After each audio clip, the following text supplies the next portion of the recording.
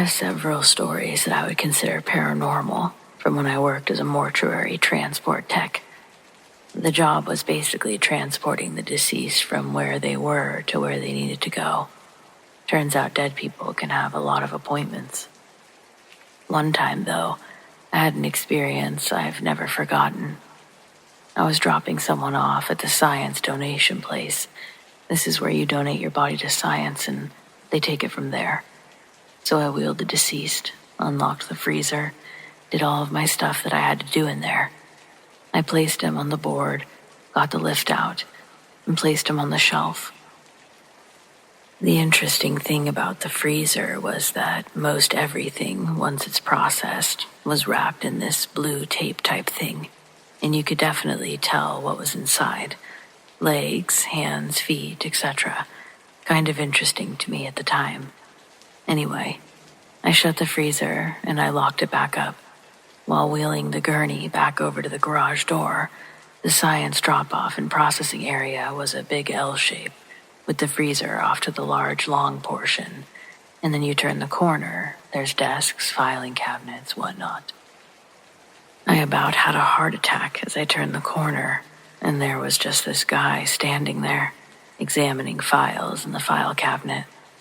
Looked just like you or me, dressed modernly, but out of place for what people normally wear back there. I stopped and said that he'd have to forgive me, but he almost gave me a heart attack. It didn't look like he heard me at all, or even knew I was there. I should mention that this was also at about 1 a.m. I'd never seen anyone at that place this late. So I said, "Well, sorry if I startled you or anything," and went on about finishing up my stuff. I got the gurney back to the van, closed and locked the large garage door from inside, all while this guy was just standing there, staring at an open file in front of him, not paying any attention to me. I had to use the bathroom, so I told him that that's where I'd be going and that I'd be right back. Again, no response. I thought maybe he's deaf and couldn't hear me, so I went to the bathroom, came back to the garage, and the guy was gone. But the file cabinet was still open. I didn't know where he went. I hadn't heard anyone walk down the hallway past the bathroom. I checked and made sure everything I was responsible for was still locked, and it was. So I just announced I was going to be leaving and locking up to set the alarm. No response. And that's what I did, and I just left. I'm not sure who he was or is or what happened, but it was definitely an odd experience, and one I still remember perfectly. I have a few other memories about the time at that job. That one sticks with me the most, though. And I have that nagging feeling of, why didn't I go look at the file? I don't know.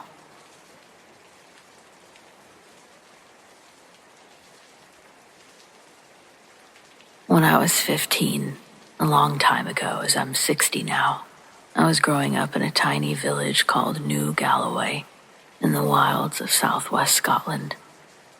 One evening, I was walking back from a friend's house when I noticed that the lights were on in the old reading room, a building at least 300 years old. Back then, it was used for carpet bowl games, but I knew that it was the wrong night for that. It should have been shut. Yet as I walked closer, I could hear people talking, laughing, the sounds of a game in full swing. Curious and a bit puzzled, I went through the gate and up to the door. Oddly, it was locked. I walked around the side and peered through the window and froze. The room was completely dark and empty. No people, no lights. My heart started racing. I couldn't believe what I'd just heard. As I stood there trying to make sense of it all, I heard a laugh.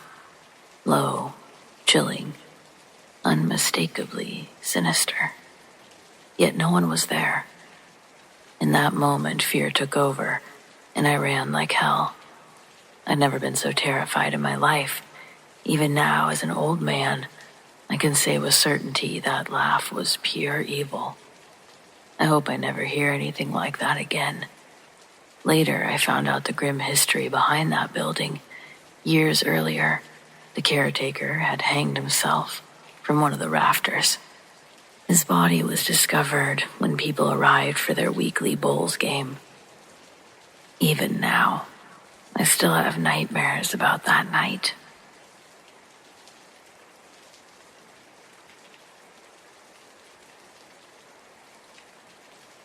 This happened on a Sunday morning in 1961 in my home area of eastern Kentucky when I was 19 years old. I was driving on a winding mountain road during a light rainstorm on my way to visit my girlfriend at her parents' rural home. Coming down a steep road cut into the left side of a mountain, my car slid into a ditch against the mountain. Then it skidded across the road and over a cliff, a drop of about 100 feet into a creek bed. The car rolled a couple of times before landing upright. I managed to get out, seemingly with just some cuts on my arms from the broken glass. Standing there, I realized I was about 20 miles from town, in a sparsely traveled area, on a Sunday morning when most people would be in church. This was long before the days of EMS, 911, or cell phones. I knew I had to climb up the cliff to the road. Otherwise, no one would ever know I was down there. When I bent forward to grab a small tree for support, something warm and wet began pouring down my face. I reached up and felt the top of my head. To my horror, I could feel my skull. A huge gash stretched across the top of my head, ear to ear, and my scalp was hanging down the back of my neck. Somehow, I managed to pull it back into place and attempted to climb again. As I leaned forward once more, I noticed something up the mountain to the right, about 75 yards away. A small house built into the hillside. It had a short dirt road leading to it from the main road. Despite having driven this road many times, I'd never seen this house before. It wasn't even visible from the main road. Near the house, there was an old car. A man sat at the edge of his porch. When he saw me, he stood, walked to his car, and backed it out to the main road, stopping above where I was. Rolling down the passenger window, he called out, "If you can get up here, I can take you to town to the hospital." He didn't offer to come down to help. Determined, I grabbed a sapling and began the difficult climb. Somehow I made it to his car and got in. The man looked to be about 30 years old, thin, dressed in slacks, a shirt, and a fedora hat. His car appeared to be from the early 1950s. As we drove toward Paintsville, about 25 minutes away, he only spoke once. "You're losing a lot of blood," he said. "I saw wounds like this in the war, and if you don't stop the bleeding, you'll die. Take my coat, hold it against the top of your head, press hard." He handed me a light jacket that had been lying between us on the seat. When we reached the outskirts of town, he said, "Which hospital do you want to go to?" I told him to take me to the downtown clinic where my mother worked. In about 5 minutes, we were there. He stopped the car and said, "I can't get out, but do you think you can make it in?" I nodded, thanked him, and stumbled inside. I must have left his car soaked in blood and ruined his jacket. The hospital staff stitched up my scalp, 55 stitches in total, and gave me a blood transfusion. I stayed there for a few days, but made a full recovery. When I got home, my father told me that he'd had the car pulled from the cliff. It was totaled. Then he said, "We need to go back out to that man's house, thank him, see about cleaning his car." And that's when things got strange. When we reached the little road leading to the house, we found it completely overgrown with waist-high weeds. There were no tire tracks or signs that a car had been there. It had only been 3 days since the accident. Not nearly enough time for the weeds to grow like that. I distinctly remembered his car being parked on that road. We parked the car at the edge and walked through the weeds to the house.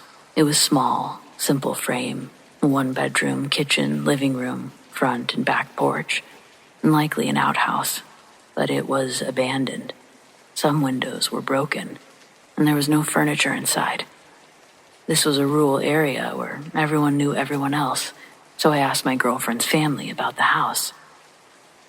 They told me it had been empty for a long time, and no one recognized the man who had helped me. That's where the story ends.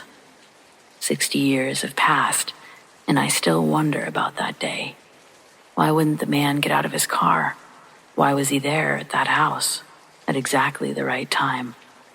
Was he just passing through? He seemed familiar with the town. He knew about the 2 hospitals, how to get me to one. And if he didn't live there, how did he know about the house when it wasn't visible from the main road? He must have been a World War II veteran, judging by his age and the reference to the war, though it could have been the Korean War. But how was his car parked on a road that was completely overgrown just days later? Did I remember everything correctly, given my head injury? I've often thought that he was sent there to save me, though some might say it was just unbelievable luck. If not for him, I might have bled to death before anyone found me. Now that I'm 79, I've shared this story with others, some of whom have had similar experiences. Many believe the man was an angel sent to save me. Maybe that's the only explanation I need.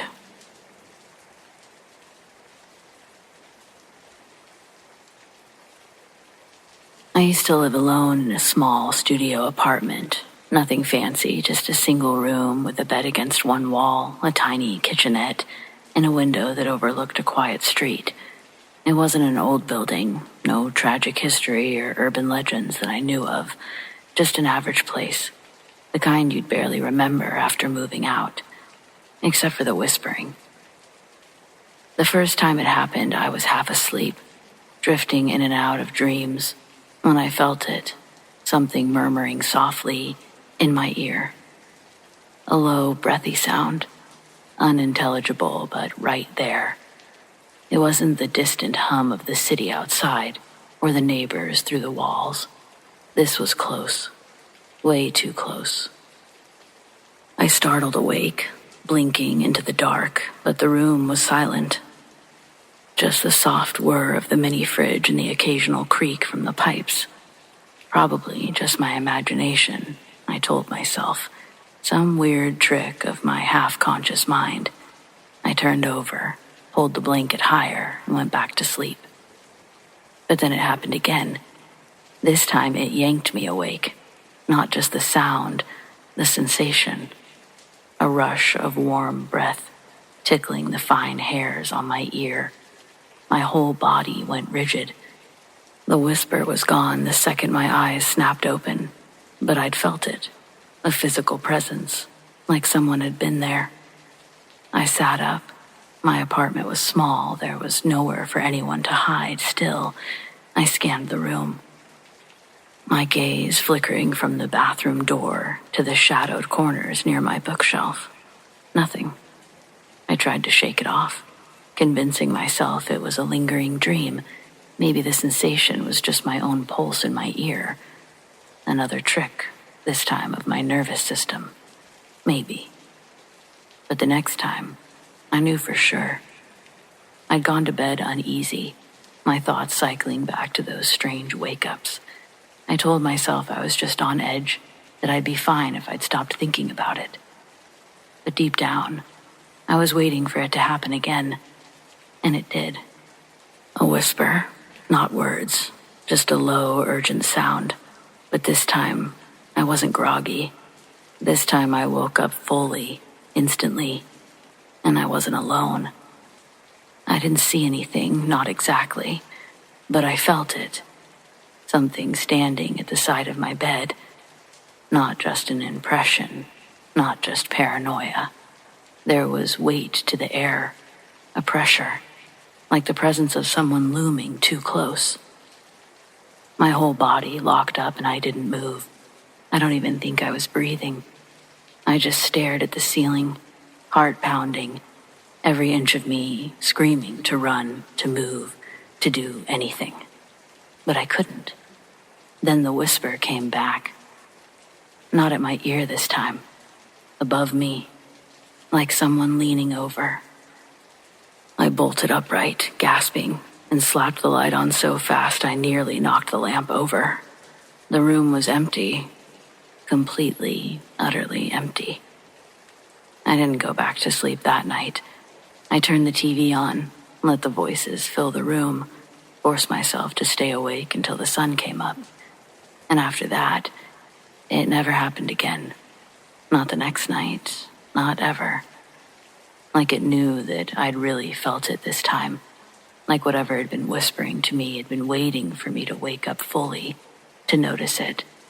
And once I did, it was done. I still think about it sometimes, wondering if it was sleep paralysis or some sort of glitch, some kind of waking dream. But I know what I felt.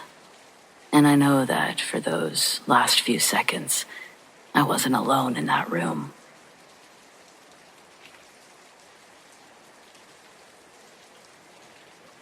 I was young when this happened, maybe 7 or 8.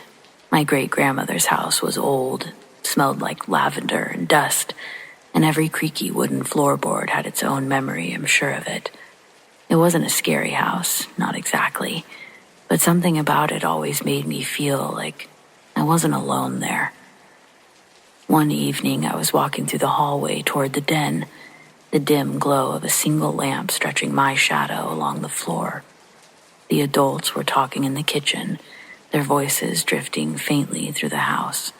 I wasn't paying much attention to anything but my shadow, just wandering the way kids do when they're bored. And that's when I noticed something in the darkened sitting room. It was a shape. It was crouched behind the love seat, just visible past the armrest. At first I thought maybe it was a shadow of something else, a trick of the light, my eyes adjusting to the dimness of the room. But the longer I looked at it, the more certain I was that it was someone. Except it wasn't. It had the shape of a person, but not the substance. The figure was glowing, white, with hints of gold shimmering along its outline, like candlelight flickering against glass. It had no features, no face, no clothes, just a smooth, radiant silhouette that pulsed slightly, as if it were breathing. And it was moving, not standing, not walking, but beckoning. It didn't have hands, not really, but I knew it was calling me. A slow, deliberate motion, like someone coaxing a child forward with an outstretched palm. I could have run, but I didn't. I stood frozen in the doorway. It didn't feel evil exactly, but it wasn't comforting either. It was just there, watching. The air around me did feel heavy, like the room itself was closing in. The faint voices from the kitchen seemed impossibly far away. The golden glow of the figure was the only thing that felt real. Then the floor creaked behind me. I spun around, expecting to see my mom or one of my relatives, but no one was there. When I turned back, the figure was gone. Just empty space behind the love seat. No shadows, no shapes. I didn't go into that room again for the rest of our visit. Years later, I can't help but still wonder what it was. A spirit, a memory imprinted on the house. Something that had been there long before me, waiting for someone to notice, maybe. It never felt like it wanted to hurt me, but I was still afraid.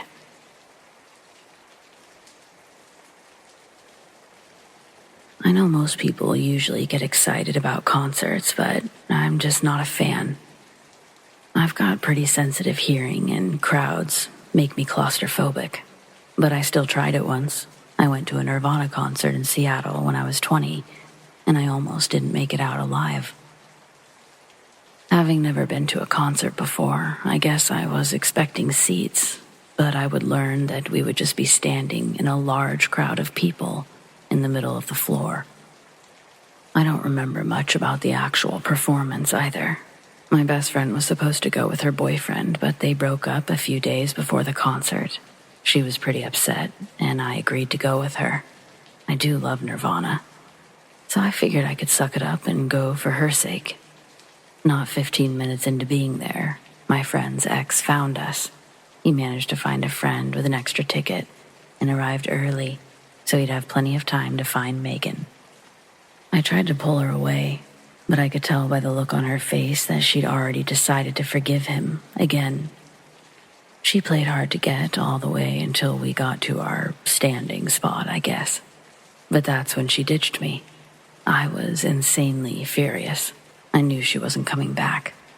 Less than 10 minutes after Megan left, a creepy older guy came up to me. I could hear him trying to say something to me over the music, something that sounded like, "Are you alone?" Assuming that's what he said, I said my boyfriend would be back any minute, hoping he would take the hint and leave. But he didn't. Instead, he made a joke about keeping his seat warm, so no weirdos could try to hit on me, of course. Obviously, standing, that wasn't necessary, and for other reasons, it wasn't necessary either. I told him so much. And then he launched into a story about the time he met Kurt Cobain backstage, which was complete bullshit. I must have looked as uncomfortable as I felt, because two bikers stopped as they were passing by. The taller one asked if I was okay, but the creepy guy answered before I could get a word out. He tried to call me his girlfriend, but I wasn't having it. I yelled that I'd never seen him before, and backed away as far as the crowd would let me. The bikers scared him off and tried to say that he was just another drunk idiot, but I'm rarely so lucky.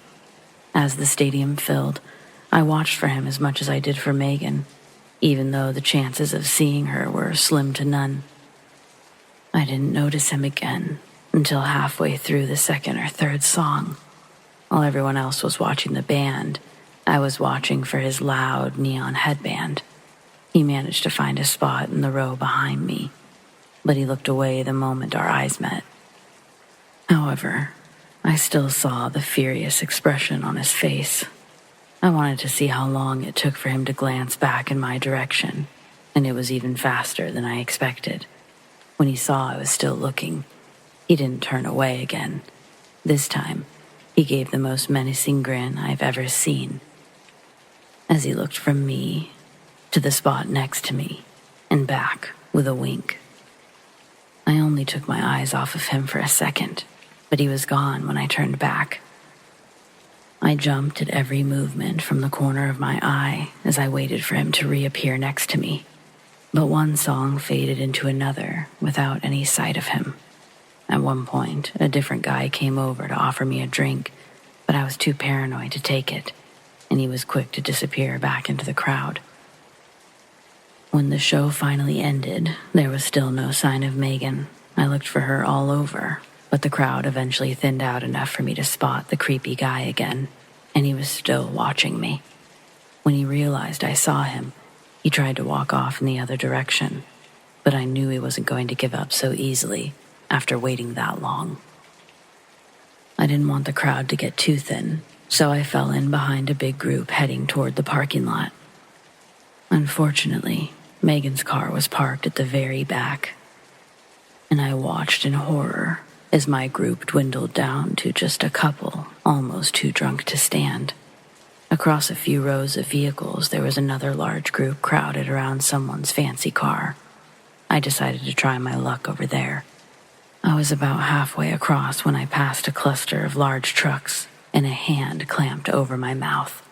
I couldn't make a sound as I was dragged between the trucks and slammed against the side of a black Ford. It was the same guy, and he looked angrier than ever. He kept one hand over my mouth, and the other had a tight grip on my left arm. I could smell weed and liquor all over him as he ranted about what a pretentious bitch I was, and I thought he was going to kill me.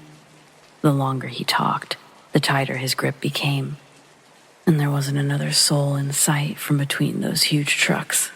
Finally, He pointed to a red Chevy a few rows ahead and said it was his. He meant to get me inside, and I made a point to tune out everything he said after that. My only concern was preparing to scream as loudly as possible the moment we were within view of other people. Once we were a few steps away from the big trucks, I could see the same crowd from before still gathered around the fancy car. Then, right at the back of the group, I saw Megan, and she was looking right at me. I screamed her name so loud my voice cracked, and I saw the confusion on her face turn to fear as she took in the situation. The grip on my arm became so tight I thought the bone would break, but the stranger decided to cut his losses when he saw Rick and several of his friends running straight towards us. I was crying tears of relief even as I was thrown to the ground.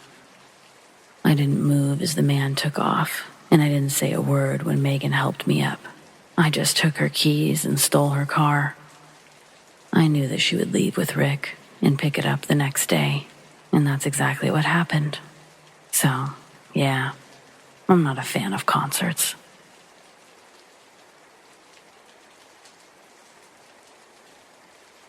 I'm a social worker and counselor in Michigan. I've worked in the youth department for the past decade.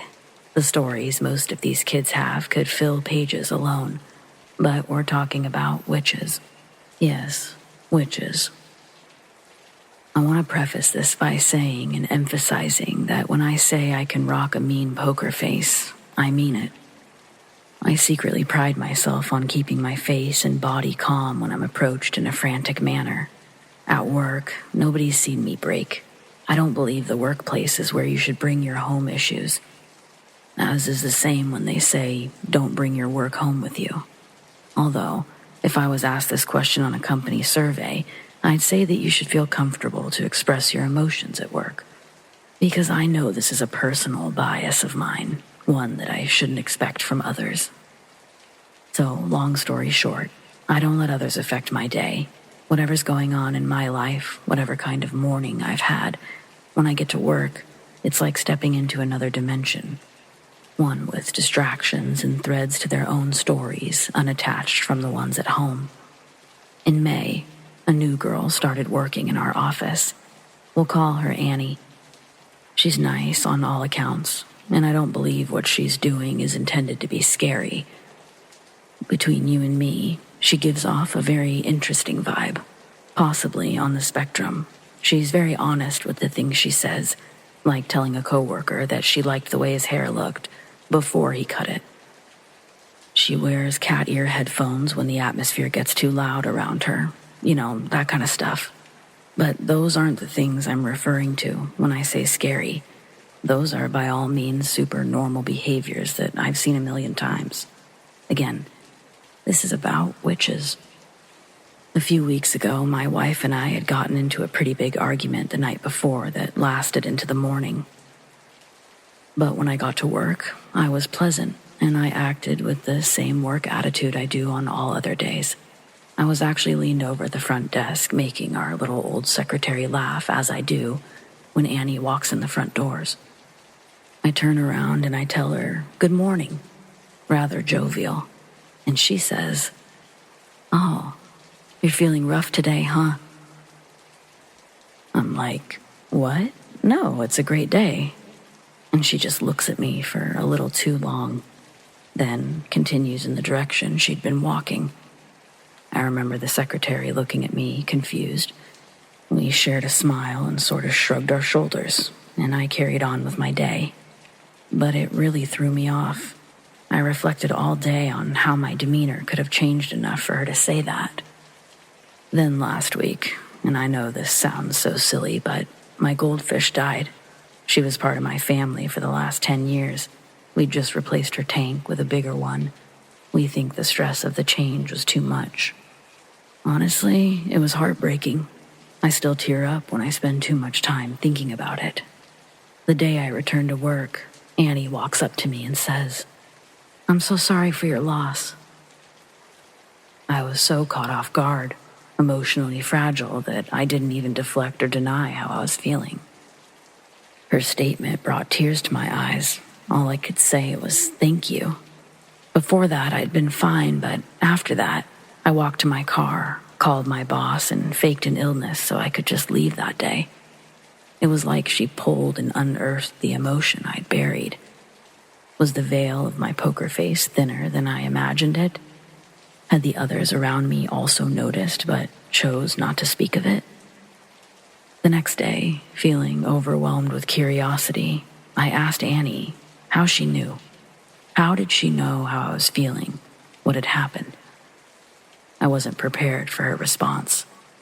Annie tells me that she can see things, people's energy, events. She says that she can't help it.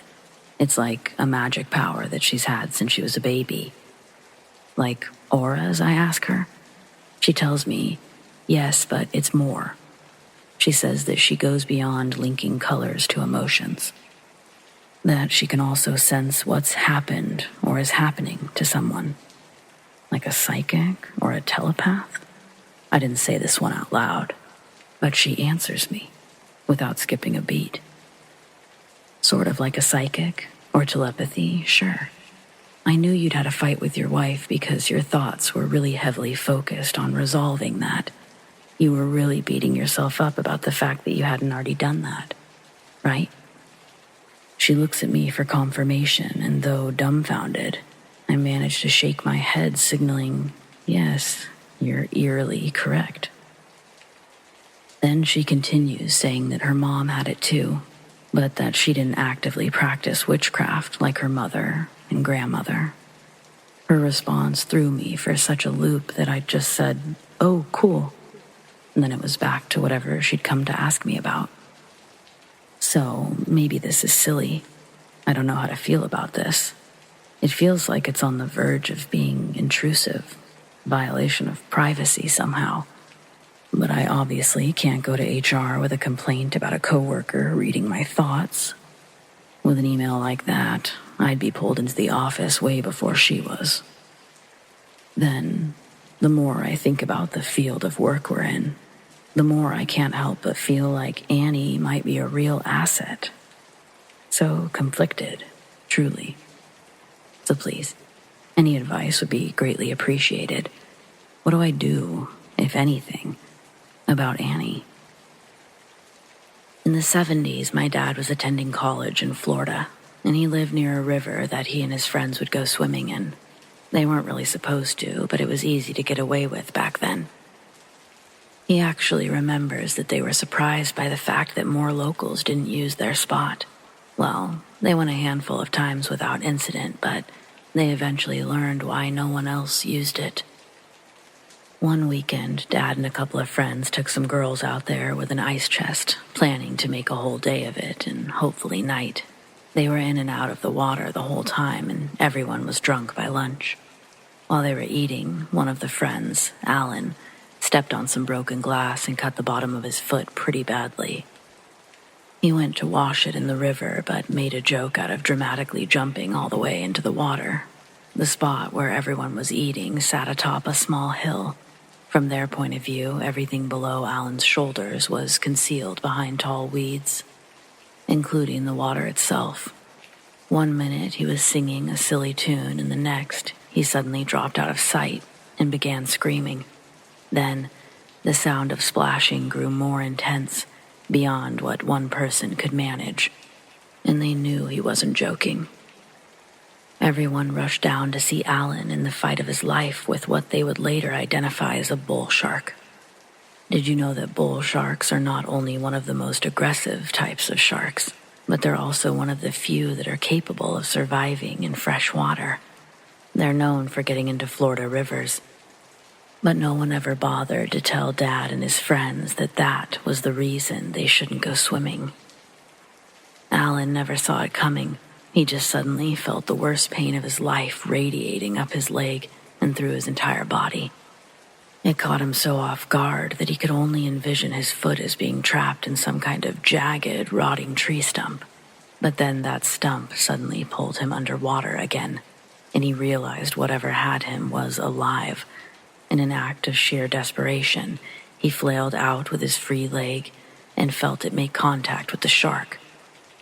but he also felt a fresh, much more intense shockwave of pain shoot through his entire body as the shark's jaws snapped shut. The last bits that were hanging onto his foot were severed, and Alan was propelled backwards, a little closer to the shore. To add insult to injury, he saw his foot bob to the surface a few times before losing sight of it. Come to find out, sharks aren't huge fans of how we taste. This one was clearly just an aggressive asshole. It was about this time that the group arrived at the water's edge. The girls began screaming at the river of blood, while Dad and their other friend waded in just far enough to drag Alan back to shore. They both screamed when they saw his leg.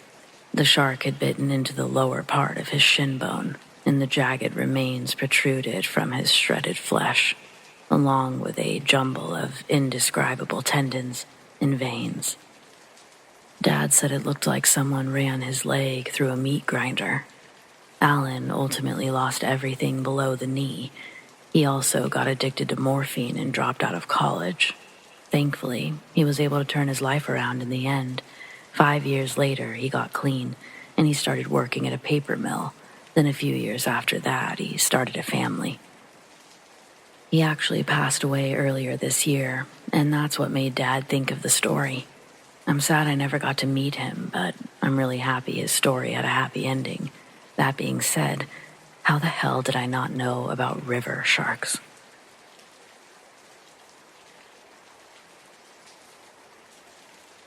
So I thought I would share the story about when my granddad killed my dad's best friend. It happened back in the late 70s when Dad was 20 and still living at home. His friend Matt and Matt's girlfriend Becky, they were all listening to music in his room when another friend wanted to take them to a party. Well, they all went and had a great time until eventually they were driven back. By this point, it was the middle of the night. Matt and Becky were ready to go home, but they couldn't find their car keys. Finally, they decided it would be best to drive Becky home in Granddad's van and then come back to look some more. First off, the thing about this Granddad is that he was in World War II, and he struggled with PTSD for the rest of his life. He passed away when I was only 6, so I was too young to understand his behavior.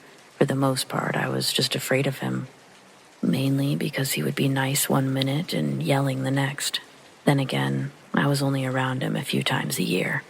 And second off, the van had one of those bench seats in the front. I honestly don't know what to call them. It was one long seat that sat 3 instead of 2 individuals. Dad was on the driver's side, window down. Becky was in the middle, and Matt was on the passenger side. Dad leaned forward to put the key in the ignition, and at the exact same second, there was a loud bang as something whizzed past the back of his head. Along with a sound he couldn't quite put words to, he also heard Becky's heart-stopping screams. Before he could understand what happened, he heard the sound of my grandmother screaming. She was crying, "It's Danny, stop! It's Danny, stop!" When Dad turned towards the sound of her voice, he saw my granddad standing outside of his window with a gun pointed directly at his head. And the look on his face said that he was having one of his flashbacks. Dad instantly understood what had caused the loud bang and what had brushed his hair as it whizzed past. Meanwhile, Becky was still screaming. He describes the second it took him to turn his head as the longest moment of his life. So many thoughts and scenarios raced through his mind that it felt like hours were passing. Then, he finally saw the extent of damage done. The bullet hadn't struck Becky as he'd thought. It went straight through Matt's temple. Dad's best friend was now slumped against the window, dead, and his girlfriend was covered in his blood. The police came, but no criminal charges were filed. Since Granddad had been in the war and had a well-documented history of PTSD, he was only required to participate in court-mandated therapy. But again, this was the 70s. They were probably still calling it shell shock for all I know. Either way, no one made my grandfather stick to those appointments. He went for a few weeks and decided that they were making him worse, so he stopped going. Things never really were right between my dad and grandfather again, but they made a sort of peace with one another before Granddad passed away. It really goes to show you, we have absolutely no idea how long any of us will be here. Tragedy can literally strike anytime, anywhere.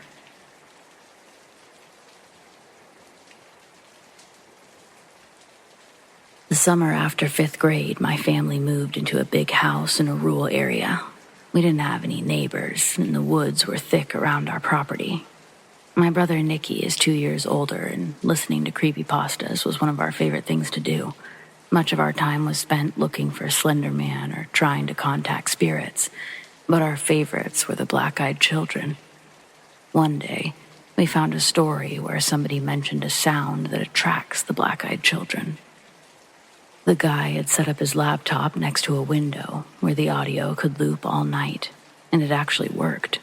We recorded our own copy of the audio, albeit much lower quality, and set up a speaker in our room window. After 3 nights of nothing happening, we started getting bored. As kids, it's easy to believe anything for a little while, but eventually reality rears its ugly head and you start to see behind the magic curtain. Still, we decided to leave it up one more time and just go out with a bang. We kept watch all night. It made things interesting again. The skies were clear with a bright full moon, and we could see our entire backyard all the way to the tree line. Nicky made me take first shift, and we handed off the binoculars every hour. Not gonna lie, we lost interest pretty fast. It sounded fun in theory, but 2 young boys can only stare out a window for so long. I fell asleep during the midnight watch and woke up to my brother slamming the computer shut and closing the blinds. He was absolutely terrified. When he turned towards me, I could see the tears streaming down his cheeks. It was so genuine that the thought of him pulling a prank never even occurred to me. Before I could speak, he placed a finger over his lips with one hand and pointed to the window with the other. He clearly wanted me to look outside, but his entire body was visibly shaking, and I wasn't sure I wanted to share that feeling. Ultimately, he didn't give me much of a choice. Slowly pulling back a corner of the curtain, my eyes searched for anything unusual. Nicky wouldn't tell me what he saw, but I had a pretty good idea of what I was looking for. When I didn't immediately see anything, I began to think that he actually had imagined it, or that whatever he saw was gone. Then he said to look straight ahead, into the woods. It took a moment for my eyes to separate the tangled shadows just behind the tree line, but once I did, the outline of a person was clearly visible.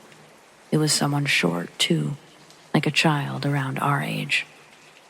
I sank to the floor, speechless and terrified. We sat like that for what seemed like a long time before Nicky finally spoke.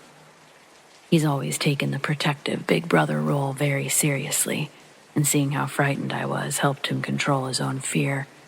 He reminded me that the children had to be invited inside, that as long as we didn't open the door, we were safe. But I was worried about our parents. His face fell. We both knew that neither of them would think twice about letting a kid inside, especially if it seemed like they were in distress. We stayed up the rest of the night to keep an eye on the shadow figure. Each time we looked out, they were standing in the exact same place, until sometime after 3, and then they were just gone. We slept for a few hours after sunrise, but we were too frightened to play outside that day. Mom thought it was strange, but she didn't push the issue. We weren't really sure if we should tell our parents. There was no question that they wouldn't believe us. And more likely than not, the only solution would probably be to ban us from creepypastas. There was no point in taking away our scary stories after learning not to play with otherworldly forces. So we suffered in terrified silence. That night, neither of us could sleep because we kept wondering if the kid was back. Around midnight, Nicky got out of bed, peeled the curtains back just enough to get a glimpse outside, and the resulting whimper was all I needed to hear. Only it was even worse than I thought. There were now 2 children, and they were about 5 or 10 feet in front of the tree line.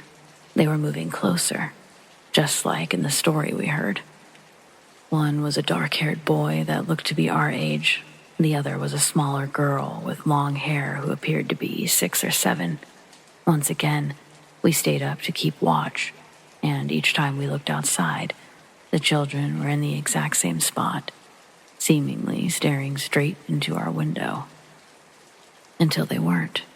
They disappeared at roughly the same time as before.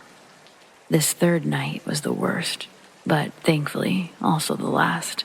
The same 2 kids were in our yard, and they brought another friend who seemed closer to 14 or 15. They were also now closer to the back door than the tree line. We were so frightened already, but the way they stared at our window, like they knew we were watching, that's what really got us. We checked outside much more frequently, and though we were genuinely petrified, there was a certain level of security in the fact that they hadn't moved during the previous occasions. We were more afraid of how many there would be and how close they would get the next night, which was a grave error on our part. It was between 2 or 3 a.m. when Nicky peeked outside, screamed, and fell over backwards, taking the whole curtain with him. I'm not sure how it didn't wake our parents, especially when I screamed even louder after him.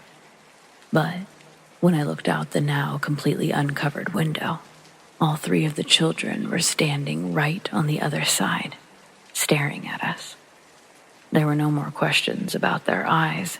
We could see all 3 sets of their pitch-black orbs up close and personal.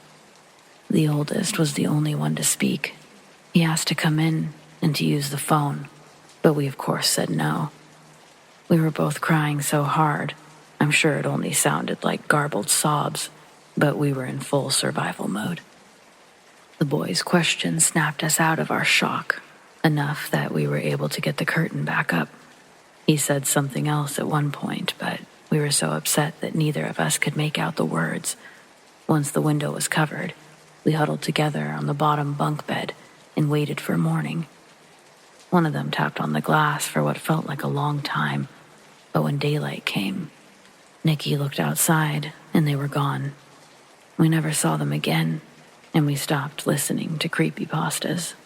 If the children are real, we don't want to know what else might be. This is actually the first time I've spoken about it since, and I'm 18 now. Well, thanks for listening, and be careful if you play around with this kind of stuff.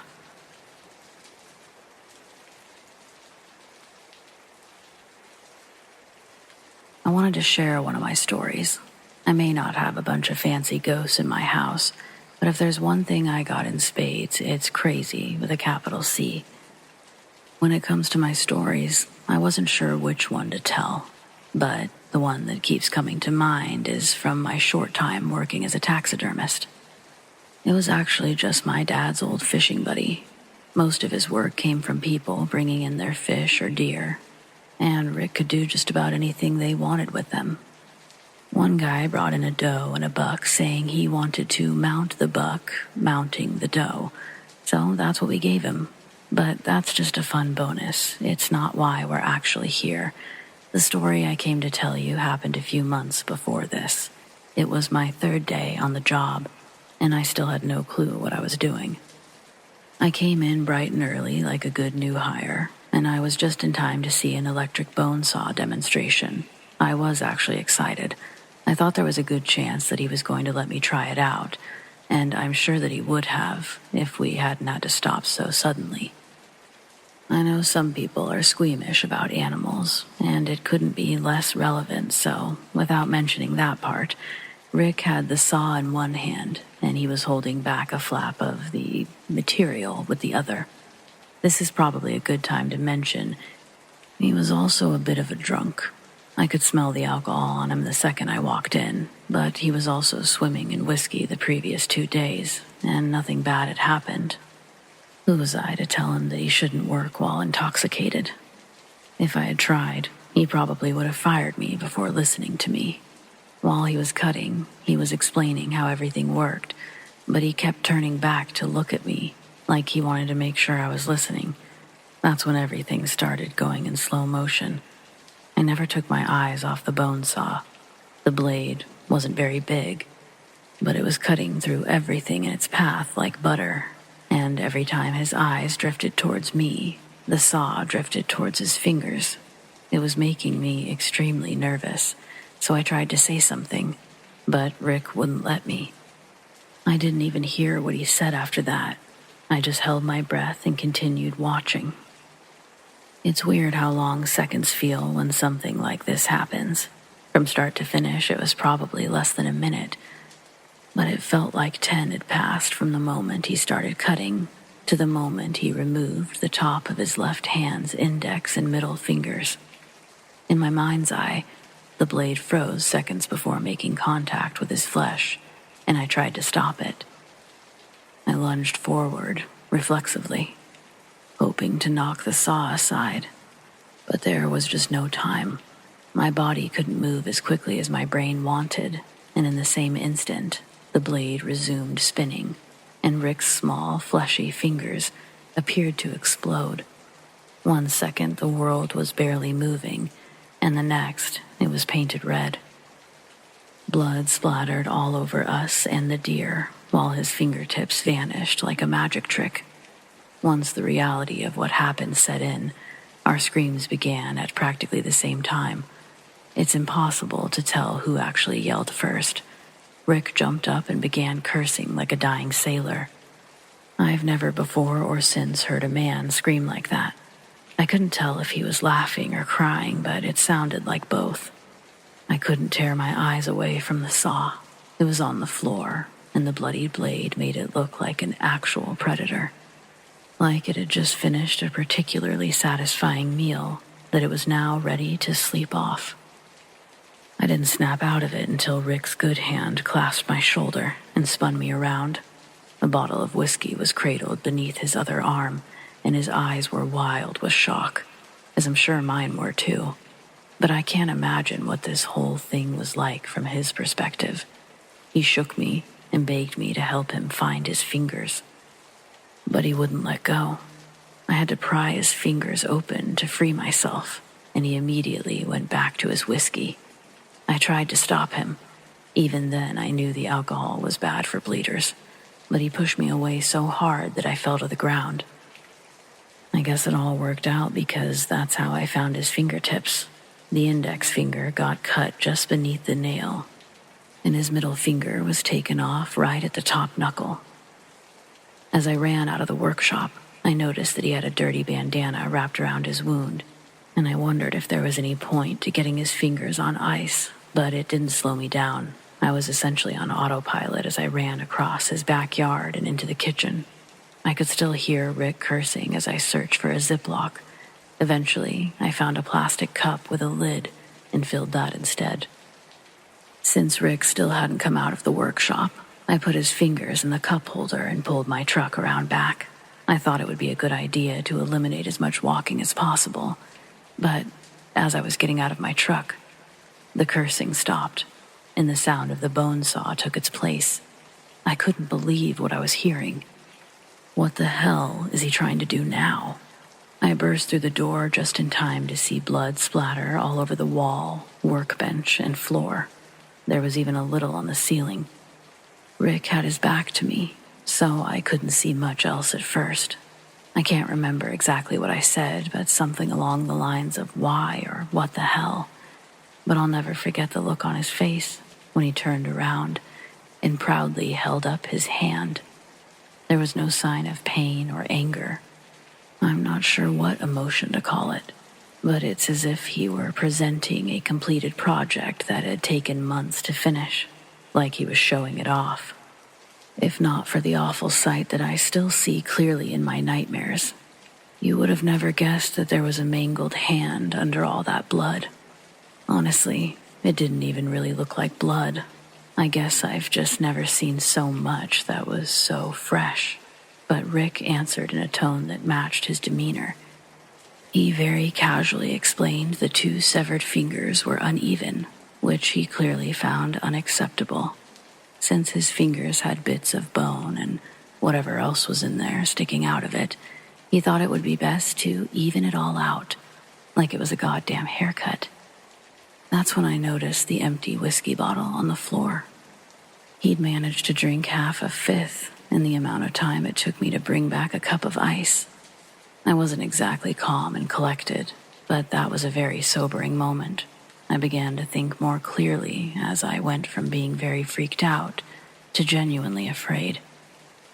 I didn't know what that crazy bastard might try to do next, but I definitely was going to let the doctors explain why he lost any chance of reattaching his fingers. For the most part, I think I handled it as well as I possibly could have. I kept Rick calm on the way to the hospital, but I was right about his fingers. Luckily, the doctors are able to sedate people who aren't ready to hear bad news. I remember thinking the whole ordeal would finally be what got Rick to stop drinking. But he didn't. Not even for a little while, and certainly not while he was working. 6 years ago, he died in a house fire after getting drunk and passing out with a lit cigarette. In the end, I suppose we're just lucky he never hurt anyone but himself. Good evening, all. My name is Corey, and I thank you in advance for stopping by to hear my humble words of warning. I'm a 31-year-old male, 6'2", and I weigh almost 300 pounds. Okay, I'm a really big dude. We need to get that established up front because it's a relevant part of the story. People have been giving me shit for my size for as long as I can remember, so I learned how to deal with assholes very early in life. And since I'm always so much bigger than they are, I'm used to doing just about whatever I feel like doing to them. Assholes make that mistake a lot. They think that just because a fella enjoys good food, he must be simple. Well, I'm many things, but simple ain't one of them. And I resent the assumption something fierce. All through my childhood, other kids would try to trick me into embarrassing myself. But I never fell for their bullshit. Mama raised a glutton, not a fool. And you'll do well to remember there's a difference. So would I, for that matter. I'm also guilty of making dangerous assumptions. Until a few weeks ago, I assumed anyone who tried to mess with me was a harmless punk. I behaved like my size made me invincible. But that was as naive as the imbeciles I'm sitting here making fun of. I currently live in Georgia, but my family is back in Tennessee. Before my visit in August, I hadn't seen my parents in over a year, so I made the trip out to be with them during my birthday week. We had a great bunch of days together, and I left at 10 on a Thursday night in hopes of avoiding any heavy traffic. The drive is only 4 hours, but my back usually starts hurting in half that time, so I always stop at the same rest area to stretch my legs and use the bathroom. Big guy, tiny bladder, that's how it works. Anyway, this rest area is right at the trio's halfway point.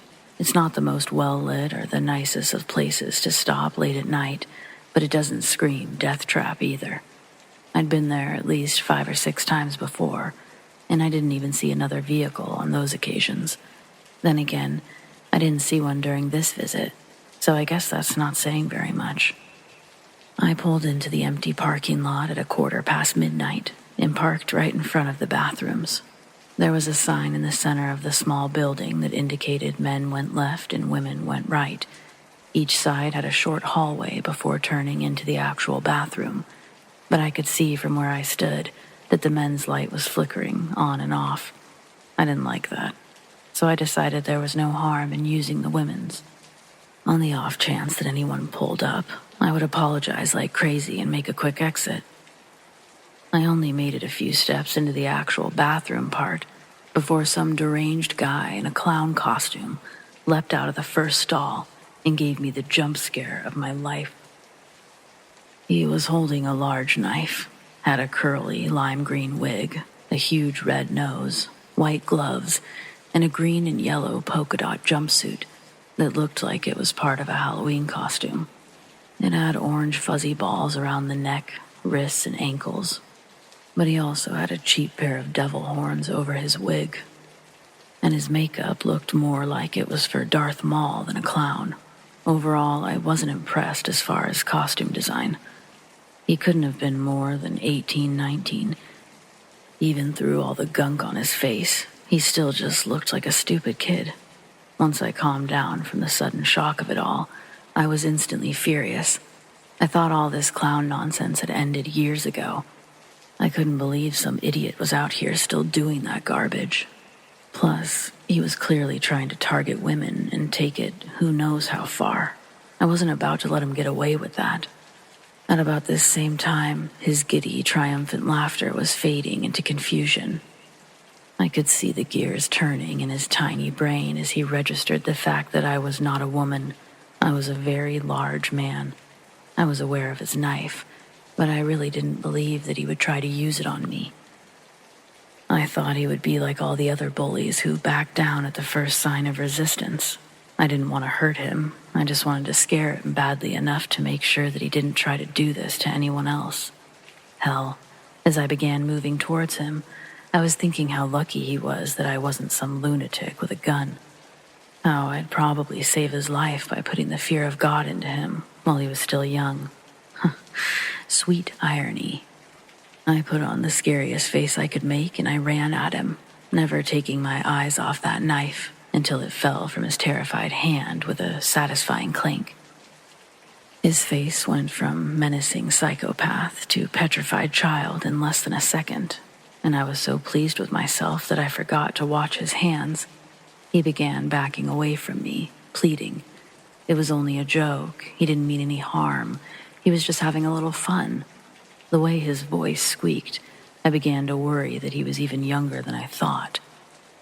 But then there was a deafening bang that made my head pound, and I could feel the echo vibrating in my clenched teeth. I stopped dead in my tracks, hands shooting to my ears, and that's when I saw the kid's hands had gone to his ears as well. Only now, he was suddenly holding a gun. I had no clue how it got there, but I was so surprised that it took me several more seconds to realize it had caused the bang. It wasn't until the ringing stopped and I could hear the kid talking that the pieces fell into place. Well, actually, he was crying, apologizing, and begging me to leave him alone. He kept saying it was an accident, that he didn't know it was loaded. Then I noticed he was staring at my feet and looked down. There was a mark on the concrete where the bullet hit, and the ricochet grazed my leg. There was a good amount of blood there, so the kid thought that he shot me. Hell, I did at first glance, but I only needed a few stitches. Basically, I was really, really lucky. Me and that kid could have lost our lives that night. I think we both needed to learn a lesson. Just remember, folks, you gotta be careful with people. Even when they're not crazy, they're downright careless. It doesn't take malice to make a murderer. Any dumbass can kill somebody.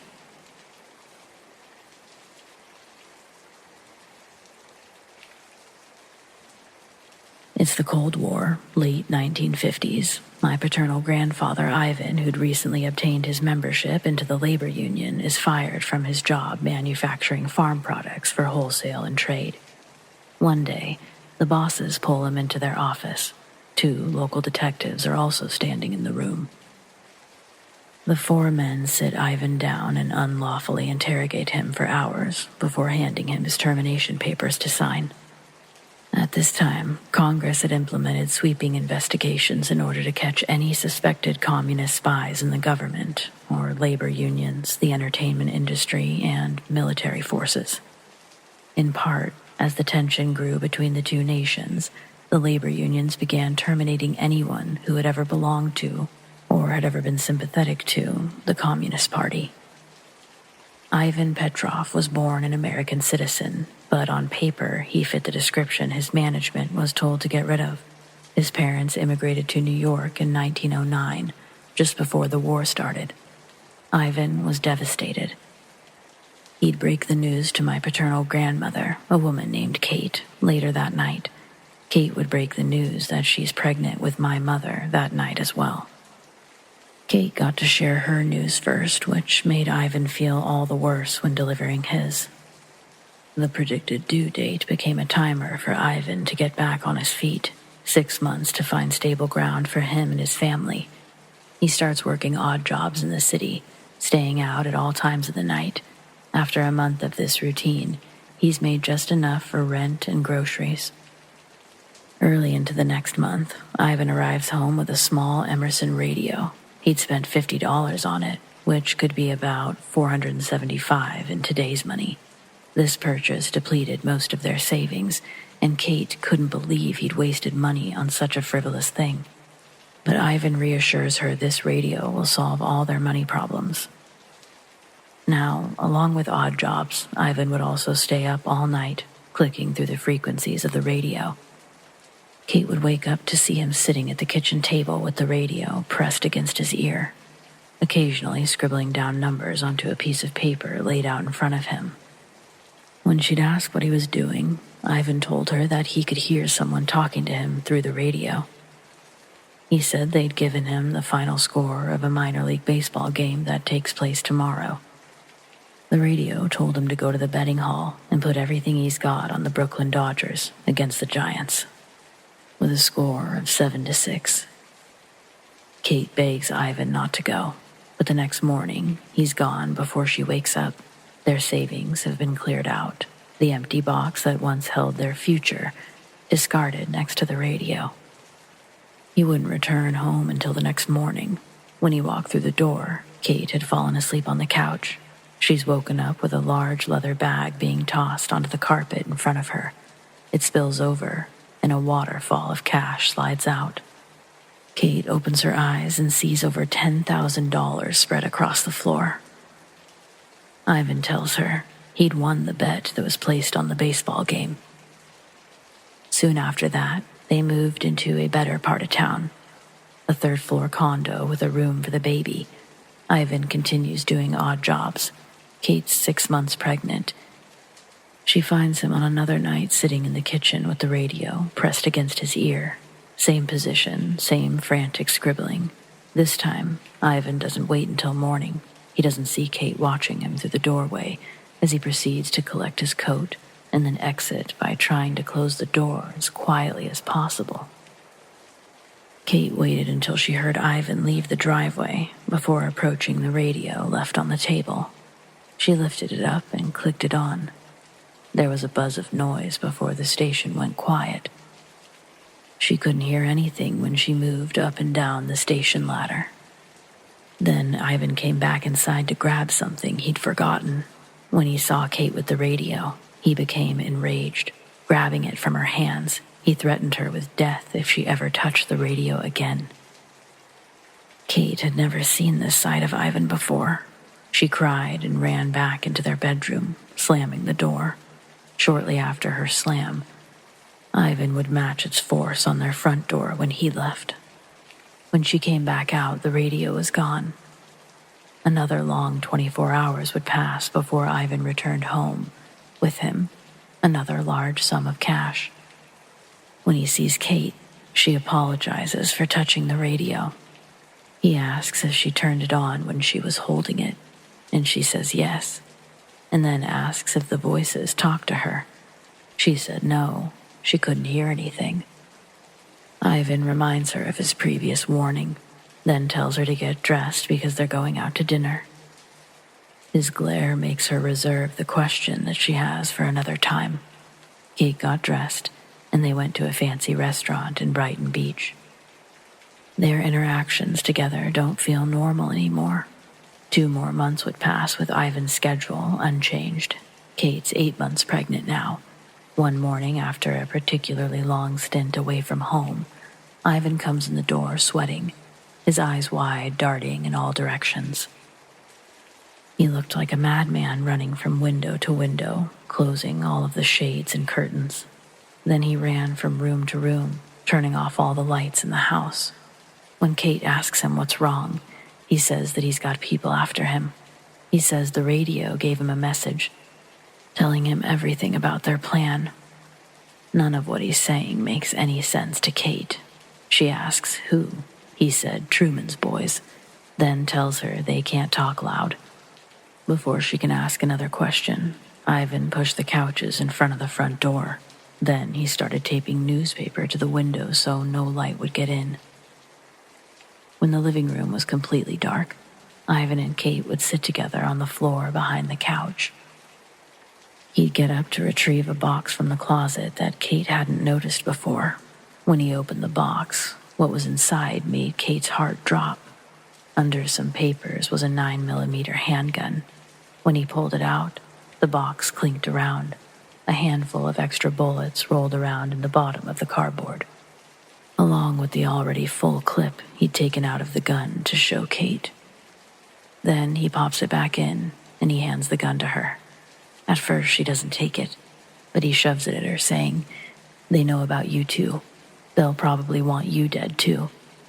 Kate still doesn't take the gun, so he leaves it on the floor next to her, gets up, and goes over to the closet to get a second gun that he's had stashed in there.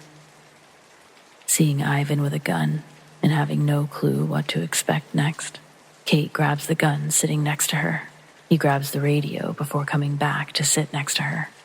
Sitting in dark silence, Kate watches as Ivan presses the radio against his ear and pans up and down through the frequencies. A muffled car door shuts somewhere outside, and a dog starts barking. Ivan grabs his gun and drops the radio. Kate tries to reassure him that it's the neighbors. She reminds him that they have a dog. Ivan should know this information, but he stays back against the couch with his finger on the trigger. Hours would pass. When either of them would need to use the restroom, they'd have to crawl from the living room to the hallway before getting up. Kate is 8 months pregnant and struggling to stay on the ground all night, but Ivan tells her that she has to stay out of sight. Every time he reaches for the radio, Ivan looks at the clock, and every time he looks at the clock, he becomes more worried. Then, as Kate begins to drift off, her eyes are closed when she hears Ivan turn off the radio and set it on the floor next to him. He kisses her forehead, and she hears him get up. He's not crawling. She hears him walk into the baby's room near the entrance of the hallway. She hears Ivan tearing down the newspaper he'd put up earlier that day. Then she hears the wooden window frame shake and creak open. She could hear wind blowing in. After a moment, she hears a distant impact. That's when Kate gets up, runs into the baby's room. It's empty. Kate runs over to the open window and looks out to see Ivan, motionless on the sidewalk below. Investigators would rule Ivan's death as suicide. While looking for clues, they'd inspect the radio and find transmitters connected to the wiring inside. They'd also tell Kate that Ivan is a member of a small Soviet resistance group. Its members mostly made up of rich Russian immigrants with mob ties in New York and New Jersey. They were getting their orders from somewhere across the water while sending back government information they found. When Ivan was fired from his job, he was lost and angry. He'd met others that held his beliefs and similar situations at a bar that he'd visit. The visits became meetings, and Ivan got involved with a group who, at the time in our American history, didn't want peace. They were terroristic in their ideas of action and were slowly gathering members across the seas in America to stage an attack within. Kate had no idea that Ivan was part of this movement. They'd become strangers to each other in the relationship. This was a landslide that Kate couldn't climb back from. With her life in ruins and a baby on the way, Kate moved back in with her parents. She'd give birth to my mother in December and give her up for adoption. But not before writing this story out to my grandparents, Mom's adoptive parents, before they took her home to Virginia.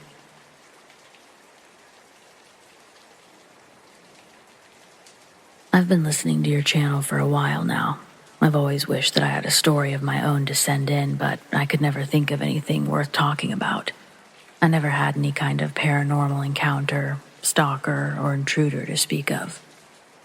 Then I heard the story about the people who survived a tornado in the gas station. And it really got me thinking, what's the most frightened I've ever been? And the answer was obvious: the house fire. When I was 9, my family lived a few miles outside of town, and our house was at the end of a curvy, mile-long driveway, so you couldn't really see it from the road. It was a 2-story with 5 bedrooms and 3 baths, so a fairly large but also pretty old house. In fact, it was built just after electrical wiring became standard, which happens to be how the fire started. My parents and baby sister slept on the ground floor, while my older brother and I stayed upstairs. We had a bathroom between us, and Dad's office was at the end of the hall. One November night, I woke to all of the smoke alarms sounding at once. It usually stayed cold in my room during that time of year, but I was so hot. I understood the smoke alarms were causing the noise, and I understood it was unreasonably hot when it shouldn't be. But never once did my brain consider those things meant our house was on fire. I was terrified. I knew something was horribly wrong, just not what. I was completely frozen in shock and confusion. If my brother hadn't burst into my room at that moment, I probably would have stayed in bed until it was too late. When he opened the door, clouds of dark smoke came with him, and it became nearly impossible to see or breathe. He was screaming something at me, but the rag that he held over his mouth made him impossible to understand. Eventually, he stopped trying to talk. Instead, he crawled over to me, grabbed my arm, and yanked me out of bed. Once we were both on the floor, he grabbed a shirt and quickly tied it around my face. Then he placed one of my hands onto his ankle, and for the rest of my life, I'll never forget the look in his eyes before he turned around. He conveyed his thoughts so clearly with that gaze that I sometimes forget he didn't speak actual words. But I heard him just as clearly as if he had. He was telling me to hold on for dear life, and that's exactly what I did. I couldn't even see our ceiling anymore. A layer of pure black smoke hovered just above our heads. And suddenly my safe childhood home was now a war zone. It felt like we crawled for miles before even making it into the hallway, and then the stairs were completely engulfed in flames. If I'd been alone and somehow made it that far, I don't think I would have gotten any further. I had no possible way out. In my child's mind, I pictured the smoke as existing only on the second floor. I had expected to crawl onto the stairs and make a run for the front door, where we would meet our parents and sister, but that was no longer possible. My brother never hesitated. We've spoken of this night many times over the years, and I now know the sight of the stairs hadn't surprised him because he had already seen it. Jerry was 15 when this happened. Though he was still a child, he was much better equipped to handle the situation than myself. When he woke up to the smoke detectors, he immediately assumed the house was on fire and ran to his window. Everyone in the house believed all the windows were painted shut, except for Jerry. He foresaw a day when having a functional window might come in handy, so he had secretly been working on his. That's why he never even glanced at the staircase as we crawled past. He led me straight into his room and over to the window. When we were beneath it, he pulled me forward and pointed up. I shook my head no, so he went up first, and I watched in amazement as the collected smoke immediately began pouring out the open window. Jerry's legs disappeared over the ledge, and I once again froze with fear. But then a hand was clutching the back of my shirt and pulling me out of the stifling heat into the slightly less stifling air outside. House fires aren't like what you see on TV. In real life, you can feel the heat blasting all over your skin. It actually feels like it's crawling on you. On TV, the hero throws their arms over their face and runs inside to rescue the scared child. No, nuh-uh. That's not how it is. You can barely keep your eyes open. The heat is that intense. Most people probably couldn't force themselves to enter an area blasting that kind of heat. The only way you get there is by being trapped from within, and then every fiber of your being is screaming for you to get out. I think back to how my brother had to cross his room, get through the hallway, open my door, and then come pull me out of bed. And I just don't know how he did it. I understand why he lingered at the door. What was normally only a few steps might as well have been a mile. And he knew he'd have to get me all the way back to his window, too. I really don't know if I could have done it had our roles been reversed. Had I been able to just go out my window, Would I have even thought about him? He thinks that I would have. He says I can't understand that kind of moment without living it, and I'll always have the perspective of a frightened child, while he'll always have the perspective of a frightened older brother who knew his parents couldn't help. We might as well have been on our own planet. I'll never forget anything about that night, but I especially remember the sound of my mother's cry when she saw us emerge from the window. Jerry pulled me all the way to the roof's ledge and dangled me over the side. My dad got beneath me, and I fell into his waiting arms, but Jerry was too big to catch. He hung from the side to get his feet as close to the ground as possible, and Dad tried to slow his fall, but it was still a hard drop. The doctors think Dad might have actually made it a little worse. Jerry's left ankle absorbed the brunt of the impact, and he was in a cast for 6 weeks. This was all happening in the middle of the night. We had no phone, no car keys or flashlights. We thought that we would be stuck watching our house burn to the ground while waiting for daylight. But the fire truck showed up about 25 minutes later. The blaze had grown big enough to spot from the road, and a police officer happened to pass by.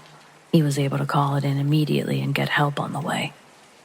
So yeah, that was definitely the most terrifying experience of my life. And thank you all for listening.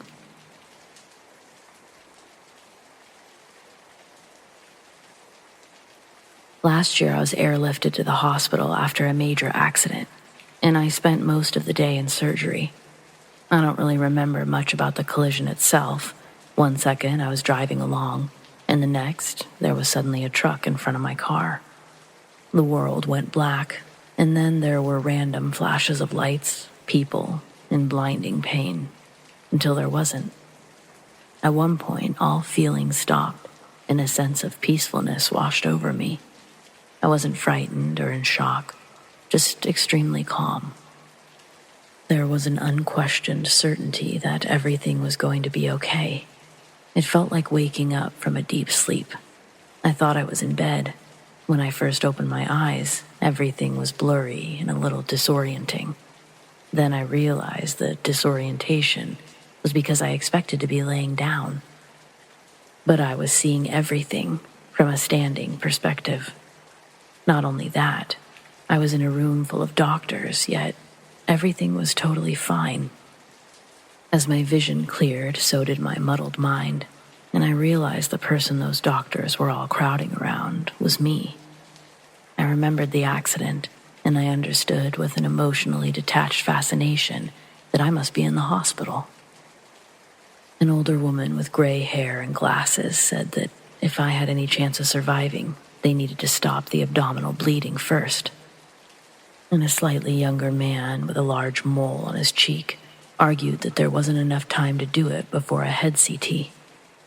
The woman asked if he felt that way because it was in my best interest or because he needed to make his flight to Miami, and a tense silence fell over the room. For the first time, I noticed a radio was playing in the background. It was on KISS Q72, and they were playing The Sign by Ace of Base, which is kind of ironic in itself, I guess. I'm not sure how long I oversaw my own operation, but it felt like a very short time. Eventually, everything got really blurry again, and I woke up in recovery.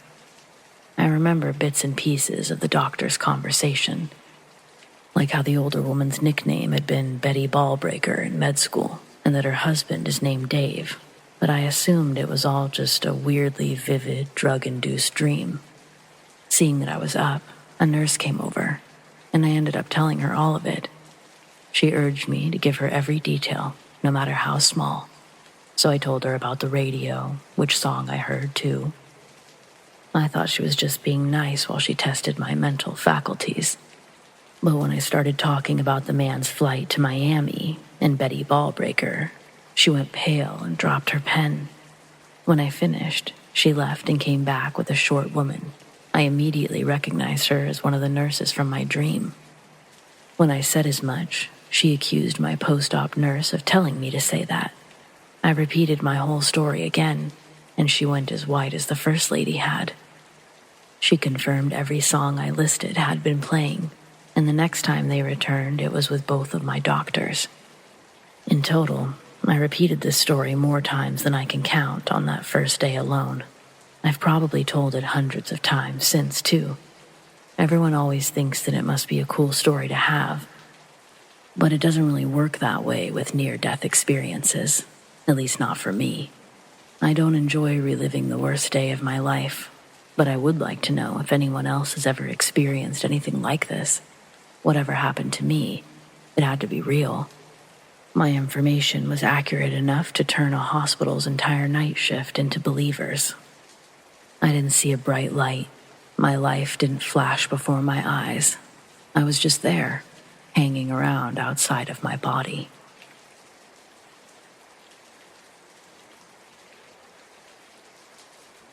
I always thought it would have been fun to be a twin.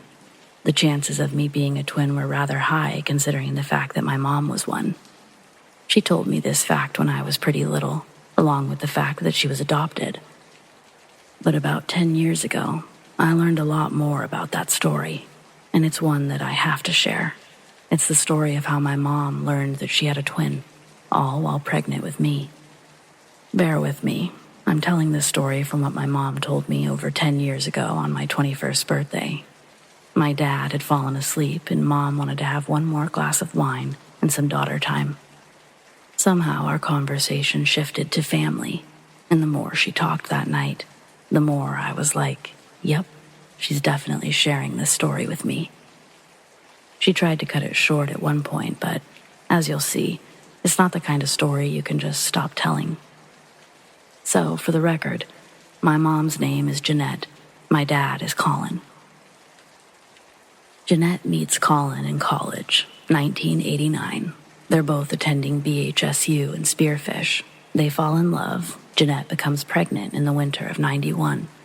I wasn't planned, but optimistic Jeanette thinks that she can get through spring quarter and graduate before my pretty little face can emerge into the world and destroy her petite figure.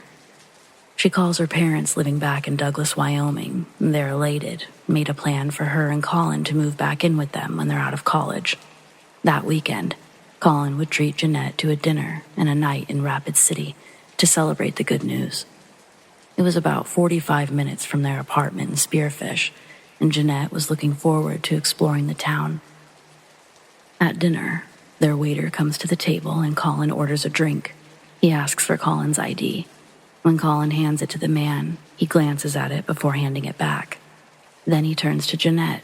She orders a water, but he still asks for her ID. She says that she's not drinking, and then tells the waiter their good news. He doesn't say congratulations or even smile. He just says something like, yeah, still gonna need your ID.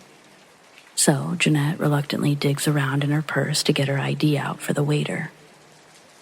When he takes it from Jeanette's hand, he closely examines it to make sure it's not fake. She watches as he looks it over, front and back, then tries to peel any hidden stickers off by rubbing his fingernails down, looking for ridges. He then takes a notepad out from his apron, jots down a few words before handing the ID back to Jeanette. She asks if there's a problem, inquiring about what he wrote on his little notepad. He tells her that he just needed to make sure it wasn't a fake ID.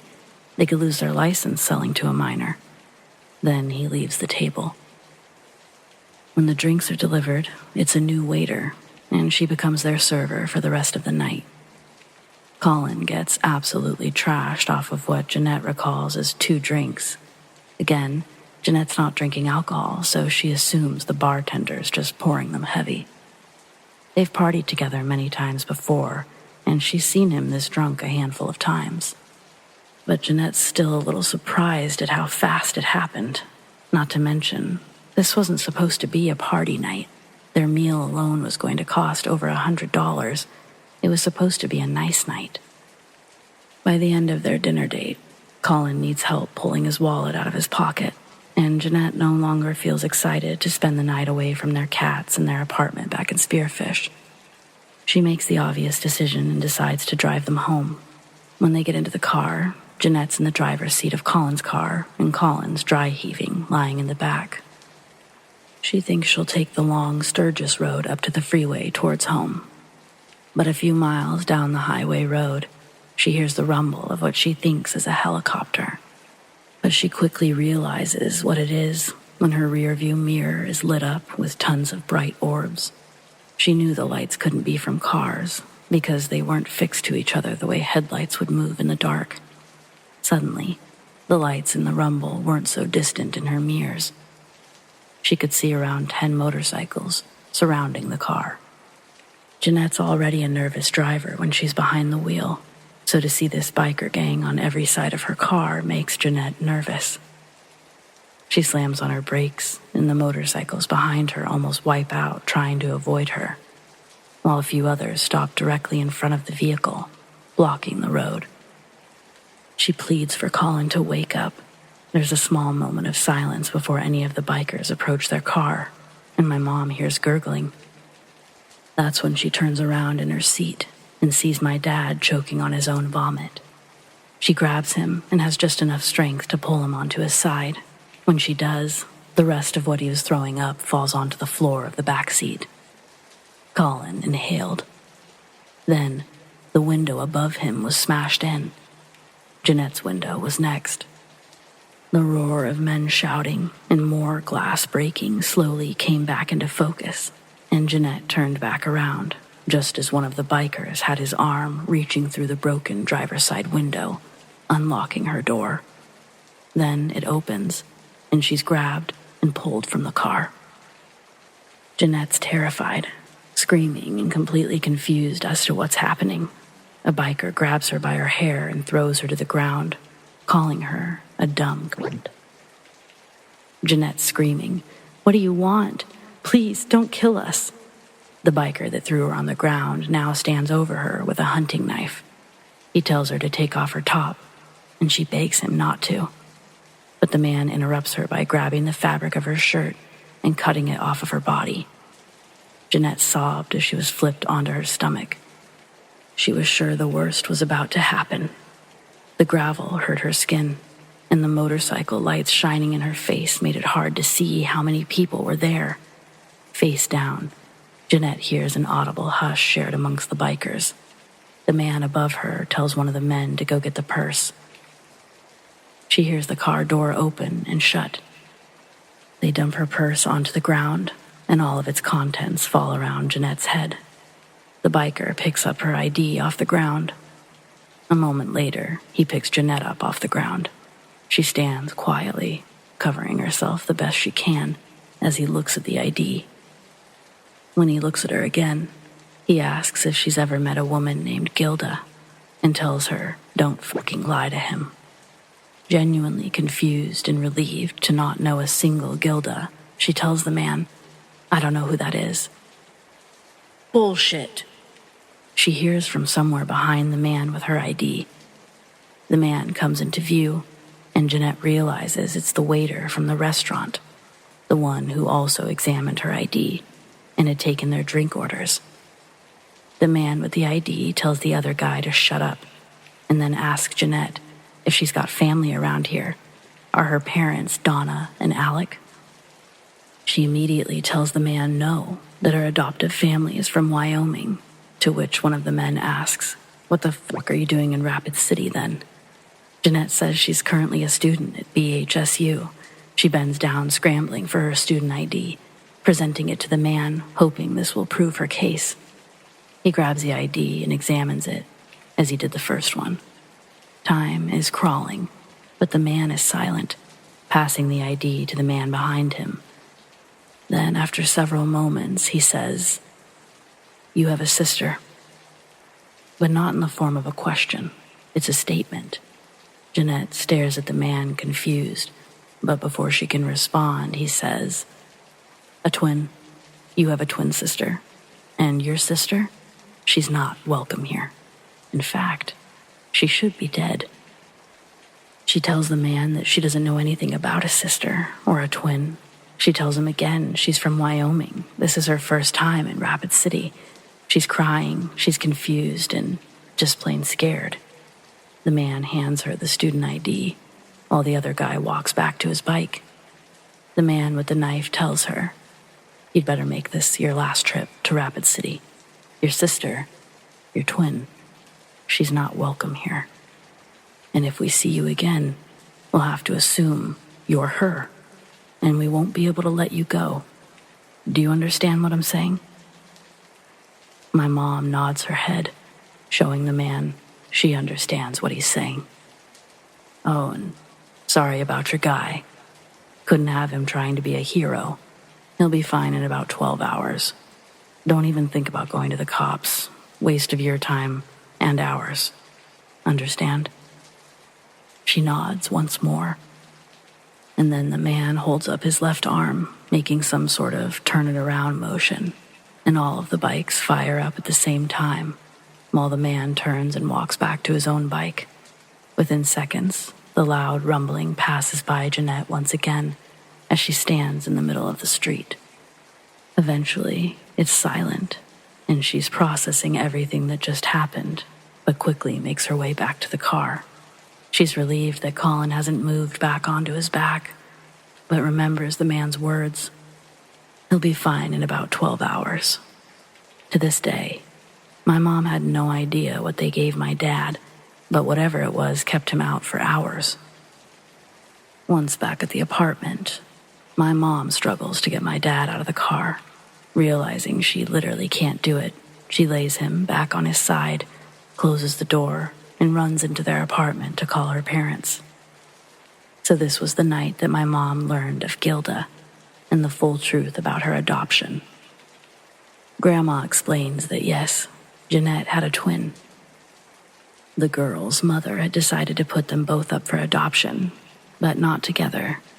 For whatever reason, the twins were split up and adopted out to 2 different families.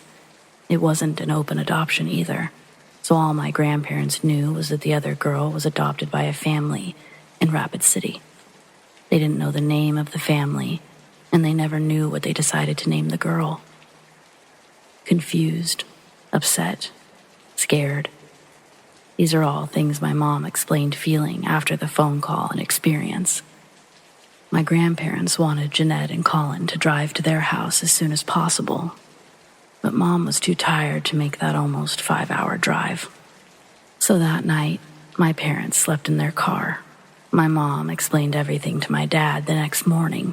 Naturally, he wanted to go to the police, but it was my mom that assured him that wasn't an option, that their only option was to forget about the whole thing and to never end up in Rapid City again. That's what they did.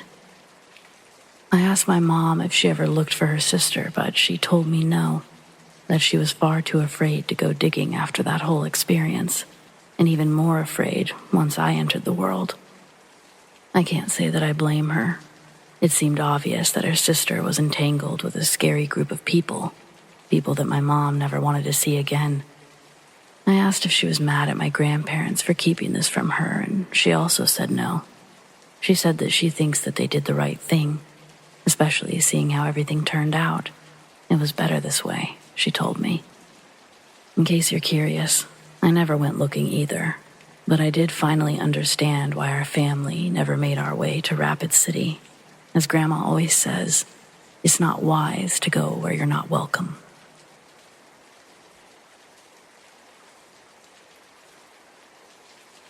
Two years ago on Easter Sunday, I was living in a mountain cabin doing the homesteading thing. I finally had gotten back late at night after an entire day at my parents' house, and all I wanted to do was go to sleep. I grew up in the woods and slept outside more than inside, and I've always just really loved nature. If I had a choice, I was going to choose outdoors every time. It was the same with my cabin. I had a really nice bed, but I preferred taking my sleeping bag out to the gazebo. It was close enough to the stream to hear the running water, much better than any sleep noise app. In the 5 years I lived on that property, I genuinely can't begin to guess how many nights I spent out there without issue. There was never strange noises or tracks, aside from a few snakes and foxes. Nothing ever bothered my animals. It was just a really peaceful place to live. Then one night I woke up to what sounded like a small tree snapping in half. I thought a dead one had finally rotted through, but then I heard a set of footsteps. Something on 2 legs. I didn't have neighbors, The closest house was almost 10 miles away. No one should be in these woods. They were coming closer. I wanted to believe a hiker had gotten lost and found their way to my cabin. That was the only logical answer. But a cold dread surged through me with each step. I couldn't quite force myself to stand up.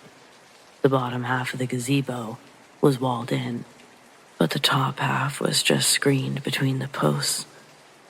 Only when the footsteps were coming through the tree line could I finally bring myself to peek over the wall's edge. At first, there was only a tall silhouette moving towards me, but as it stepped into the moonlight, I began to notice certain features. Its eyes shined like an animal's, but it had the frame of a deformed, emaciated human. Its neck was too long, and its stick-thin arms hung lower than its waist. Its shoulders rose to a sharp point with every awkward step, and it definitely didn't have any hair or clothes. I sank back to the deck, afraid of being seen, and listened as it continued to draw closer. My heart was beating in my throat, and then stopped altogether when the footsteps came to a halt just a few yards away.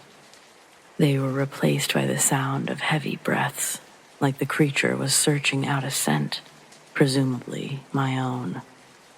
I didn't know if that thing would be afraid of me, or if it would try to attack.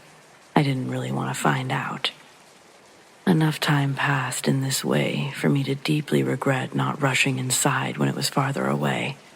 I could have at least reached my shotgun and stood a fighting chance, but now I was a sitting duck. I couldn't stop thinking about all of the people who've disappeared in the wilderness and wondering how many had only lost their way. It's easy to do, and it happens all the time, but what if some of these people had simply run into one of these things? When it finally began moving again, it had a strange sound that I'm not sure how to convey with letters.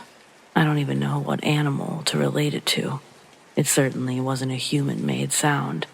This was more like a buck's mating call, mixed with an angry cat. And the figure passed directly next to the thin wall I hid behind. I kept expecting its hands to tear through the screen and pull me out of the gazebo, but it just kept going like it hadn't noticed me. I listened for at least another 10 or 15 minutes while it walked through my yard, making those awful noises. Then it finally began moving back towards the forest. Once it gained a little distance, I worked up the courage to take another peek over the side. It had a strange curve to its spine. It stood slightly hunched over. It would have been at least 8 feet tall had it been standing straight. It was moving slowly, but I continued watching it until it was completely lost in the forest. I planned to give it another 30 minutes before retreating inside, just to make sure it was really gone. But I still couldn't force my legs to work.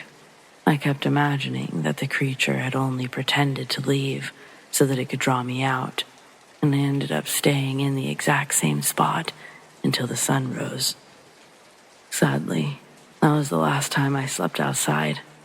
I've had no desire to go into the woods at all since that day, and I sold my land a few months later. Now I live in a double wide on 2 acres, where my neighbors are on the same road as myself. It's not crowded like in the city, so I kept some of my privacy. It could definitely be worse, but I do miss my old life sometimes. Even so, I just can't bring myself to go back. Maybe in a few more years I'll be able to go camping with friends again, but seeing something like this, it really changes your perspective. Sometimes I try to convince myself that it was all just a bad dream, but deep down, I know I was wide awake for at least a couple of hours before the sun came up, and I didn't sleep again until the following night. There's just no way I imagined it. Has anyone else seen something like this, or know what it could be?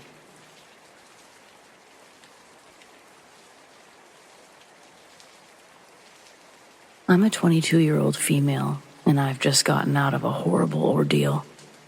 Since finding this community, I've read a lot of stories similar to mine, and they've encouraged me to share my own. I think a big part of why I waited so long is because I've known Brady since kindergarten.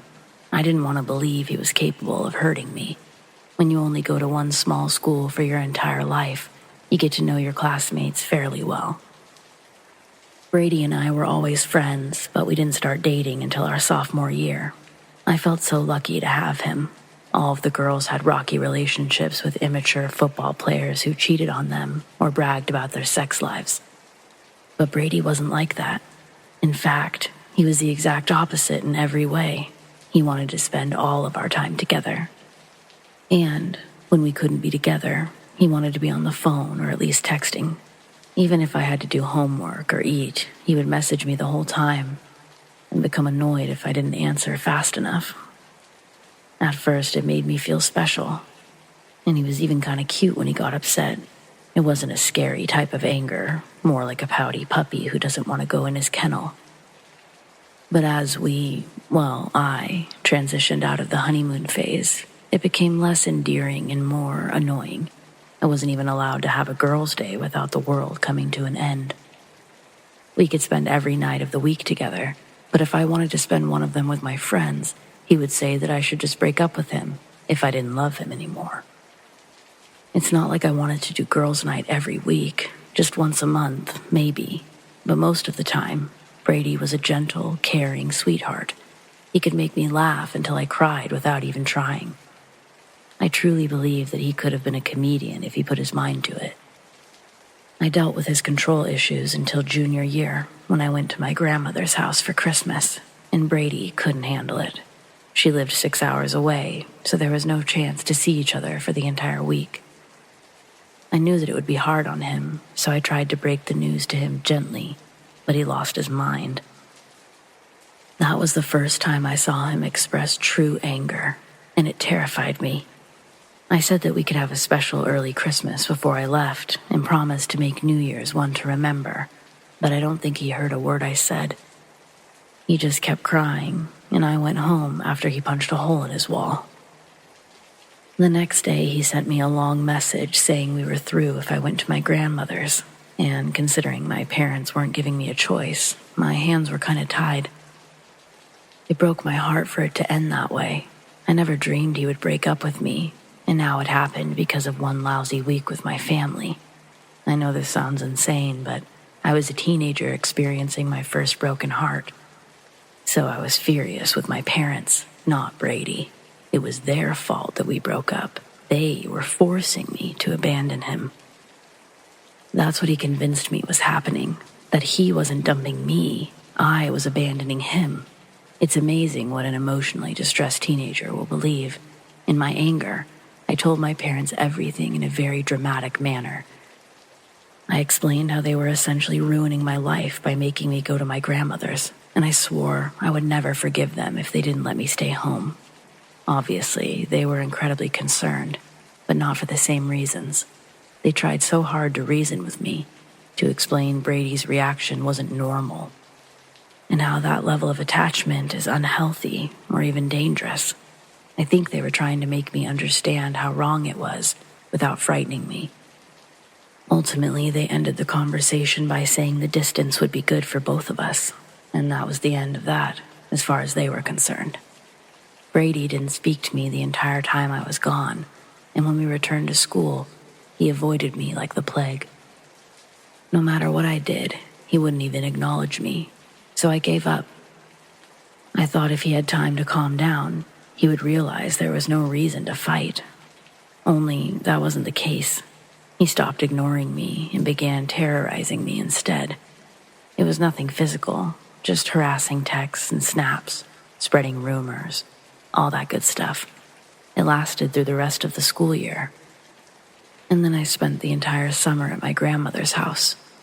Brady stopped harassing me a few weeks later. When school started back, I learned it was because he had a new girlfriend, and I felt the biggest sense of relief. I had been terrified of my senior year being full of drama and heartache, but now I was free.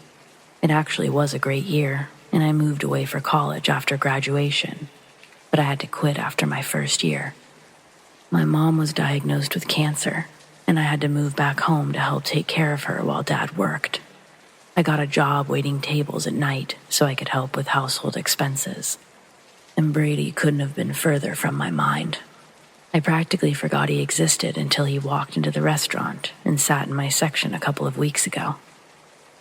If I had seen him sooner, I would have given the table to someone else, but I was asking for his drink order by the time I recognized him. He was with a couple of guys we went to high school with, so we all had an awkward mini reunion, and I truly couldn't get them out of there fast enough. That being said, Brady seemed completely normal towards me. He wasn't flirty, overbearing, cold, or awkward, and I left work that night feeling good about the encounter. I didn't really expect to hear from him again. A week later, he sent me a friend request on Facebook, and I accepted it. I was admittedly worried about how he might react if I ignored it, but I really didn't think that he would cause any harm. After all, I could always block him later. It was only 3 days later that I had to block him. He messaged me the moment I accepted his request. He liked and commented on all of my pictures, and he kept trying to ask me out. I would have loved for us to be friends, but he needed to see someone about his attachment issues before entering into another relationship. Once I finally accepted that, I tried to explain it to Brady in the gentlest way possible. But he reacted exactly the same as when I went to visit my grandmother. After going in circles for over an hour, there was nothing more I could do except block him. About 30 minutes later, my phone began ringing off the hook with a slew of random numbers that were all Brady using some caller ID spoofing app. I'm not sure how he got my number, but I know it was him. When the calls finally stopped an hour later, the text started not 10 minutes after. I didn't respond to any, I just blocked each number as they came through, but he would go from asking why I didn't love him to telling me how I was broken. One message would pledge his undying love for me, and the next he would call me a selfish bitch who didn't deserve him. The text stopped after only 10 or 15 phone numbers, and I could finally relax. I hadn't considered that if he tracked down my phone number, he might have been able to track down my address as well. I tried to have a normal night and go to bed at my usual time, but I was in and out of consciousness. When I first heard someone moving around the apartment, I thought that it was a dream, but then I very clearly heard the click of my bedroom door opening, and I was wide awake in an instant. I knew it was Brady. There's no way a burglar just so happened to break into my apartment the same night that he was harassing me. I could barely hear his footsteps over my pounding heart, but it sounded as if he were just pacing back and forth at the foot of my bed, like he was working up his nerve. I couldn't decide if I should keep pretending to be asleep or sit up and beg him to leave. It was driving me crazy not to be able to see him. Occasionally, his steps would pause, and those moments were the worst. I pictured him leaning over me with a knife and suddenly plunging it into my back. But then I heard the hammer of a gun being cocked, and I knew it wasn't a knife he planned to use. I was too overcome with fear to hold it in any longer. A loud sob escaped into my pillow, and I forced myself to sit up so that I could face my murderer.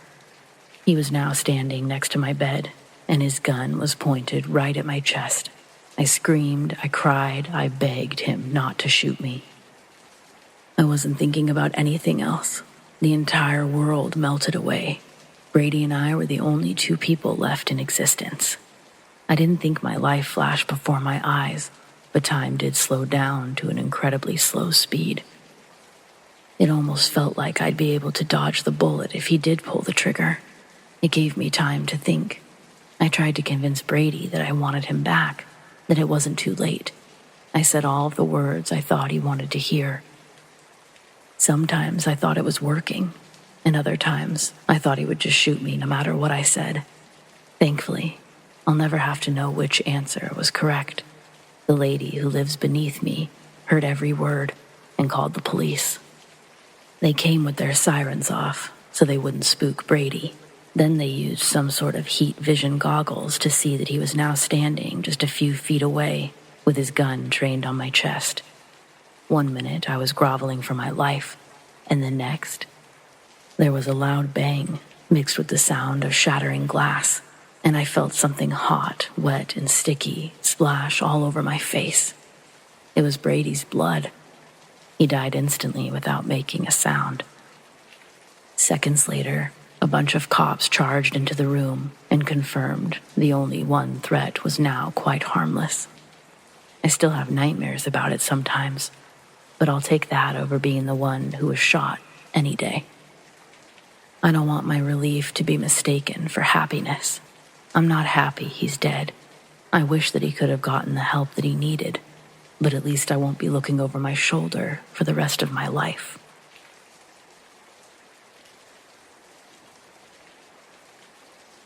I know this is going to sound weird, but the same could be said for just about everything on this website, so here goes nothing.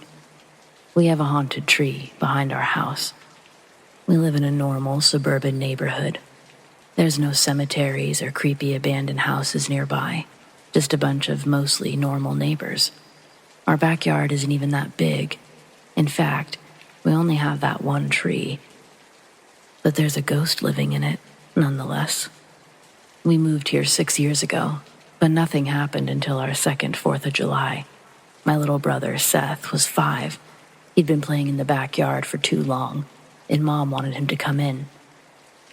I went to the patio doors and saw him standing beneath the tree with his little neck craned back, looking straight up. I called for him 3 times, but he never even flinched, so I decided it would be quicker to drag him inside. As I got closer, I could hear him chattering away and assumed he was lost in one of his fantasies. Then I heard a second voice. This one was deep, like it belonged to a grown man. I couldn't understand what he was saying, but I heard it as clearly as I'd heard my brother. I didn't try to go any closer, but I also didn't want the man to know that I heard him, trying to seem more annoyed than frightened. I turned around and said I was going to send Dad out if he didn't come inside. I didn't look back to see him running towards me until I was safely through the door. Once Seth was in, I locked it and called our parents.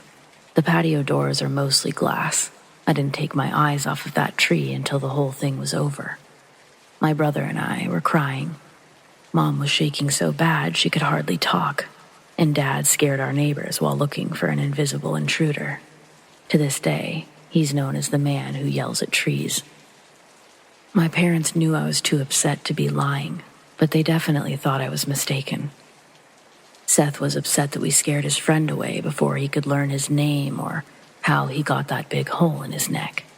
Excluding that gruesome detail, he described the man as thin, extremely pale, clean-shaven with short hair. When asked what they talked about, Seth said the man asked him basic questions like his name and age. We were freaked out for a while after that. But when a couple of weeks passed without anything unusual happening, we all moved on. We didn't have a reason to think about it again until Christmas Eve. It doesn't really snow here, but the leaves thin out a good bit. Around 10 that night, we received a frantic call from one of our neighbors saying there was a man in our tree. My dad calmly thanked her for calling, hung up, walked outside without saying a word to any of us. Needless to say, there was nobody in the tree. Mom called Mrs. Peterson back to ask what the man looked like. She said that he was skinny, with short hair, but it was too dark to make out his features. Not the following spring, but the one after. A friend and I were doing an art project beneath the tree when a sudden cry of pain sounded directly above our heads. It was the kind of surprised noise someone makes after having their hand unexpectedly slammed in a car door. I never told my friend, or anyone for that matter, about the weird stuff that happened with that tree. So she was caught completely off guard when she glanced up to see a pale man sitting in the branches. She also said that it looked as if his neck was bleeding, but she didn't want to look at him for too long. The moment she saw him, she screamed and ran inside. I looked up as she was running away, more out of a reflex than desire, but I didn't see anything. He was gone just that fast. I have no doubt my friend really saw him. The similarities are too close to be a coincidence, and even now, she believes she saw a real person. That brings us to our current problem. Yesterday, my brother got a dog for his birthday. She's the best girl and does great inside, but when we let her into the backyard, she runs straight to the tree and barks at it until we drag her back in. She's making it a lot harder to ignore all of this.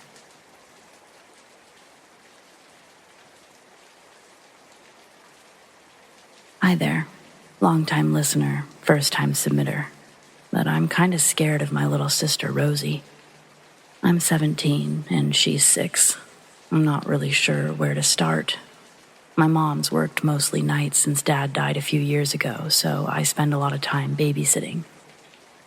Rosie was pretty normal until this past year, when things started to change. The first strange thing to happen was when she started sleepwalking. I'm not even sure if it's related, but there have been a few incidents that really freaked me out. The worst was the first night it ever happened. I woke up to see her standing over me, and she wouldn't answer when I asked what she was doing. Thinking that she must have had an accident, I sat up and noticed that it was past 3. Seeing nothing obviously wrong, I asked why she came to me instead of Mom. That's when I really noticed her wide, unblinking gaze and slightly agape mouth. At first, I thought she was faking it, but then she didn't blink for almost 10 minutes straight. I woke Mom up after the first 3. Rosie's eyes were spilling over with tears, but her expression never changed. And that's a freaky thing to see a 6-year-old do in the middle of the night. It doesn't really stop there, though. If sleepwalking were the only problem, I wouldn't be here. We talked to a doctor, and it turns out sleepwalkers just do some weird stuff. We got used to handling it, and things were mostly fine for a couple of months. But then she started having night terrors a few times a week. In the beginning, they were just normal kid stuff, monsters and goblins, something beneath the bed grabbing her ankles. Mom and I spent a lot of time convincing her that they weren't real. We'd just started making progress when she had a dream about Grandpa dying. He was asleep in bed when a black shadow mass crept from under the door, up the wall, and across the ceiling before coming to a stop directly above him. The face of an old, angry man formed in the center of the mass as it slowly stretched itself down towards our grandfather and covered his entire body. Rosie said he suffocated beneath it, awake but unable to escape. She woke up screaming, and none of us were able to go back to sleep that night. She described it in such vivid detail, I feel like I saw it myself. We spent all morning trying to calm her down, but nothing worked. At 7:30, we tried to call Grandpa so she could hear that he was fine, but he didn't answer. We tried again 30 minutes later, but still got nothing. That wasn't normal. He always answered his phone. And on the rare occasion that he didn't, he never took longer than a few minutes to return the call. Mom eventually drove to his house and found him still in bed. The doctor said he suffered a stroke in his sleep. It was already such an awful situation, but having to tell Rosie was something else entirely. She reasoned that if the dream about Grandpa was real, they would all be real. Nothing will ever convince her that he died of a stroke, and now she thinks the black mass killed Dad and might come for us next.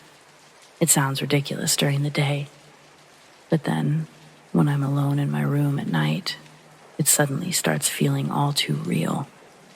Mom says it's a 1,000,000 to 1 coincidence, but that's all it is, a coincidence.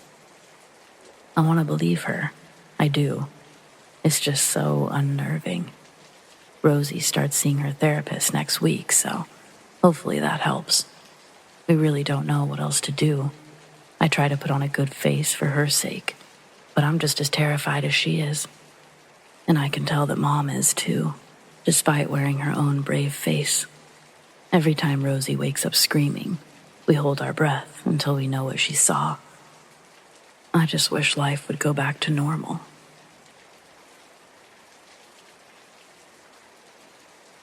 Does the Hat Man have a nemesis who's bigger than him? I read recently, either Reddit or Facebook, someone was talking about having to touch base with higher frequency beings to get them to deal with the Hat Man. I'm not sure how all of that works because I believe in God, and I believe that you should be able to get rid of him. Nonetheless, I've always felt a lingering, dark cloud. I saw the Hat Man when I was 6, and since then, my life has been an interesting one, full of bad luck, heartbreak, and a lot of paranormal encounters. Recently, I've had weird things happening. Phantom voices in my room, phantom banging on the door. I felt like he was close and watching me, but I didn't see him. It's definitely not a haunting. As my house, it's not haunted. Last night, I had a very vivid dream that I was in a very light, beautiful place with the Hat Man and a woman. I'm not sure if she was an angel or what she was, but she reminded me of the goddess of mercy.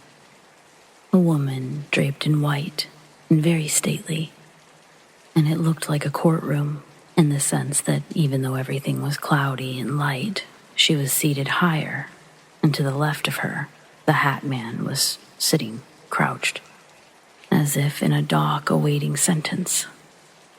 She spoke and said I didn't need to worry about him anymore, that she would be dealing with him for what he's done to me. Today is one of the first days in many, many years that I've felt lighter. I don't feel like I'm weighted down by anything dark or ominous. I don't know if it was just a dream, but I got the feeling his recent efforts to mess with me were very much against the order of heaven, and he was being made accountable. I've never dreamt about him before.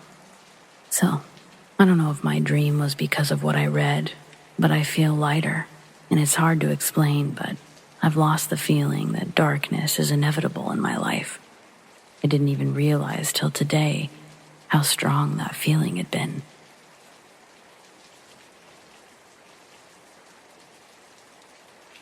Craziest thing I've seen as a trucker would most definitely be the night I'd pulled into a gas station to fuel up. I'd also planned on just sleeping there for the night, but my sleeping arrangements would soon change for reasons you'll soon find out. It's late. I pulled in, gas up before reparking in the nearest spot, next to a few other trucks. Then I get on my flip-flops, gather my towel, soap, a couple of bucks from the dash, and I head in to take a shower. By the time I'm out, the parking lot is filled with police cars, lights, sirens, police dogs barking. There's a cop inside the station telling everyone to stay inside. I'm holding my shit like, what the fuck is happening? I'm pretty tall, and I can see directly out of the windows of the gas station. I notice that the majority of the action going on right now seems kind of close to where I'd parked. So I shuffle closer to the window. I'm able to see that it's the semi parked 2 spots down from mine that's getting all the attention. The truck has its driver's side door open, with a young man using it as a shield while he exchanges gunfire with the police, who are in turn also using their vehicles as shields and firing back. The whole time I was thinking, please don't shoot my truck. Please don't shoot my truck. And thank God, not a single scratch came to it that night. I can't say the same for the other guy and his truck. They lit them both up like a Christmas tree in that parking lot. I don't feel too bad, though. I watched as the cops released about 20 or so girls from his trailer while they continued to make us wait in the gas station. Ambulances showed up. The fire department was there for some reason, and it was wild to see. I went ahead and hit the road, ended up a few miles down at the next rest station. I had the luxury of parking away from the other semis. Another added bonus was no shootouts there.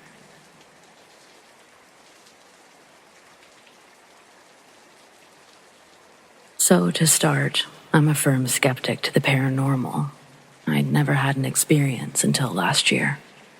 I'm 25 years old, and I had to move into my grandma's old abandoned house because of personal reasons I don't want to get into. To give you an image of the house, it is a standard 2-story with an attic full of spiders, a basement with a door that doesn't lock to the outside deck, The house has old blue peeling paint due to neglect, old small square windows, one in each bedroom. I slept in the bedroom that my sister used to sleep in because my grandfather died years ago in his room of congestive heart failure.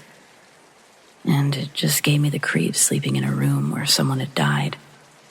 Well, one night I'm laying in bed when I clearly hear what sounds like a grown man of reasonable size walking up the noisy wooden steps that lead into the living room. I assume someone broke in because, as I said before, the basement door doesn't lock and anyone could break in. I start to sweat and adrenaline kicks in. I grab my grandfather's old hunting knife.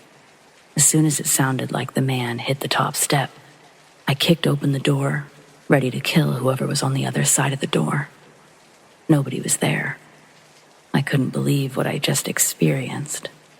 No, that isn't possible. I felt relieved because it wasn't a person, but so lost as to how that was possible.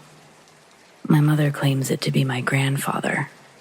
I've heard the steps again, but spiritual incense and a prayer was done at the house, and I never heard the footsteps after that. What do you think?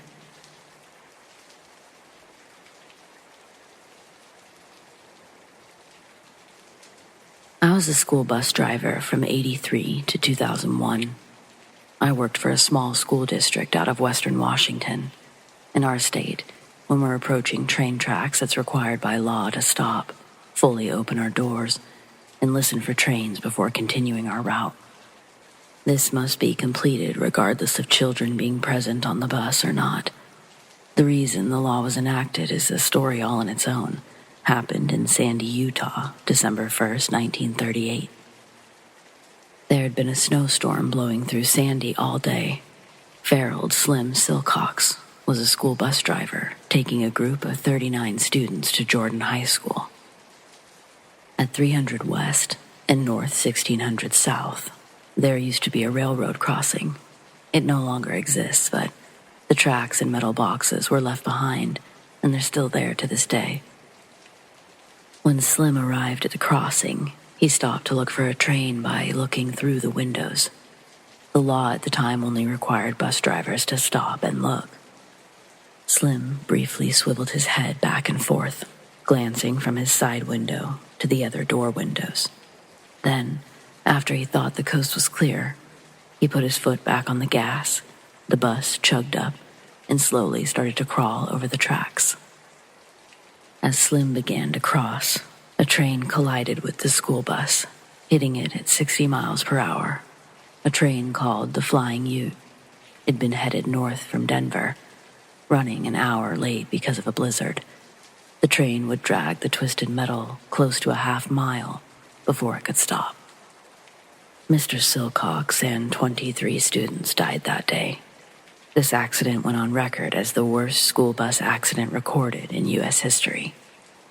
So, one night, I'd just dropped off a high school basketball team after they'd had an away game in the next county.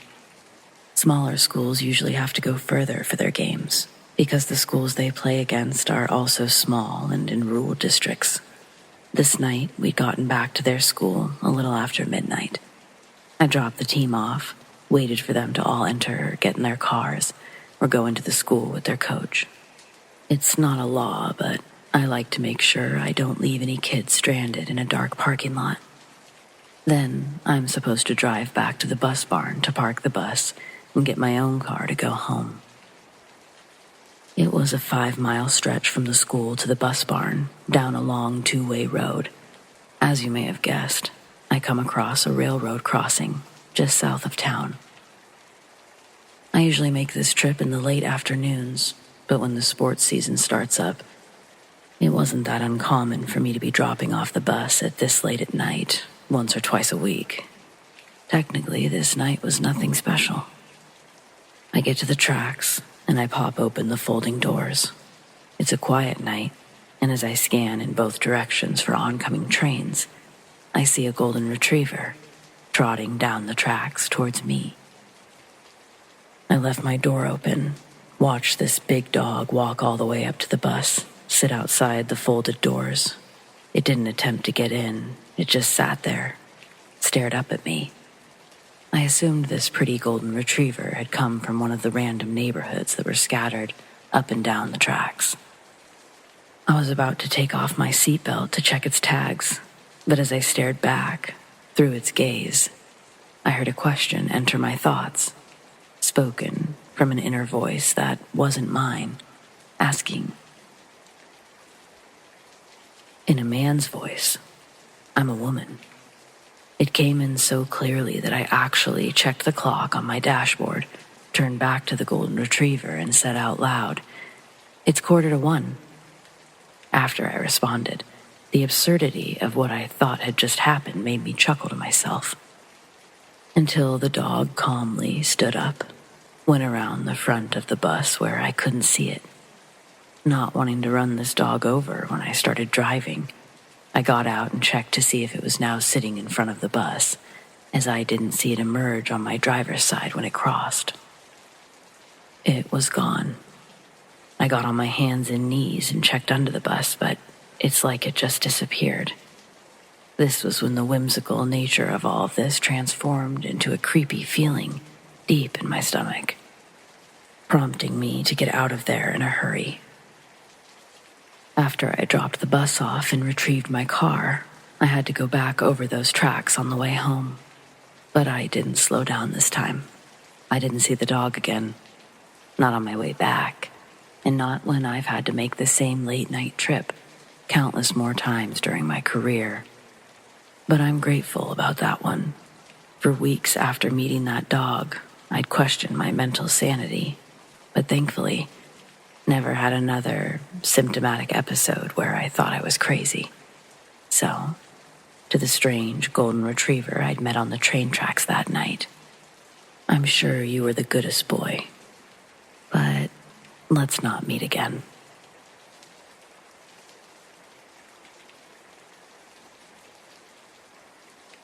I've owned my house for about 18 years, and I've recently experienced some things that I can't explain. I'm not a person who necessarily believes in ghosts, so I'm not jumping to any conclusions or trying to sell the house just yet. 6 months ago, my wife and I were having issues with our 10-year-old daughter not sleeping in her bed. Every night, she would run into our room and climb into bed with us. One night, she ran in and took up all the room and the blankets, so I got up and I slept in her bed. By 3, I was sleeping on my side and facing the bedroom door when I opened my eyes. Right in front of me was a dark shadow of a short person or child, and it was looking at me. It has no features at all.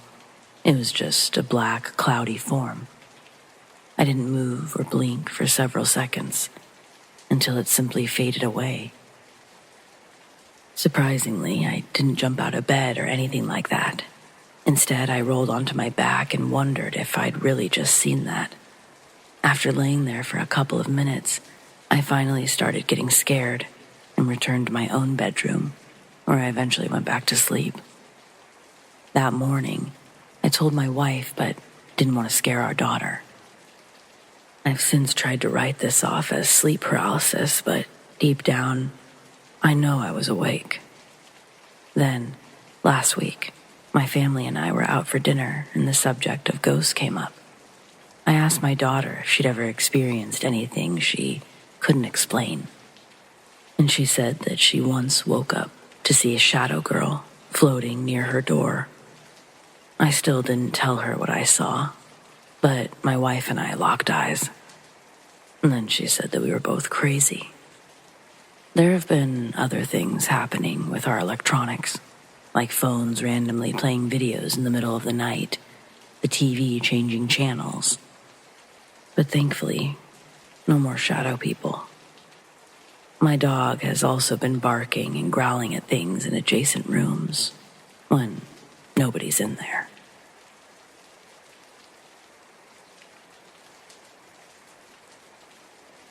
Yet another creepy occurrence in my octagon home, built circa 1855. This time, my daughter was sleeping in our family room on our pull-out couch. It was 2:30 a.m. I woke up needing to go to the bathroom, which is off the family room. As I was in the bathroom, I heard my daughter jump out of bed, hurry, and run into the bedroom where my wife was. She was terrified, said that she had a bad dream. She quickly fell asleep in my room, and I returned from the bathroom. As I was getting ready to fall back asleep, my dog was going crazy and snorting like she was warning someone or something to stay away, or I see you. I got out of bed, went back into the family room where my daughter was sleeping, found my dog on the bed, looking at the corner of the room, like it was interacting with something. I told her to quiet down. She followed me into my room and went to sleep on the floor, only after walking back and forth to the family room a few more times. In the morning, I asked my daughter what scared her so much.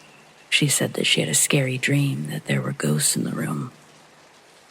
I was talking about the dog going crazy, about something in the corner of the room. My daughter said that that's where someone was standing in her dream.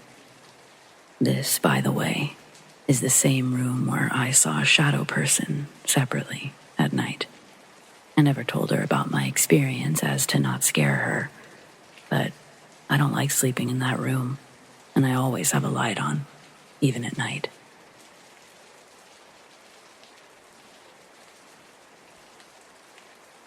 Just got back from visiting Gettysburg in Pennsylvania.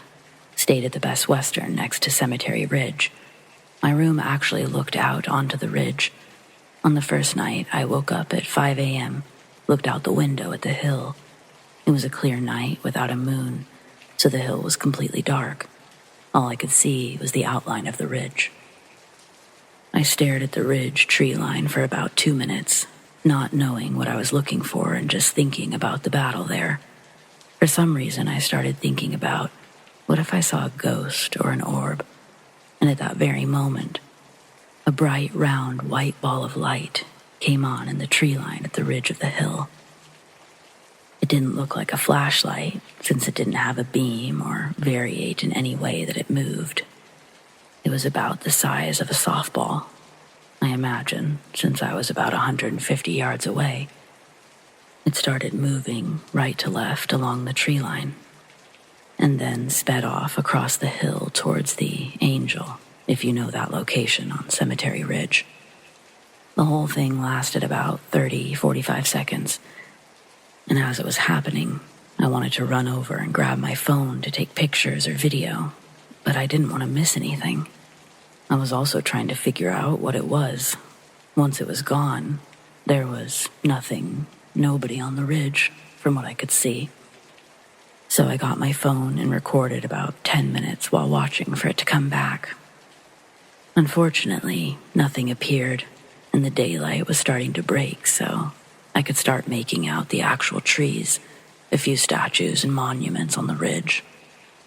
Needless to say, I couldn't get back to sleep. I just wanted to add that the movement of the light from right to left, it was erratic, and when it sped off, it was extremely fast, and it left a trace of light behind it. In my opinion, nobody could have run that fast, and there's no indication of motorcycles, bikes, or a car.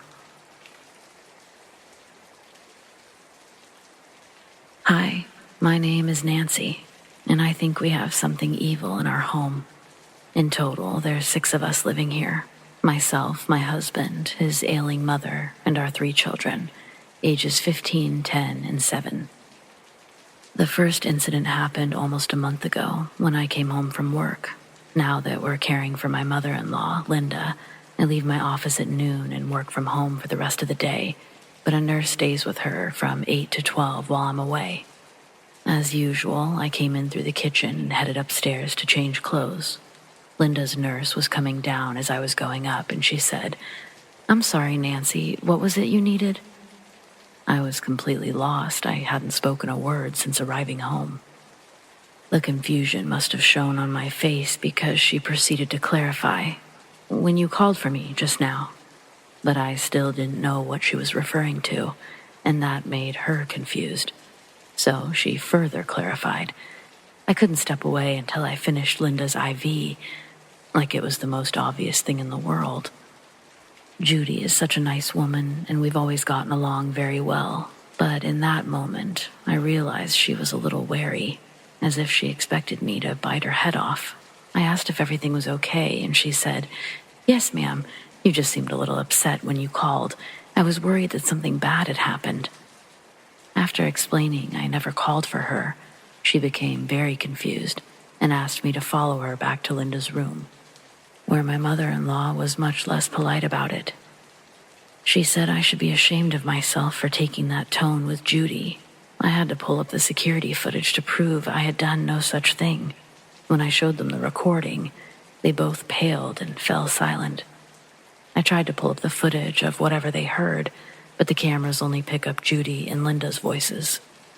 They swore that I called for Judy 3 times in progressively harsher tones, and their reactions on the video clearly show that they were disrupted by something.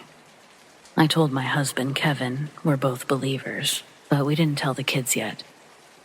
We've never experienced a ghost that could imitate voices, which made us worry that it might be a demon or something malicious, and we didn't want to frighten them. In hindsight, that was a mistake, but this wasn't a topic they covered in our parenting books. That weekend was one of the rare occasions that all 3 kids were staying with friends. Saturday evening, I was cooking dinner while Kevin watched TV.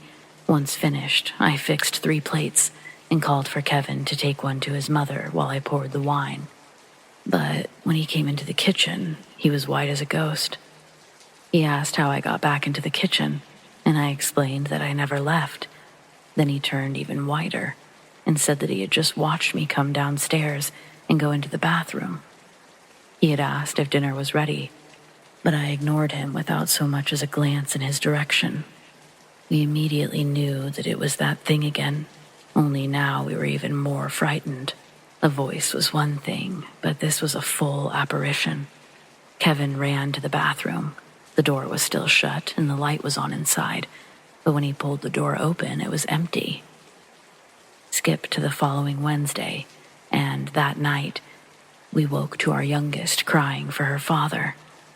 This was strange unto itself because she hasn't done that for a couple of years now, and even when she did, it was always me that she called for. When Kevin came back from checking on her, he was clearly shaken.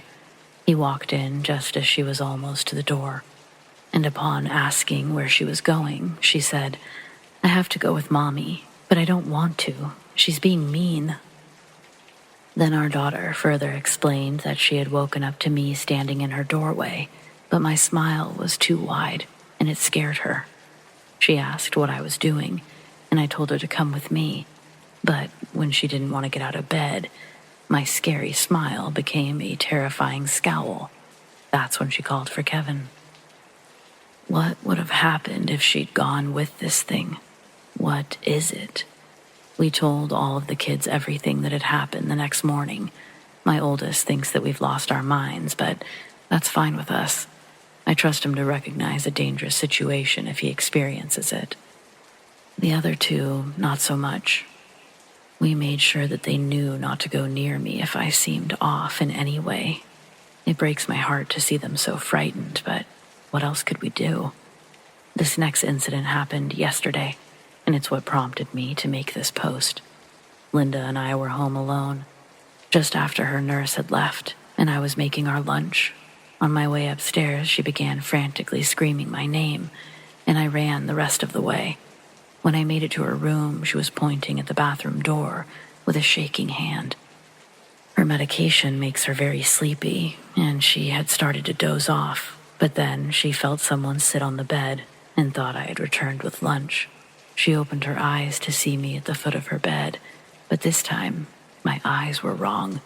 They were too big, and the irises were too small. She told the apparition to get out, but it only smiled at her, and Linda saw its teeth were also wrong, long and pointed. That's when she heard me on the stairs and began shouting my name. The apparition then stood up, still smiling, and calmly entered the connected bathroom. My heart was hammering as I approached the door, but no one was inside. I really don't know what to do. We don't feel safe in our own home, If this was a normal haunting, we would already be looking for a new house, but I feel like that wouldn't help in this case.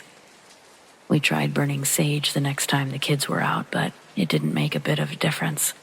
We're officially willing to try anything. Please help.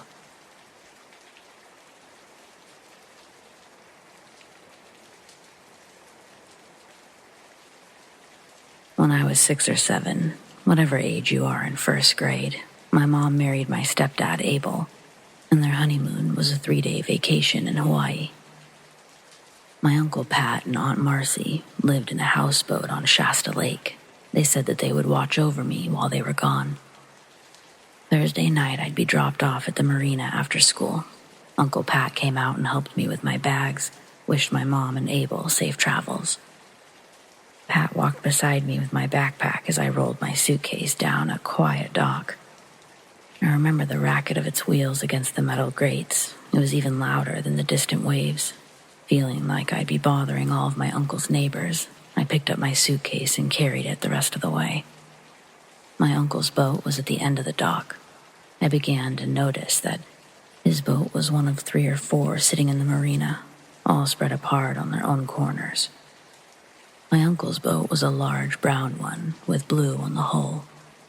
From the deck, I walked down a small set of stairs to their living room. It was set up like a normal living room of a small apartment. Kitchen next to the couch, across from the TV, and a dwarf dining table near the front of the door. Past the living room was another door. It led to my uncle's bedroom. My bedroom was the couch of the living room I just described. Thursday into Friday was eventless. We had dinner, and then I fell asleep watching a VHS of Jurassic Park on their little TV. The next day, my uncle picked me up from school and told me that Marcy came down with bronchitis and that I should try to play on the deck most of the afternoon. So when we got back, I brought all of my Barbies and their accessories above deck, and I played with them up there. I'm sitting on the foam cushioned seats, playing with my dolls, fully enveloped in a storyline I've made up for them, when I hear the sound of running approaching from down the dock. A fog had rolled through that afternoon. So much of the dock that we were tied to was barely visible. Looking straight down, I couldn't see anything. I heard the running stop near the boat, but the person never came into view through the fog. The sound of running feet was unmistakable, so I leaned over the deck railing a little further and said, "Hello?" Still leaned out. I listened for anyone to call back, or steps retreating, but the eerie quietness remained, undisturbed. When turning my attention back to my Barbies, I couldn't help but notice that they lay in different positions now. The one I'd just sat down in front of my knees was now laying next to the other doll, across from me. I kept playing, but wasn't sure what had just happened. Later that night at dinner, Aunt Marcy stayed in the room with the door shut while Pat and I sat at the table and ate. I asked Uncle Pat if any other kids lived out here.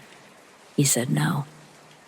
That night, I think I was falling asleep to Who Framed Roger Rabbit. The fuse pops and the TV shuts down, and the thick glass screen turns black. I stare at myself through its dark reflection. Then, a second figure appears in the reflection. It's standing behind the couch I'm laying on. There's a tabletop light on next to me, so the image I'm looking at is in vivid contrast. The scare literally jolts my body from the couch to the floor. I turn to look, but nothing was behind the couch, nothing outside the window. But the figure is still visible in the reflection of the TV. I'm rapidly looking back and forth from the TV to the couch, but I couldn't see anything that would make the strange reflection I'm seeing. I stare back into the black TV screen. My eyes are fixed on this black mass standing behind the couch. Then it ducks back down, disappearing from the reflection I'm staring at. And I absolutely lose it. I scream. My uncle comes running out. I tell him what just happened, and he only addresses the fuse part, asking if I smell any smoke or anything. I said no, I only heard the pop and then the TV went black. That's when Uncle Pat walks around a little confused, wondering why none of the other electronics turned off. He picks up the remote from the armrest of the couch. He presses the power button. The TV lights up again, still playing Who Framed Roger Rabbit. The VHS never stopped. Pat's theory is that I accidentally bumped the remote and turned the TV off. I didn't protest his theory. Pat went back to bed, and I restarted the movie from the beginning, tried to fall asleep before the credits. I must have been successful because morning did indeed come. This would be my last day on the boat, really. I'm not gonna lie, I was pretty ready for it to all be over. I did my best the next day to convince my uncle to spend time off the boat. It felt good to have distractions for a solid few hours. I kept the experience out of my mind long enough to enjoy some fair food, a couple of rides. Naturally, as the day started to come to a close, I grew more uneasy about falling asleep on the boathouse again. Lucky for me, my uncle stayed up most of that night, drinking, playing guitar.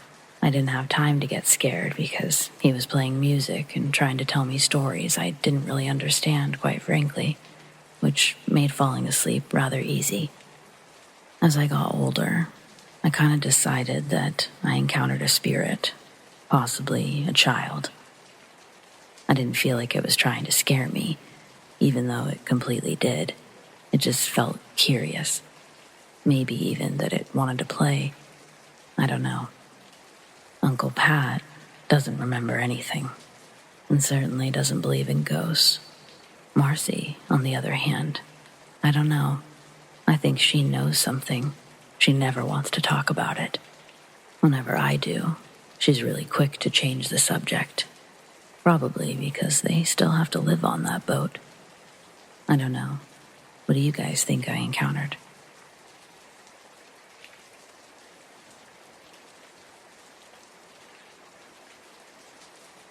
The sun was beginning to set as I walked along the busy city street, lost in my own thoughts. I always enjoyed the sunset and thought it was the best part about getting off before 8 p.m. It had been a long day, and I was looking forward to getting home. The sunset just made it easier. As I approached the crosswalk, I pressed the button, waiting for the signal to grant me permission to cross.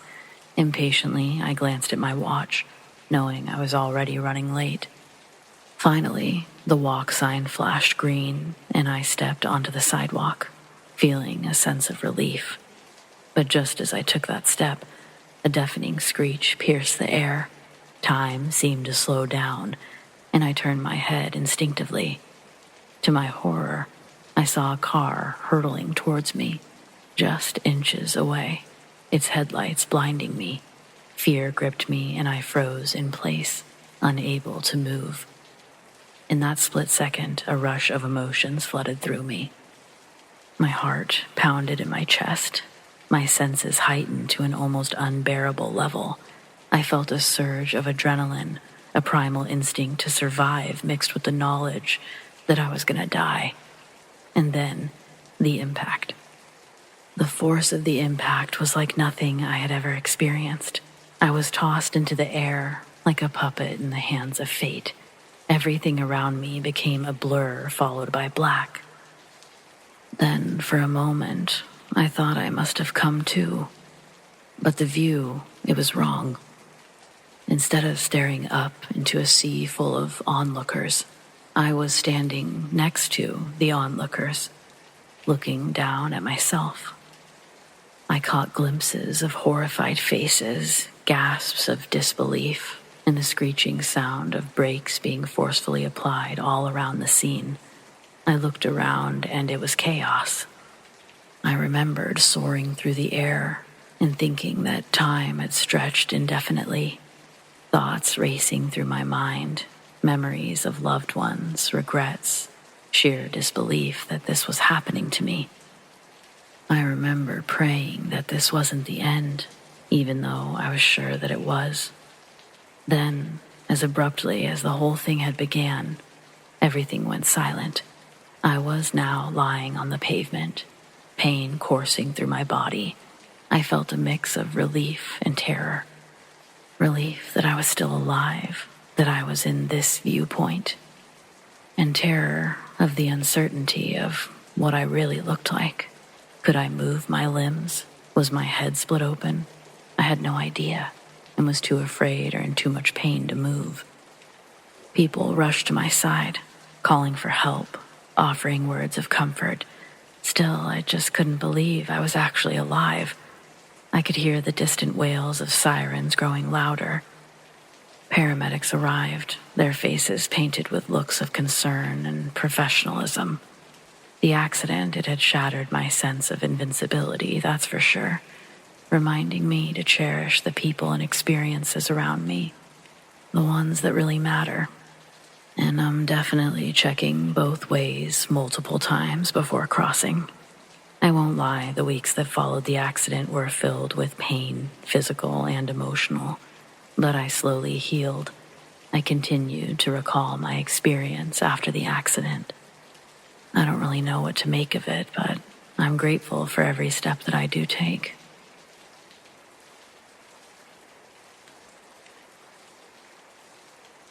When I was 6 or 7, my stepdad took my stepsister and me to Liberia. My mom was left back in the U.S. and sent us money to survive. My stepdad dumped us at his mother's house to live with his other family. I was alone in a foreign country, very scared. A man who claimed to be my uncle took me to his job. I was terrified and made sure to stay by his side. We were in a bustling crowd, and we would have to wiggle around. At one point, my quote-unquote uncle grabbed my wrist painfully hard. It hurt so bad I began to whimper. I look up to ask him to stop. I realized that the man grabbing me was not my uncle. I proceeded to lose my shit and started screaming. My sudden screams loosened his grip and let me slip away. Nobody tended to me or even helped me find my uncle. After a good while, I finally found him. He was pissed, blamed me for not paying attention. Asshole.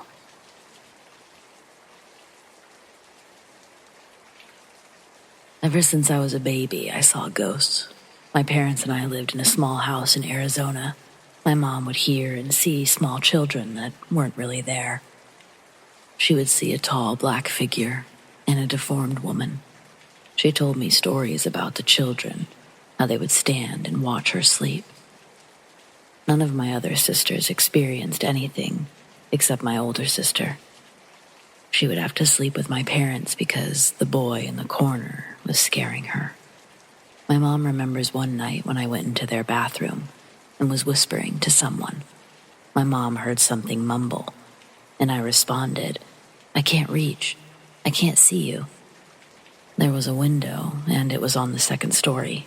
My mom got up and quietly listened and heard something say something along the lines of, "Step up on the sink." She ran in and saw the figure on the wall disappear.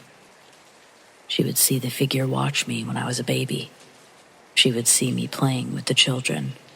This continued until we moved out. We lived without seeing anything like that for about a year.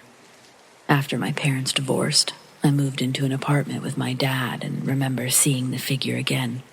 I was around 6 or 7. One night I remember being woken up because I was sleepwalking. My dad heard me mumbling to something, and then something jiggled the lock on the front door. He said I unlocked it and walked out. We lived on the second floor, and the only thing on the outside was a small fence and the stairs. He had to grab me because I was starting to climb the small fence. After that, he put another lock on the door, one I wasn't able to reach. I've always remembered seeing things that my sisters don't, and my mom was the only one who did. During the time in the house before my parents split, my mom would try to protect the house. She put special pouches in our rooms that we weren't supposed to touch. She'd burn candles and had a psychic come into the house and check. And after the divorce, she did the same thing at her apartment, while my dad didn't because he didn't believe her. My mom also went to a different psychic when I was still living in the first house, and before my mom ever said anything about the ghosts and figures, the lady told her to watch me closer. She described me perfectly, told my mom that they were communicating with me, that they wanted something from me, and to watch that tall, black figure the most.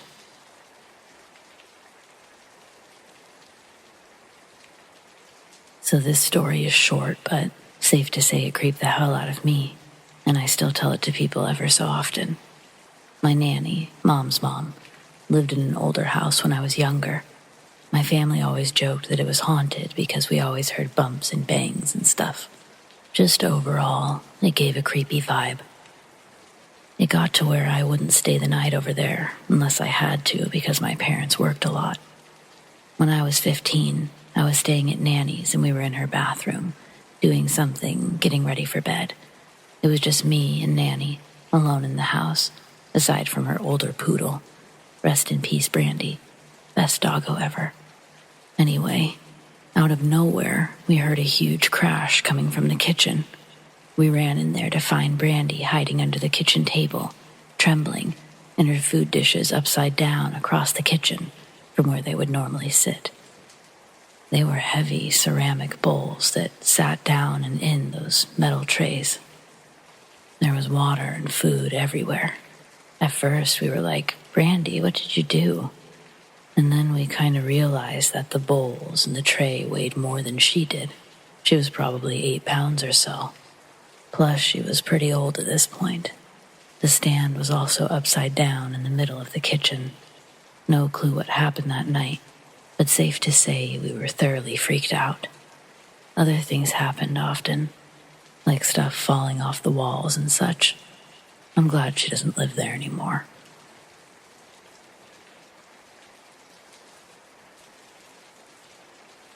About 6 months ago, my girlfriend and I stayed at the St. James Hotel in Red Wing, Minnesota.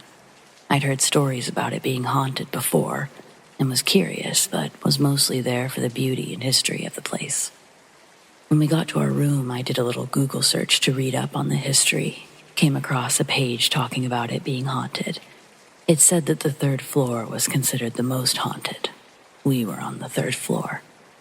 Then it explained that the 3rd floor had been the residence of an old hotel owner, and room 310 was her room. We were staying in room 310.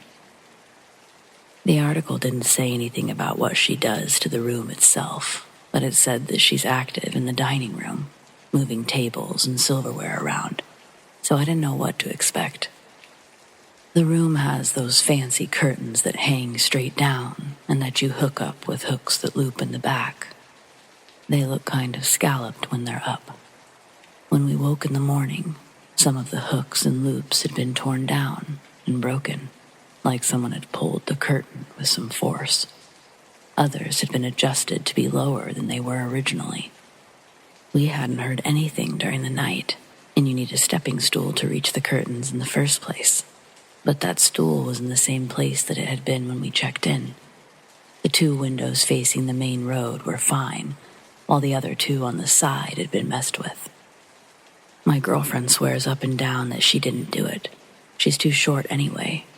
Plus, I'm a light sleeper. I would have heard her. It's probably just a coincidence, but an hour after we checked in, the door to the closet had already swung open. We joked that the lady of the house saw 2 lesbians walk in her room and decided to open a closet for us to go back in where we came from. We were spooked, and we still had to stay the night after that with our homophobic ghost friend, but nothing else happened. The hotel is beautiful, even if it has a heavy, eerie feeling everywhere. Apparently, there's a lot of other ghosts there besides this one, who we found out is named Clara.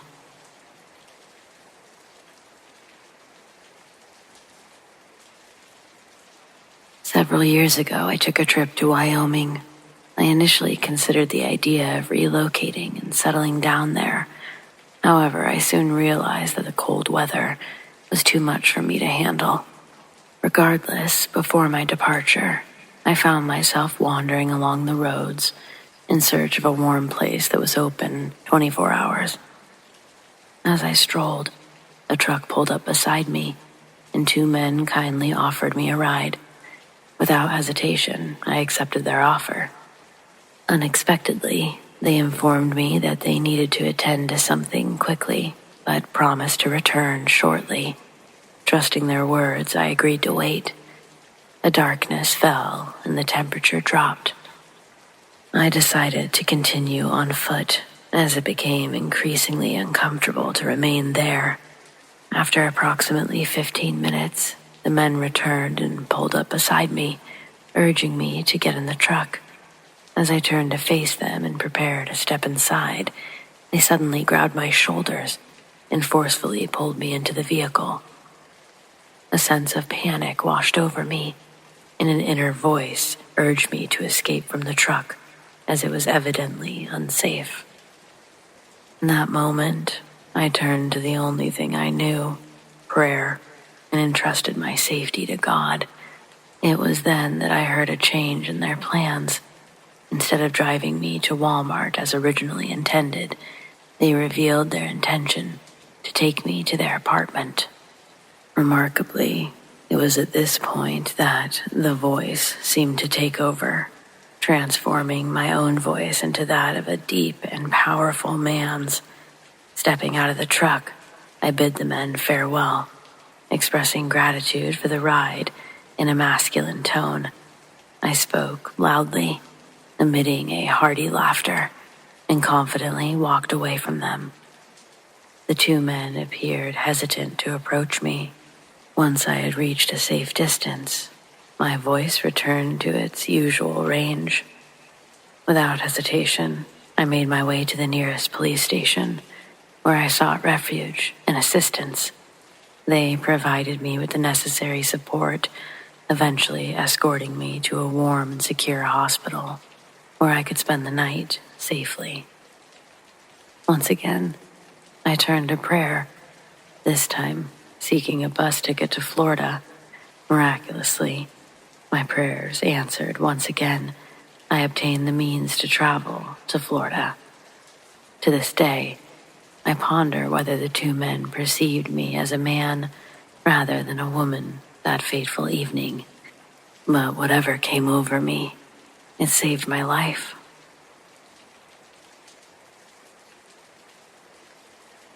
Nothing, and I mean nothing, will ever be more eventful than the Thanksgiving I had in 2005. I was meeting my boyfriend's family for the first time. They were hosting us along with his sister and her boyfriend. Okay, names. My boyfriend at the time was named Arden, his sister's name was Valina, and her man was Cole. When we got to the house, it was midday, and we were the first ones to arrive. It gave me a chance to get to know his mom and dad and have their undivided attention focused on us. Both parents sat on a long couch across from us. There was a big window behind them overlooking their front deck. To the right, on the same wall as the window, is the front door. Arden and I both sat on recliners facing the parents in this big window. After talking with his parents for a while, I noticed a woman with dark, straight hair walk past the window. Her clothes were dark and plain. She could have had on a black sweater with how the sleeves went past her fingertips.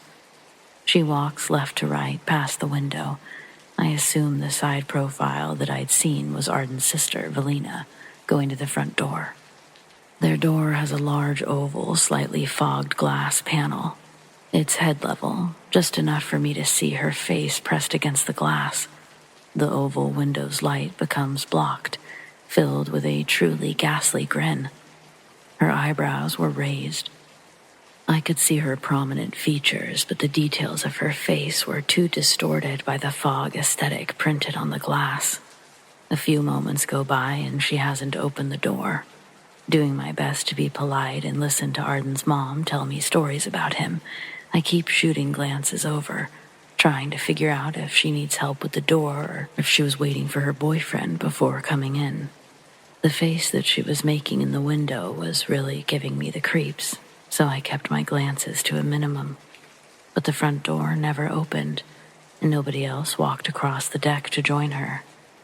I sneak another quick look at the front door, and I see a dirty black handprint smeared down the center panel where the face was. There's no longer anything visibly blocking the oval, and lights are once again glowing through the fogged glass. Nobody acknowledged the woman at the door, and she never came in. She also never left the deck, as there was only one way down onto the driveway from the porch, which involved passing by the living room window. And I can confidently say that I did not see the woman walk back across, as I was directly facing it. The large window stretched at couch length. I couldn't have missed it. But hours would go by without anyone new entering the house, enough time that I'd eventually forget about the woman, until we'd all hear footsteps on the 2 wooden steps leading up to the porch.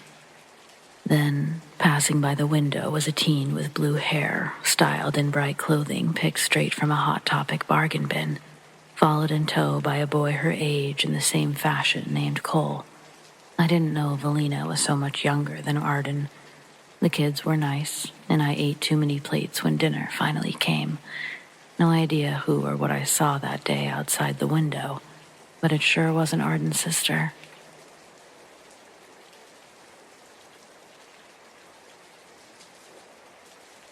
I grew up in the 80s, and my grandparents always came to our house for the holidays, but one year we had to go to theirs for Easter. That was the year my grandfather died, and he was too sick to travel at the time. I was 8, and my mom always talked about growing up in the country, but had never taken me out there herself. Not while I was old enough to remember, at least. I asked to go all the time, but there was always something else we had to do. Looking back, I understand she was just trying to keep me away from those woods. But I used to think that we were just really busy people. We drove out there that Sunday morning with plans to stay overnight and go home Monday, but we ended up leaving early. On the way, Mom warned me that the woods were filled with wildcats and wolves, so I wouldn't be allowed to go outside. That was pretty disappointing, since the whole reason I wanted to go was to play in the woods. I was old enough to understand my mom was an overprotective parent, but too young to recognize the genuine danger in a child wandering through the forest alone. After the holiday festivities ended, my cousins went home, and everyone was ready for bed. It was like 8 p.m. For the first time in my life, I didn't complain about an early bedtime. I stayed in my room long enough to make sure that everyone else had fallen asleep, and then I tried to sneak out my window, but it was nailed shut. It was surprising, but I didn't put any thought as to why, only that I now had to sneak out the back door. I took a flashlight, lighter, Snickers bar, and a bottle of water with me to feel like I was really going on an adventure, and then I crept out without being noticed. There was a small trail I followed into the woods. I have no idea how far I went, but I walked for at least 15 to 20 minutes before stopping by a fallen tree and trying to start a fire. I wanted to use the log as a bench like they do in the movies, so I set my stuff down and started gathering firewood. Soon, I had a small pile, and I used my candy wrapper as kindling, but once it was gone, the fire went out pretty quickly. I grew frustrated when my pile of damp limbs wouldn't stay lit. I chose to continue my journey instead. I pretended to be a big game hunter, searching for a grizzly bear, never dreaming I would actually run into a predator, let alone something out of a horror movie. A few minutes later, I heard growling ahead of me and froze in my tracks. That's when the danger really sank in. I didn't know what to do, so I tried to find the source with my light, but I couldn't see anything. Even so, the growl grew deeper and more menacing, like it was angry about the light. I was instantly nauseous. I really thought that I was going to puke. A surge of panic sent me running away, and the moment I turned around, something huge began moving through the treetops, chasing after me. It sounded big, like a big baboon. I was crying so hard that I couldn't see the ground in front of me, and I tripped over something that sent me sprawling. When I opened my eyes, I was flat on my back, staring straight up, and the flashlight was still in my hands. Without thinking, I pointed it into the trees. I saw a hulking black furry mass. It looked like a wolf, except it was the size of a man. I only caught a glimpse before it darted out of the light and retreated several feet away. But it continued to growl, like it wanted to tear me apart. I wasn't aware of it when everything was happening, but apparently I'd been screaming my head off the whole time. It woke everyone in the house. My mom and grandmother came running through the forest, wielding a shotgun, and found me lying there. Mom picked me up and rushed me away. Over her shoulder, I saw grandmother fire around into the trees. And there was a final loud snarl as we ran back to the house. I was in plenty of trouble, but on the way home the next day, I learned what happened to my mom in those woods. When she was 16, she had a similar experience walking the same trail with a friend. They'd stayed out a little late, and it got dark before they could make it back. They heard a strange sound off the path and saw a tall black dog creature eating a huge buck. The animal was shredded, and the creature dug into the body with its human-shaped hands and long claws instead of using its teeth. That was the last time she went into the forest until she had to come save me. I understand why she didn't just tell me the truth, but I would have been far less likely to sneak out if she'd been honest. Probably. Either way, we both learned a valuable lesson from the experience. She never lied to me again, and I haven't been in any forest since that day myself.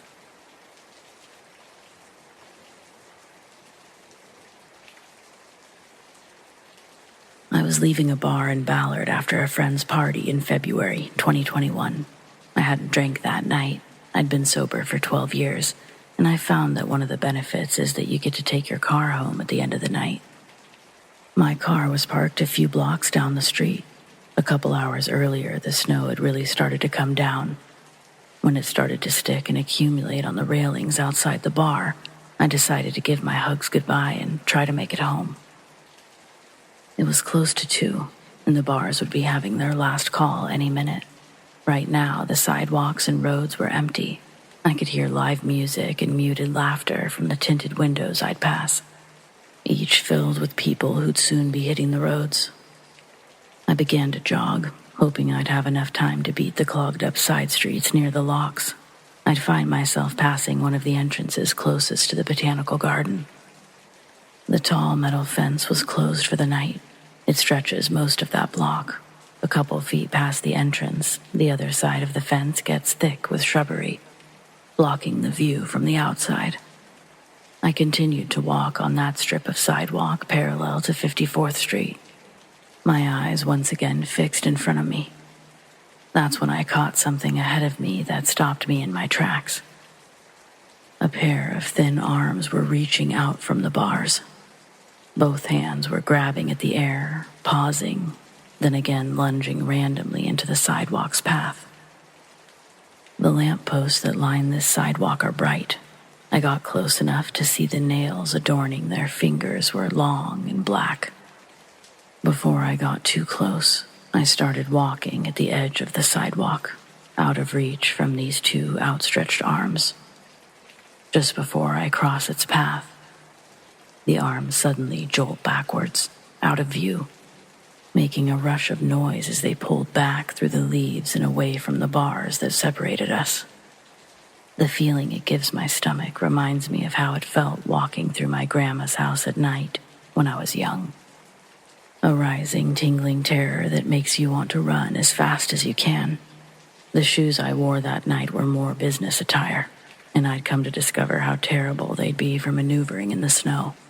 I nearly slipped 14 times before I got to my car, but I didn't stop running until I got there.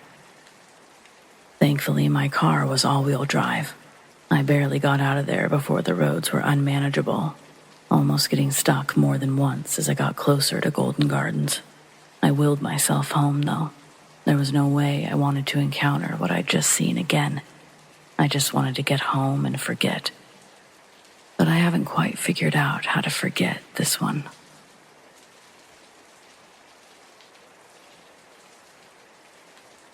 There are some really, really messed up reasons to live in a haunted house.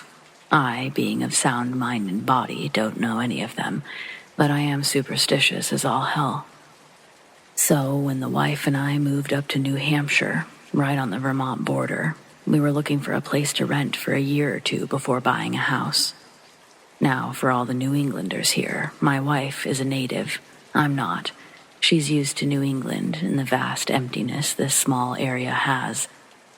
There are places even she won't let me travel to after a certain hour, because that route you have to take, people don't come back from. Of course, I'm not a native, so I don't know this. So when I would come home late after dark from work and tell her I took X route, she would kind of look in shock and awe at my stupidity. We found a home right on the above-mentioned border, on the Vermont side. We loved it. It was a fantastic place to live, except the basement. I could not shake the feeling of being watched and stalked, like prey. So, like any reasonable adult, I just said fuck it and didn't go down there except during the day. One night, after gaming for hours in my loft/office/man cave, I got hungry. Went downstairs, kissed the missus, and walked past my basement door towards the kitchen. I don't know if anyone reading has gone hunting, but there is a moment you sometimes experience, especially hunting predators like coyote, wolf, bear, etc. Sometimes they know you have them in your sight. Sometimes they look towards you, not quite at you, but it feels like they are boring into your soul, saying, "You got me. Make it quick." It's an eerie feeling, and sometimes you take the shot, sometimes you don't. On that night, as I was walking past the door downstairs, I saw red eyes and a humanoid figure, and I froze. I stopped dead in my fucking tracks. I gave that same look of, "You got me. Make it quick." After that momentary lapse of sanity, I just scooted real quickly away from the door, grabbed a weapon, and called my wife, saying someone was downstairs, call the police. There is no other entrance to the basement, and I had the door covered with my weapon from a safe position where I could easily run from the house. Cops show up, I disarm. They clear the house. They find no person, but a set of muddy footprints that start facing up towards the stairs, that then proceed to walk into a wall in the back corner of the basement by the water heater. For some context, the wall in question also blocked off the area directly under my bedroom. It was a solid wall with a small crawl space and about maybe 4 inches of clearance on the other side of it. Cops call detectives. Detectives check it. Can't see anyone in it. They can't enter it. Photographs are taken, shoe sizes compared. My feet are too big, wife's are too small.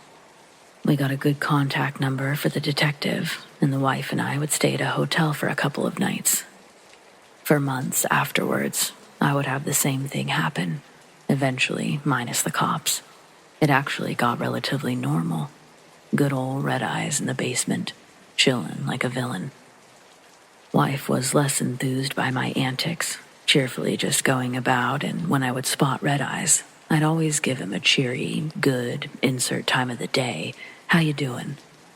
Of which we would still have muddy footprints, and I would just clean them up. So, COVID hits, lockdowns happen, and we have an opportunity to move to a better house, one where we would be able to work from home better. The main reason the home was better was we had a mold issue in this house. It was in between the panes of glass in the windows. Every day we were cleaning it up from the windowsills, door frames. Hell, we had to replace pieces of furniture multiple times, and we are very clean people. We notified the landlord over multiple months, and eventually a year. And after their inactions, they're not helping at all, we decided to move. Landlord decided to get a housing inspector out there immediately after we left.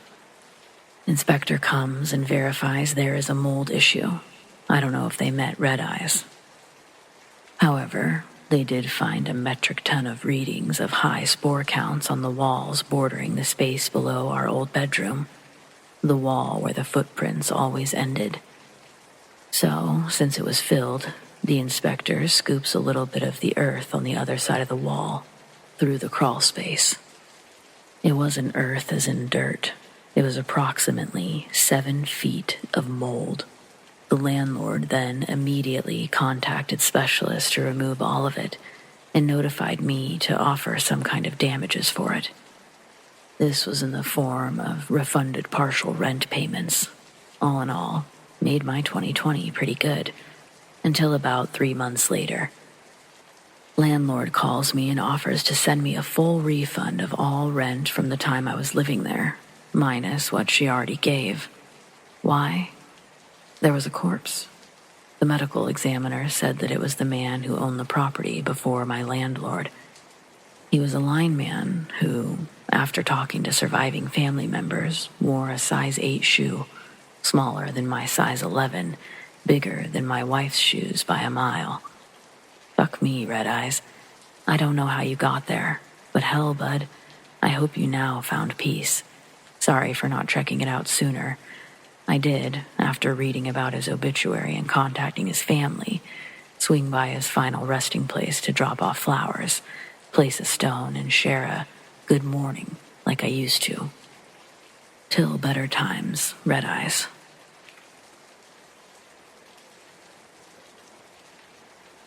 This happened when I was in university. My university wasn't in the same town or state that I lived in, so I couldn't commute. I wasn't exactly rich either, so I began the difficult hunt for a cheap apartment. I went to view an apartment which was in my price range, and I was really hoping to get it because I couldn't find anything else quite as cheap as that apartment, especially in the area. I felt like I was on to a winner. I was a little apprehensive, but it was the only place I could afford. When I was shown the apartment, it was described as pretty old and dingy. Not amazing, but not terrible. One thing I noticed that was strange was that the bathroom door seemed new. Its paint wasn't as faded as the rest of the paint in the apartment. I asked the landlord about it, and he said that they had to change the door because sometimes it got stuck and wouldn't open. Fair enough, I thought. The first 3 months flew by without issue, and I was enjoying my own space. That all ended one night when I woke up in the dead of night to hear a scratching sound. I went to go and check for the cause of that sound. I turned on the light and got out of bed, and suddenly the scratching stopped. That spooked me a bit, but since it stopped and I was tired, I just ignored it, turned out the light, and went back to bed. The next day I was watching TV in the afternoon, and I heard the scratching again. I pressed the mute button and waited. There was the scratching again. I stomped on the floor, and the scratching stopped. It sounded like it could be cockroaches or some sort of bug. Thinking back on it, I realized how wrong I was. It was a very strange sound. I heard those noises every day from then on. It was never at the same time. The scratching came in random intervals. I started to spend more and more time out of my apartment because of this. I guessed that those noises were probably still occurring, even when no one was home. One night when I was in the apartment, the noise was so awful it really got to me. It woke me up in the middle of the night. Another sound began to accompany the scratching sound. It was a gurgling. Whatever was making it seemed to be either frightened or stressed. I got out of bed and began to search for the cause of those creepy noises. Something deep down told me to leave it and go in search of it in the morning. I was now a bit freaked out by it. When morning came the next day, I got up as usual and started watching TV. I was a hard-working student, as you can tell. I was still thinking at this point that I had an infestation in the apartment. I heard the noises and I shot to my feet. It was coming from the bathroom. It was like something was scratching at the bathroom door. I banged on the door hoping it would stop it, like the stomp had stopped it before. But this time I was wrong. I knocked on the door and then the scratching changed to a scuffling kind of tapping. I smacked my palm on the door, and it didn't stop. The tapping continued. I didn't like it at all. The tapping grew louder, to a banging sound. The thudding on the inside of the door was making the door swell with impact and vibrating through the floor. I knew that it wasn't any infestation. I knew that there was no one on the other side of that door, too. Usually there was no one in the apartment building during the day except for me and the landlord. I stood there, frozen. I was worried that the landlord was going to come up to my apartment, shout at me for the noise, and then suddenly, abruptly, it stopped. I had to check. I didn't want to, but I needed to know if something was in there. I opened the door as slowly as I could. I was bracing myself for whatever was going to happen next. I saw long scratches and dents on the other side of the door. I was really scared and I couldn't stand being alone in my apartment, so I headed down to the landlord's apartment, and when he answered the door, I blurted out what had just happened. He didn't seem that fazed, and then the reason for that was revealed. It was as if he had heard my story time and time again. He followed me upstairs so I could show him the scratches. He sighed and then told me about a former resident. According to the landlord, there was a woman who tried to take her own life by using a poisonous gas in the bathroom. Apparently, during her attempt, she changed her mind and tried to get out of the bathroom. Like the landlord explained at the start of this story, the old bathroom door sometimes didn't open and it got stuck. She couldn't get out. The police's suspicion is that the young woman began to kick and bang with her fists against the door to try to get the attention of anyone nearby. Sadly, she was unable to escape, and even if someone happened by, they wouldn't have been able to get inside because her front door was locked. In her final moments, however long or short they were, she must have dropped to her knees and fell forward onto her stomach. She scratched at the door, leaving marks like the ones I saw that day. The sound that I had been hearing was maybe the sound of her scratching. The landlord then said, "Look, I have a lot of tenants in here, and I tell them the same thing when they realize that an accident happened in here. I probably should have told you, hey, sorry. Look, the thing is, if you hear the scratching and you show her that you noticed it and that you're aware of it, she always stops.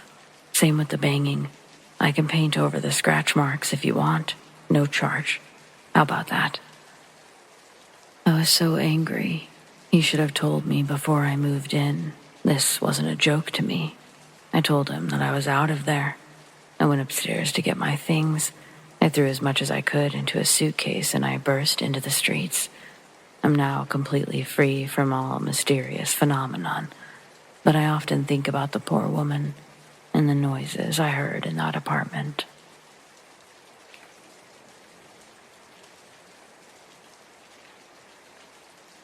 I'm a single mother, and I do my best to provide my child with memories he'll be able to look back on when he's my age. I didn't have that many with my mom, and it's important for me to give him what I needed at that age. Without a father, it's been my job to show him how to be strong in this world. I was watching a TED Talk, and the speaker said that fear is primarily a learned trait. Toddlers would watch their parents interact with the environment to understand it for themselves. If they see a situation and think, "Uh-oh, mommy flinched," they will start to perceive the situation as dangerous. If you're afraid of spiders, it's probably because you saw a parent react poorly to them in your adolescence. That's why I've done my best not to flinch when we're together.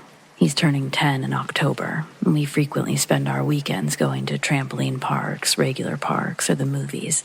But yesterday he saw a YouTube video about those bioluminescent shrimp. We live a little over an hour from the Indian River Lagoon, near Titusville, and I decided, why not? Let's go on a spontaneous little trip. We hopped in the car around 8 to get there as the sun was setting. I'm brave, but not dumb. I always pack pepper spray in my purse, just in case someone were to test my mama bear fury. We pull into the lagoon, and we're one of the only cars in the parking lot. Aiden and I walk down the trail and reach the shoreline. A smile grew on his face as we got closer to the shoreline.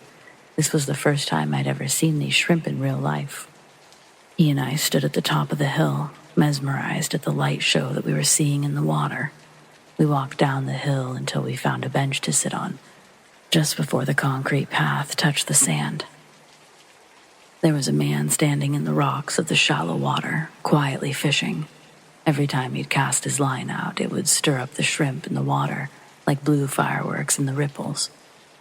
Soon, Aiden's oohs and ahs turn into snores as he falls asleep sitting on the bench rested against me. I sat there and realized I was experiencing a rare moment of bliss and silence to myself.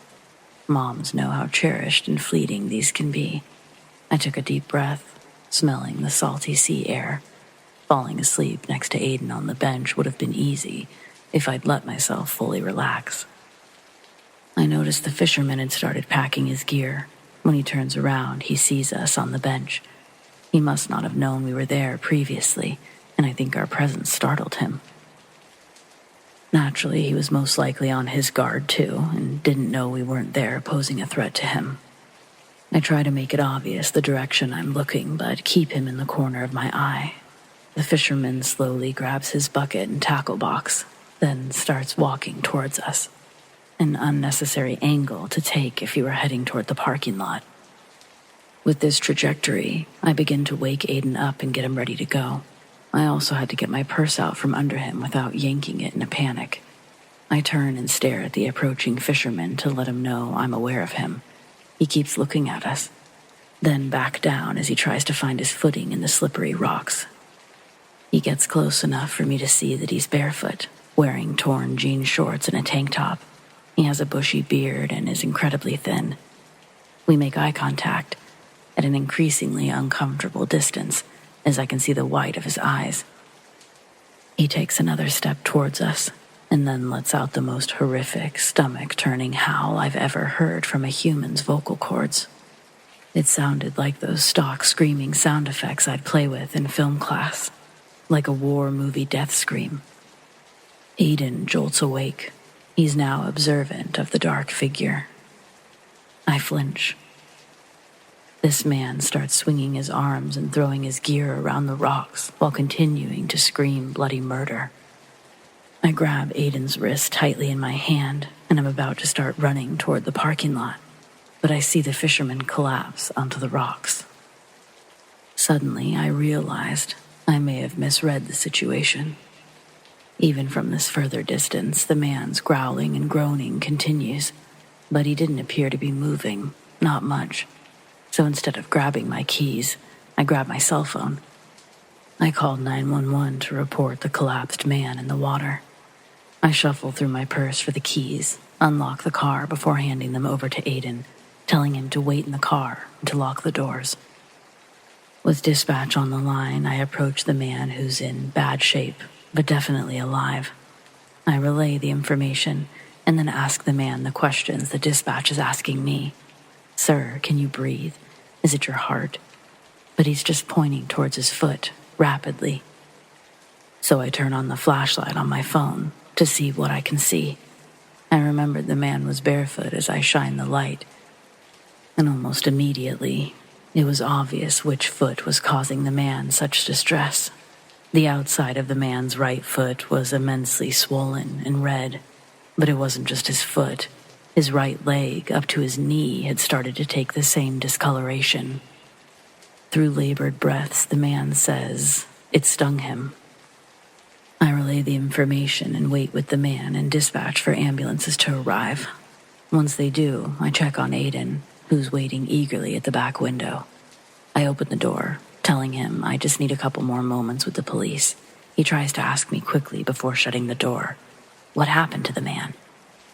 I told Aiden that the man had been stung. But stung by what? I didn't know. Aiden starts talking about the kinds of things that can sting in the water, and before he can get too far through his list, I tell him, just one moment, remember, I need to talk to the police. The officers are actually making their way to my car, so I didn't have to travel far to get the rest of the details.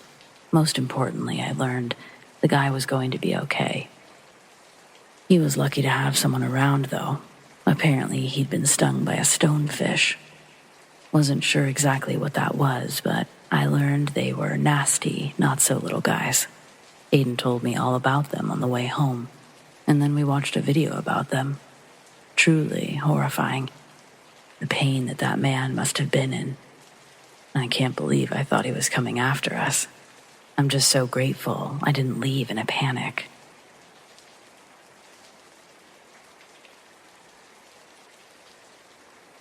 I think I moved next door to a witch.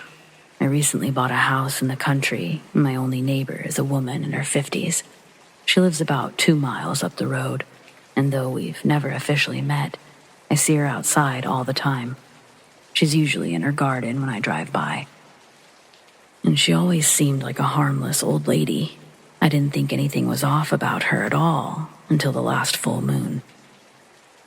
It was a weekend, so I was up late, smoking and stargazing on my back porch, when I noticed roughly a dozen bobbing lights down the road. I didn't know who it could be, so I quietly ducked inside and watched a group of people pass by. They were chanting something that I couldn't understand. It may have been another language, and all of the voices sounded distinctly female. On top of that, each person was carrying a gas lantern, and they were all wearing black hooded robes. Despite anything else, it's too hot for that during this time of year. It was too dark to make out their faces, but the one in the lead had the same hunched-over stride as my neighbor. There's no mistaking that waddle. I watched the group until they were out of sight and made a pot of coffee. I didn't feel like sleeping now that I knew those people were out there. Whatever they were doing, it didn't feel innocent. And that was soon proven by a distant scream. I couldn't even tell if it was human or animal, but thankfully, it was the only one.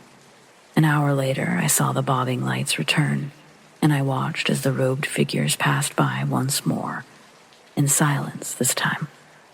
I wanted to know what they were doing, but I was too afraid to traipse through the dark forest alone, so I waited until morning. Then I followed the road about half a mile down, until I noticed a small trail to my right.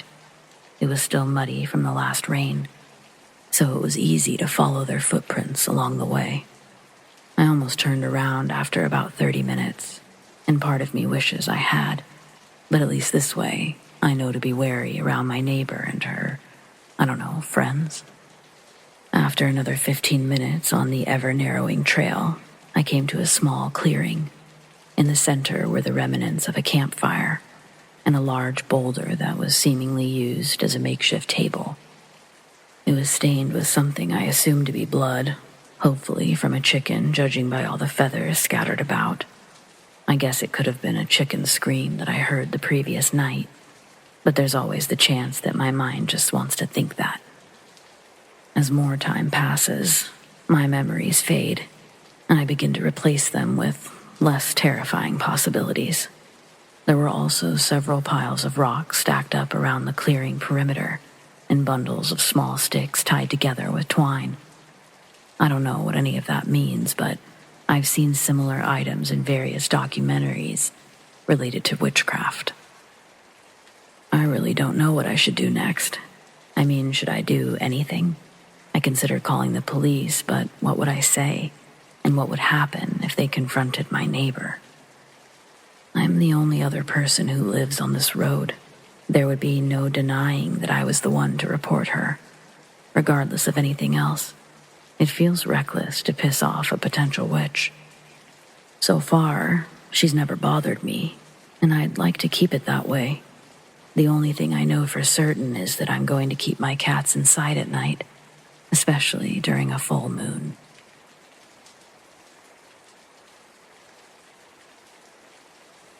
My cousin and I have always been close.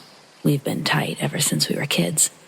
At one point in my life, when I was around 9 years old, my family had moved in with his family in their upstairs apartment in Montebello, California.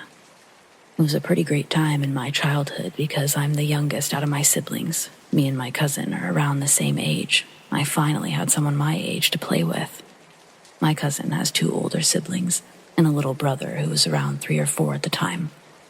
So having someone to play with his age was also great for my cousin, too. The first couple of nights that we spent over there were pretty normal. We woke up, got ready for school, came home, did our homework, ate dinner. We'd play for a little bit and then go to bed. Whenever we would play after dinner, I noticed that my youngest cousin was also playing in the front room by himself, but having full-blown conversations with himself. I asked my cousin, "Who's he talking to?" And my cousin responded with, "Yeah, I don't know, man.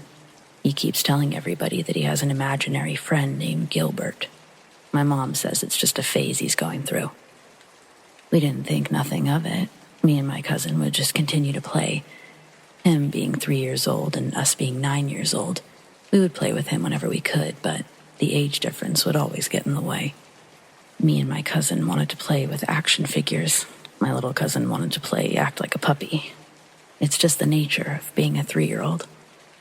Things started to take a turn when me and my cousin would notice that some of the toys that we would put away because they were our favorites would always be misplaced, or not in the same position we would leave them. We always thought it was weird.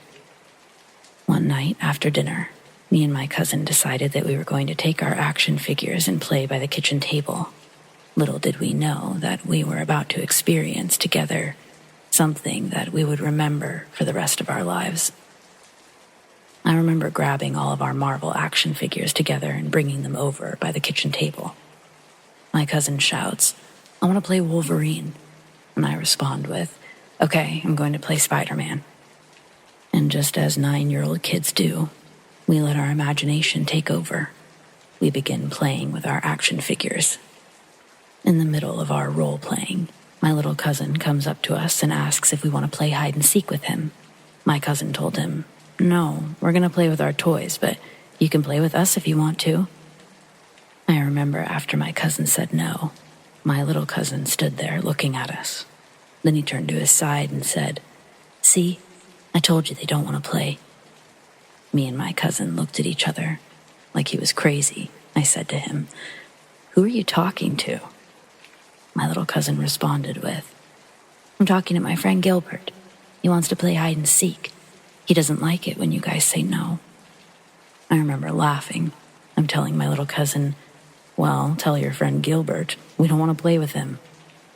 My little cousin just looked at us one more time and walked away. Me and my other cousin laughed it off and continued to play with our toys. As we were playing with our toys, me and my cousin started to hear noises coming from the kitchen.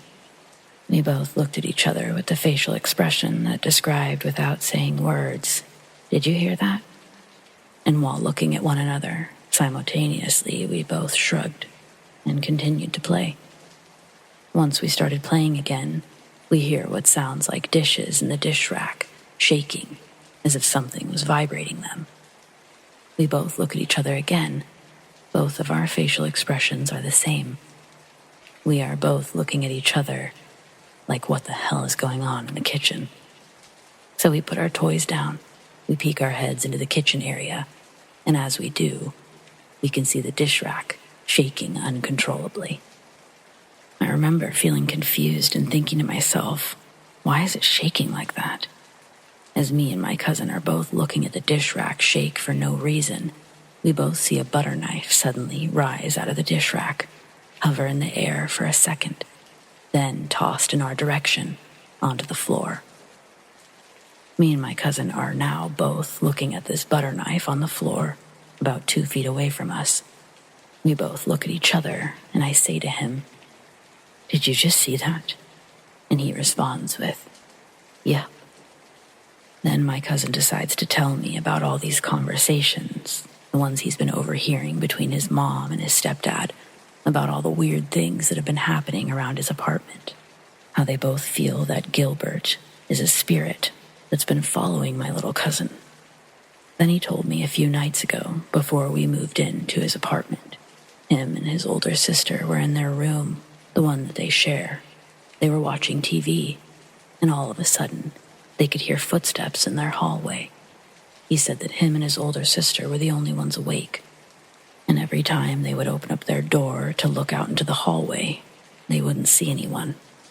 He said that they went back and continued to watch TV with the door shut. Then, again, all of a sudden they hear the footsteps charging in the direction of their room in the hallway. And as soon as it got close to their door, boom, the door burst open. They could hear footsteps running away. As we got older, we were both in our 20s. Me and my cousin got drunk together one night. It was pretty close to a holiday. We were both discussing our experiences that we had with other family members, including my grandma. My grandmother still lives in the same apartment complex, but downstairs to where my cousins used to live. She's been there so long that she's very good friends with the owner of the apartments. My grandmother decides to tell us, finally admits to us that my younger cousin's friend, Gilbert, was anything but imaginary. Both my grandmother and grandfather claimed to have actually seen him. She described him as a boy with a somewhat of a bowl haircut, wearing old-fashioned clothes, such as a button-up long sleeve, with the sleeves rolled up, trousers, suspenders. She told us the night that she first saw him, she knew it wasn't normal, so she contacted the owner of the apartments and explained to him what she'd seen and experienced. She said the owner had admitted that a family had once lived in the upper apartments, where my cousin used to live, a very long time ago, when the apartments were first built. He'd told her that the family's youngest son had passed away upstairs. He's not exactly sure about the specifics of the situation. He said the little boy's name was Gilbert.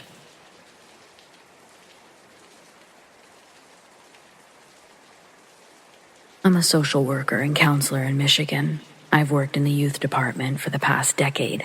The stories most of these kids have could fill pages alone, but we're talking about witches. Yes, witches. I want to preface this by saying and emphasizing that when I say I can rock a mean poker face, I mean it. I secretly pride myself on keeping my face and body calm when I'm approached in a frantic manner. At work, nobody's seen me break. I don't believe the workplace is where you should bring your home issues. As is the same when they say, don't bring your work home with you. Although, if I was asked this question on a company survey, I'd say that you should feel comfortable to express your emotions at work. Because I know this is a personal bias of mine, one that I shouldn't expect from others. So, long story short, I don't let others affect my day. Whatever's going on in my life, whatever kind of morning I've had, when I get to work, it's like stepping into another dimension. One with distractions and threads to their own stories, unattached from the ones at home. In May, a new girl started working in our office. We'll call her Annie. She's nice on all accounts, and I don't believe what she's doing is intended to be scary. Between you and me, she gives off a very interesting vibe, possibly on the spectrum. She's very honest with the things she says, like telling a coworker that she liked the way his hair looked before he cut it. She wears cat ear headphones when the atmosphere gets too loud around her. You know, that kind of stuff. But those aren't the things I'm referring to when I say scary. Those are by all means super normal behaviors that I've seen a million times. Again, this is about witches. A few weeks ago, my wife and I had gotten into a pretty big argument the night before that lasted into the morning. But when I got to work, I was pleasant, and I acted with the same work attitude I do on all other days. I was actually leaned over at the front desk, making our little old secretary laugh, as I do, when Annie walks in the front doors. I turn around and I tell her, "Good morning," rather jovial, and she says, "Oh, you're feeling rough today, huh?" I'm like, "What? No, it's a great day." And she just looks at me for a little too long, then continues in the direction she'd been walking. I remember the secretary looking at me, confused. We shared a smile and sort of shrugged our shoulders, and I carried on with my day. But it really threw me off. I reflected all day on how my demeanor could have changed enough for her to say that. Then last week, and I know this sounds so silly, but my goldfish died.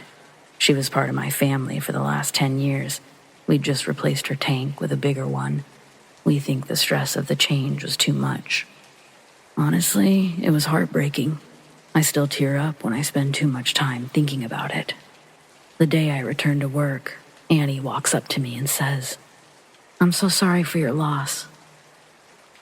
I was so caught off guard, emotionally fragile, that I didn't even deflect or deny how I was feeling. Her statement brought tears to my eyes. All I could say was, "Thank you." Before that, I'd been fine, but after that, I walked to my car, called my boss, and faked an illness so I could just leave that day. It was like she pulled and unearthed the emotion I'd buried. Was the veil of my poker face thinner than I imagined it? Had the others around me also noticed but chose not to speak of it? The next day, feeling overwhelmed with curiosity, I asked Annie how she knew. How did she know how I was feeling? What had happened? I wasn't prepared for her response. Annie tells me that she can see things, people's energy, events. She says that she can't help it. It's like a magic power that she's had since she was a baby. Like auras, I ask her. She tells me, yes, but it's more. She says that she goes beyond linking colors to emotions. That she can also sense what's happened or is happening to someone. Like a psychic or a telepath? I didn't say this one out loud, but she answers me without skipping a beat. Sort of like a psychic or telepathy, sure. I knew you'd had a fight with your wife because your thoughts were really heavily focused on resolving that. You were really beating yourself up about the fact that you hadn't already done that, right? She looks at me for confirmation, and though dumbfounded, I manage to shake my head, signaling, yes, you're eerily correct. Then she continues, saying that her mom had it too, but that she didn't actively practice witchcraft like her mother and grandmother. Her response threw me for such a loop that I just said, "Oh, cool." And then it was back to whatever she'd come to ask me about. So maybe this is silly. I don't know how to feel about this. It feels like it's on the verge of being intrusive, violation of privacy somehow. But I obviously can't go to HR with a complaint about a coworker reading my thoughts. With an email like that, I'd be pulled into the office way before she was. Then, the more I think about the field of work we're in, the more I can't help but feel like Annie might be a real asset. So conflicted, truly. So please, any advice would be greatly appreciated. What do I do, if anything, about Annie?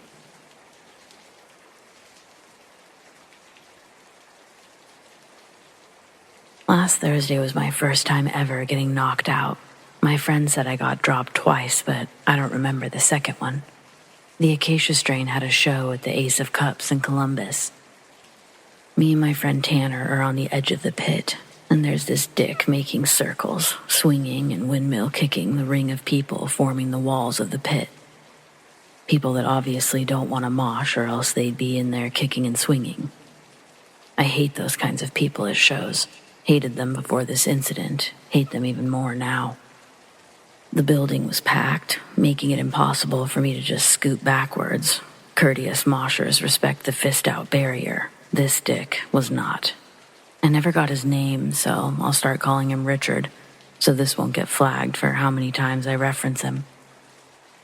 The Acacia Strain were only a few songs in when Richard made his way back around to our part of the circle, still jumping backwards into people on the outskirts with haymakers and Chun-Li spin kicks. I see him coming, and I have my arm stretched out.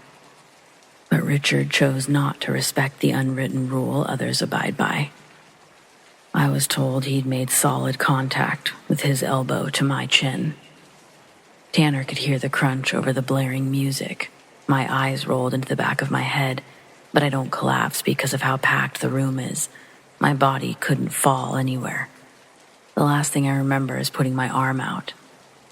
Tanner told me my eyes roll back forward, and I tried going after the guy before he could stop me. It didn't end well. What I remembered next was the medic asking me questions outside. I couldn't breathe through my nose, and it felt like a bowl of water was sloshing in my head. I'd also lost a tooth. It was bad enough that they decided to take me in the ambulance to the hospital. This is where my memories differ from what Tanner tells me.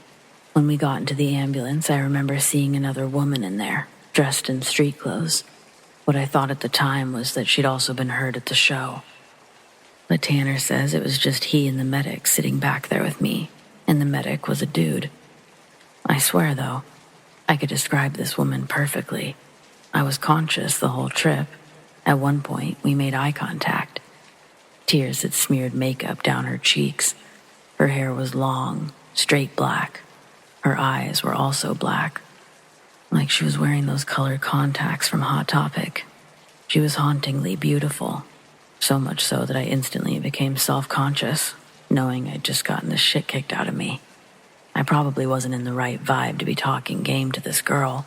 She also didn't look like she was in the right space for that either. I tried to stop myself from turning and gazing up at her, instead trying to focus on Tanner and the medic talking guitars. I was disappointed by my own cowardice for not even introducing myself. She wasn't in the ER waiting room, and believe me, I searched. That's when Tanner was like, "What are you doing?" And I say, "Trying to find the girl who rode up here in the ambulance with us."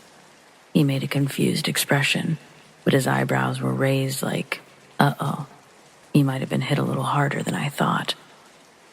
I didn't believe him when he told me that there was no one in the ambulance with us. I went as far as going to the front desk and asking if a girl matching my description had checked in right before me. I explained she'd taken the same ambulance as us, but the woman said no. It was a slow night, and the waiting room was practically empty. To this day, I still question if she was real or not. I could smell her perfume, feel the pressure of someone's knees leaned up against the side of the stretcher. I don't know. It all felt pretty real.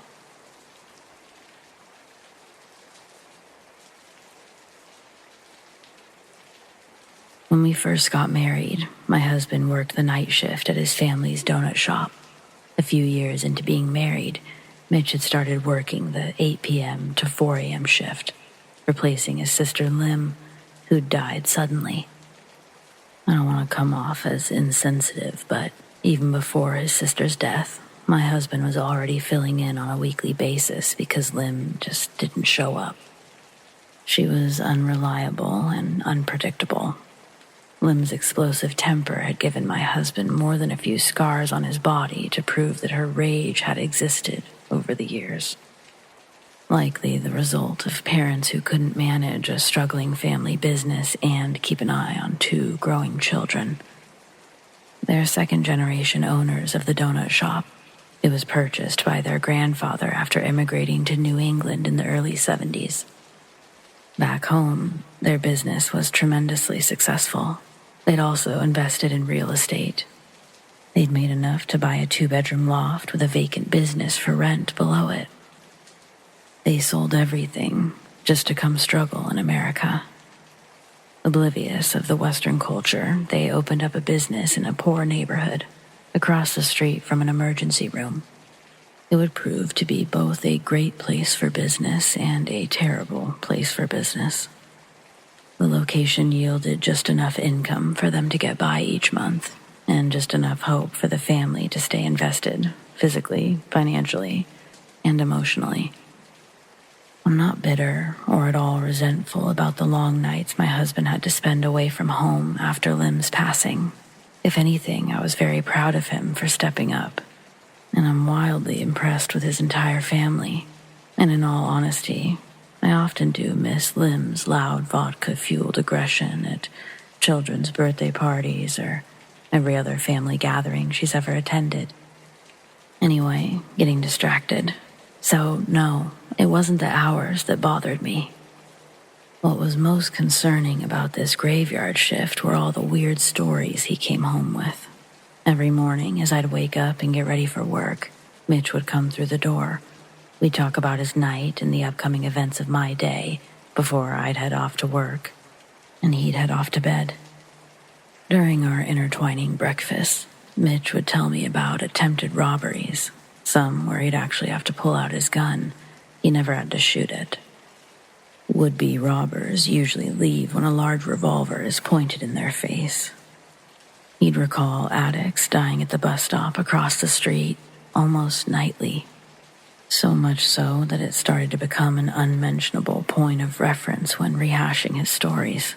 I was just to assume that, yeah, that probably happened, as well as then insert jaw-dropping story of witnessing a rat dragging a whole pizza into the sewer out back, with emphasis on there being no pizza joint anywhere close to the shop. Most of his stories, however, don't share such a light-hearted tone. Some leaving me with goosebumps just hearing them retold. This next one, it's the only one that we can't really explain, and I find it incredibly disturbing.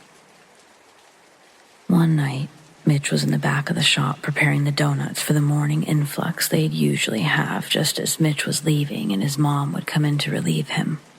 Getting the donuts prepped is a long process, and it always takes you away from the front. So if customers enter the shop, there's a door buzzer that would beep out in the main area as well as in the back where Mitch would be. He's back there for a while, working away at the dough, finally getting the last rack of donuts on the belt before sending them into the fryer. Mitch walks out to the front area of the shop to grab some water and brew fresh coffee. That's when he sees a tall man standing on the other side of the counter, staring straight up into the fluorescent lights. The man's gaze comes down, and he makes eye contact with Mitch. Mitch heard no sound indicating someone had entered the store. A little bit startled, he apologizes if he's been waiting, asks if there's anything he could get the man. But he's not interested in the donuts. Instead, he strikes up a conversation with Mitch about how the place used to be a flower shop that he and his wife would take trips to on Sundays after church. They talk about how a couple other businesses have changed around the hospital, and their conversation lasts long enough for the donuts to start to burn in the back. Smelling the smoke, Mitch knew exactly what it was and excuses himself to go turn off the bottom fryer. He's in back for less than a minute, but when he returns to the front register, the man he was speaking to is gone. Again, no sound. Strange, but Mitch didn't think the issue was anything more than a faulty sensor on the door. It wasn't until later that night that Mitch thought to check the security footage. He figured he ought to check how long the man had actually been waiting in the shop before Mitch saw him. 30 minutes. But that's not the weird part. The cameras captured the man entering around 1:40 a.m. Only in Mitch's words, he's not as composed. He says to me that the man walked in hunched forward, as if dramatically tiptoeing. But his shoulders, they were thrusting back and forth, out of sync with his steps, in uncoordinated rotations. When the man reaches the counter, he bends each limb individually until he's positioned standing straight. At 1:42 a.m., he bends his head backwards, opens his eyes wide, stays frozen like that until 2:13. That's when Mitch comes out to find him. 2:13 to roughly 2:40.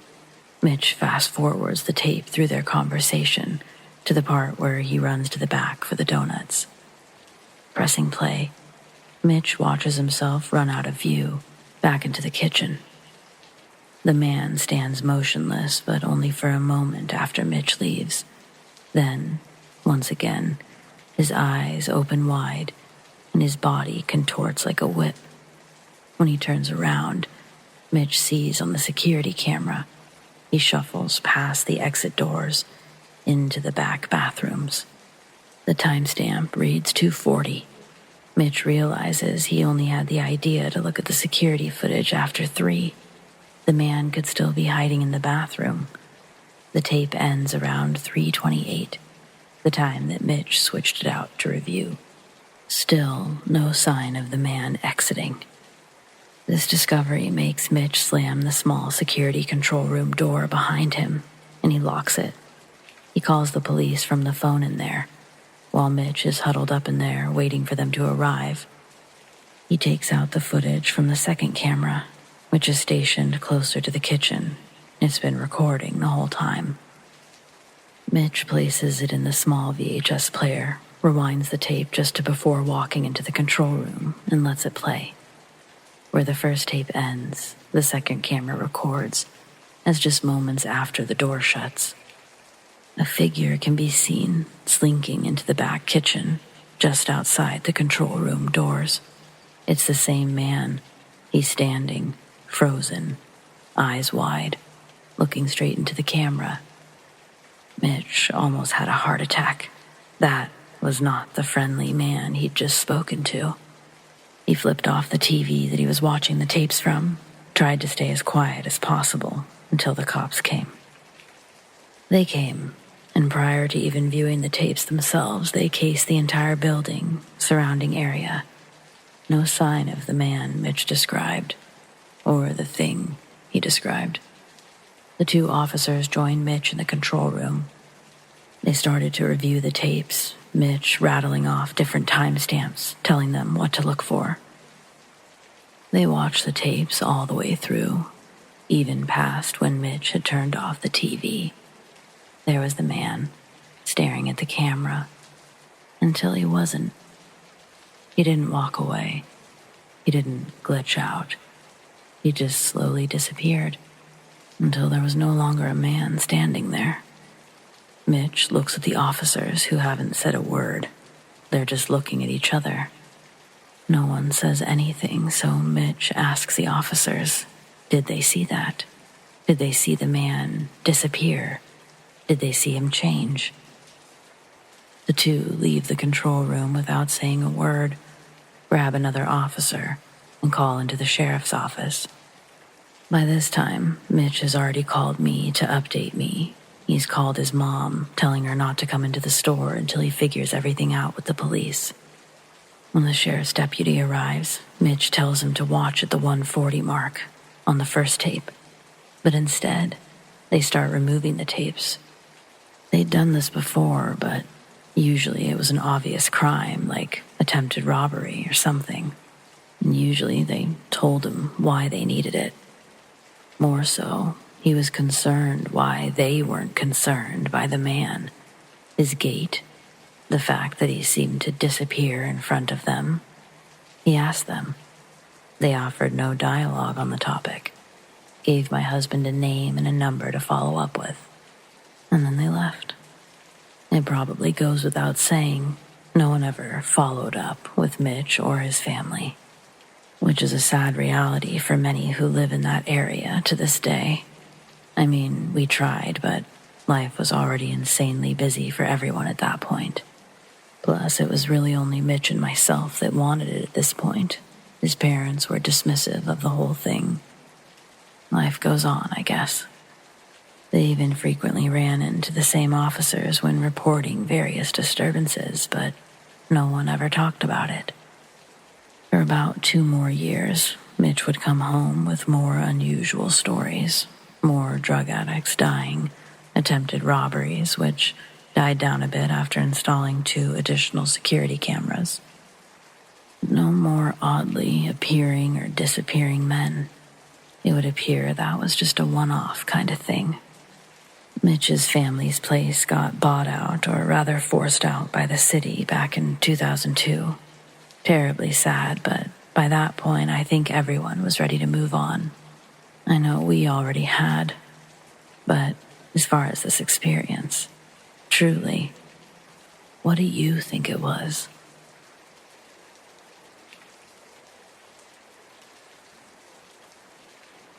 When our kids were first born, my partner Aaron and I stopped camping altogether, which was something we loved to do as seasoned backpackers. Camping and backpacking specifically was how we met over 14 years ago.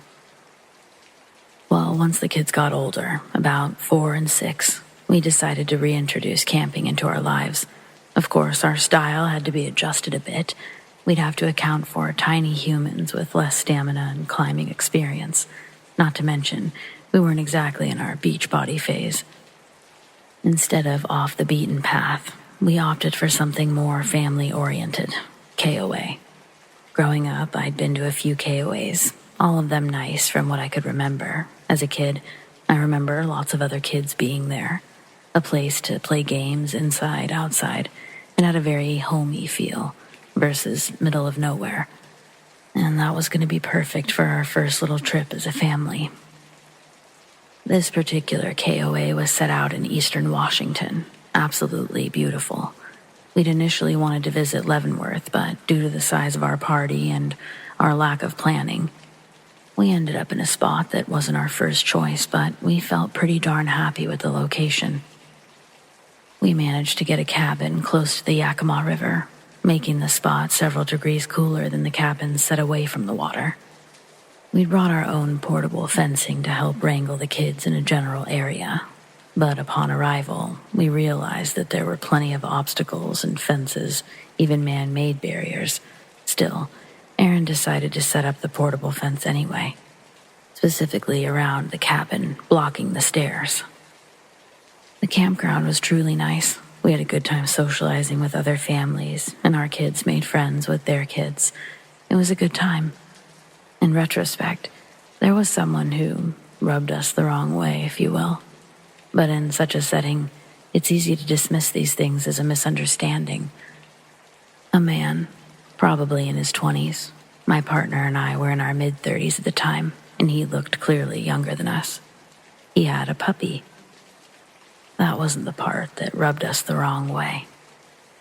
It was when he brought the puppy over to our family area. He didn't walk up to the cabin or anything, but he seemed to hang around it. Naturally, when my partner approached him, my kids flew over there to see the puppy. They know better than to touch without asking, so they asked if they could pet the doggy. And instead of just saying yes, he said, "Yes, but you have to tell the puppy your name." Seems innocent enough. The kids tell the puppy their name, pet the puppy, and eventually he moves on. He didn't exactly acknowledge us adults, but he didn't linger too long, so I wish I could say my mother's intuition kicked in early, but it didn't. After a day of playing in the sun, I was ready to crash. After sharing some burgers with a family camping near us, I went to the cabin and passed out right after sunset. The next time I opened my eyes, it was full dark outside. My little ones were squeezed between the two of us on a suddenly uncomfortable queen mattress. We'd set the kids up at their own bed in the living room area, but clearly my partner had a change of plans or lost the nighttime battle. I wasn't sure if it was from passing out early or being in a now claustrophobic bed, but something woke me up. I laid there debating if I was going to go steal the kids' bed or just try to fall back asleep, and I heard something. It was both familiar, yet I knew I shouldn't be hearing it. The gate. That portable metal gate my partner insisted on putting up was being moved carefully. The thing is, with that thing, it's impossible to be silent. It became clear to me before I even got out of bed. Someone had essentially breached the makeshift barrier to the cabin. The next step was the front door, which I had no idea if it was locked or not. Quietly, I inch out of bed, sliding onto the floor. Now I have a view of the front door. Not good enough to see if it's locked. It's so dark. I grab my cell phone just in case. As I do, the door handle makes the classic jiggle sound one makes when attempting to open a locked door. This caused my palms to get sweaty. My hearing is going weird. I'm officially freaking out, but I stay still. From the bedroom doorway, I can see the whole main living room area. To my left, I saw the silhouette outline of a man peering through the side window. They couldn't see me, but seeing him was all I needed to wake my partner. I crawled back towards the bed, shook Aaron, and thank goodness this room only had one small window in the bathroom, so I knew no one could see us. Aaron wakes up and without hesitation walks into the living room area, where the guy is still peering in. Instead of opening the front door and confronting this person, Aaron walks right up to the window. Now, apparently this person can see inside because I watch the silhouette back away quickly.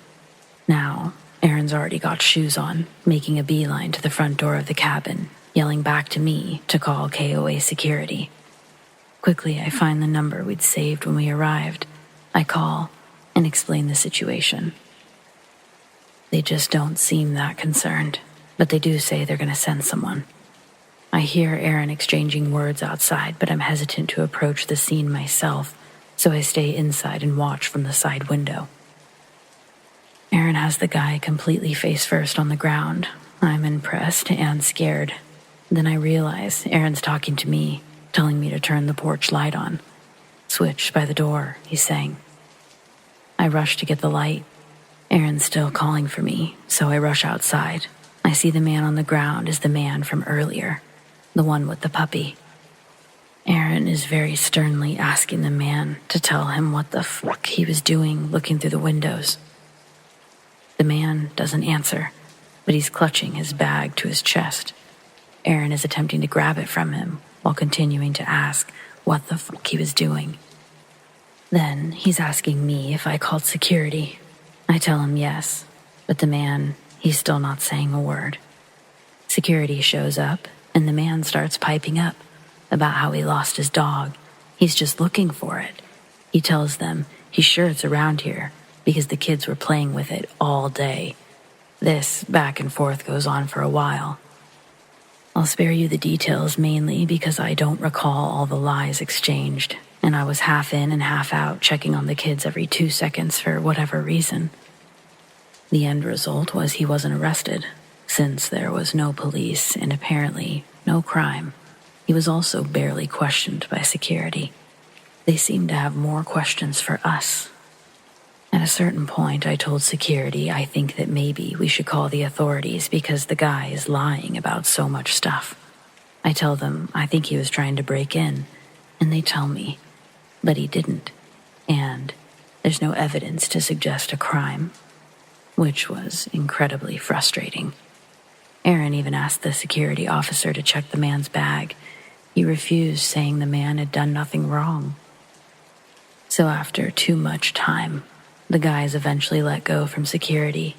He has his camping pass and blah blah, but Aaron watches and then follows the man to ensure that he returns to where he came from, which happens to be nowhere near our own cabin. He watches the man open his truck and take out the puppy. The man turns, holding the puppy, and waves at Aaron with a disgusting smile.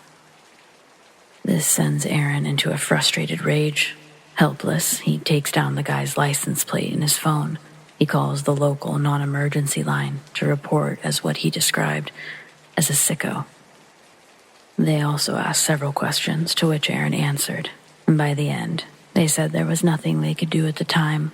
No crime had been committed, as they put it, but they would take the information. Sleeping that night was out of the question, as needless to say, the whole thing left a shitty taste in our mouth. We both felt like there was nothing we could do except for leave, but we didn't want to wake the kids or do anything to scare them. Besides, we were awake now. No one was getting in. As we packed to leave in the morning, we were floored to see that the man hadn't left yet. He even had the gall to walk over to our area and tell us that he found his puppy, which naturally got the kids interested. And they wanted to see the puppy again, and naturally, we had to be terrible parents, saying no to the cute puppy. Aaron kindly asked the guy to leave. I'm sure some whispering was exchanged, but the guy walked away. Before leaving, and feeling rather helpless in the situation, we sort of made it our mission to warn those around us about the man. We filed an official complaint with the front office, not against them, but we wanted his information on file best we could. And if nothing else, I think those staff members personally heard what we were saying. We figured that they'd spend their shift on edge, which is what we wanted. this guy was just looking for an opportunity, preying on people in a place where they may let their guard down, maybe forget to lock a door, or be wary of a stranger before it's too late. For the record, we've stayed at KOAs since this experience. I really don't fault them for their part. This type of thing could happen anywhere, and honestly, their security might have saved us. Which is why now we make sure to travel with some security of our own, or only camp at places where we have the luxury of a locked door. I really hope that guy is locked up somewhere, but just be vigilant out there, because you really never know.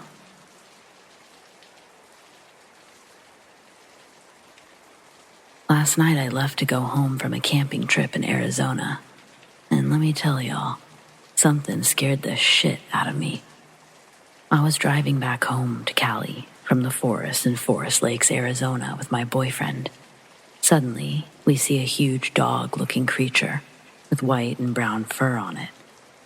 It was running in and out of the trees on our left side. My boyfriend and I tried to slow down to see what the heck it was, but all of a sudden, when I barely can get a glimpse, it started sprinting at my car on my side. Mind you, I had the windows down. It was a cool night, but I shit you not, I freaking didn't hesitate to hit the gas pedal and get the fuck out of there. I didn't care to look back or anything. I had that gut feeling and wanted out. But yeah, weird situation. Does anyone know what the hell I might have seen? I know what a dog looks like, and animals in general, but this thing gave me a whole different vibe.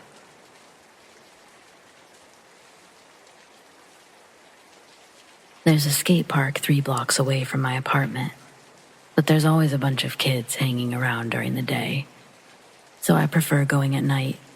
It's absolutely terrifying how careless children can be with their own bodies. You'd think a broken bone would be enough to slow them down, but it only seemed to encourage this bunch.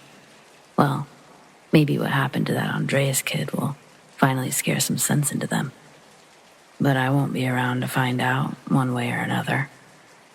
The boy was only 12. He was trying to do his first flip and landed directly on his head. They're not supposed to be allowed to skate without a helmet, but you know how kids are. Last night, the family chose to end life support assistance, and he passed away shortly after. I went by the park earlier this evening, and it was already empty, so I stopped to make a few runs. I was in the middle of the straightway when I heard someone else coming up on me, fast, really fast. It sounded like they were about to run me over. I panicked and jumped off my board. It was a less than graceful maneuver that ended me flat on my ass, but when I turned to curse the idiot riding my tail, the night fell silent. No one was there.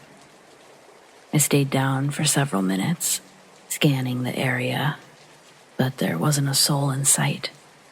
Eventually, I wrote it off as being on edge, got back on my board, skated for roughly 10 more minutes, just long enough to completely drop my guard before it happened again.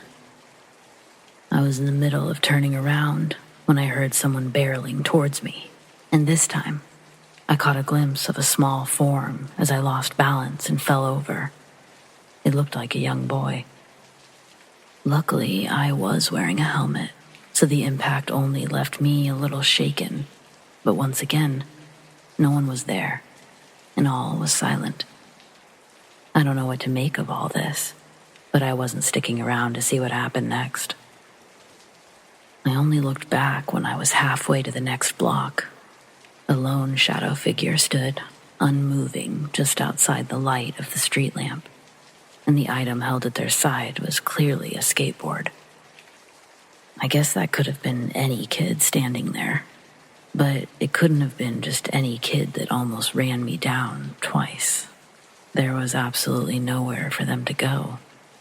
At the very least, I would have heard them riding away. I didn't know what else to do, so I came here. I feel a little better just sharing the story in general. Thanks for reading. Update. Hey again. It's been 3 days since I posted this story. I wanted to let you all know that I'm not the only one who's had an experience at the park. There's a convenience store down the street that all of the skaters use. I ran into one of the older kids this evening. He noticed me on the way out. I could tell he was trying to work up the nerve to talk to me. I wanted to know if he saw anything strange, just as badly, so I brought it up first. His look of relief was unmistakable. He quickly launched into his own story. He too had been knocked over by an invisible skater, but he also claimed to have heard someone crying when he first arrived. He said it was the loud, anguished cry of someone seriously injured. He tried to locate the source for several minutes before the sobs fell silent. There was no trace of anyone else in the park. It's been pretty slow over there since the accident. The guy was clearly shaken up. I'm not ashamed to admit that his story completely changed my plans. I'd half convinced myself that my own experience was pure imagination, paranoia. But then this kid comes along, with not only the same story, but an even worse one. Well, no thank you. I've seen enough to last a lifetime, and there's plenty of other parks in the city.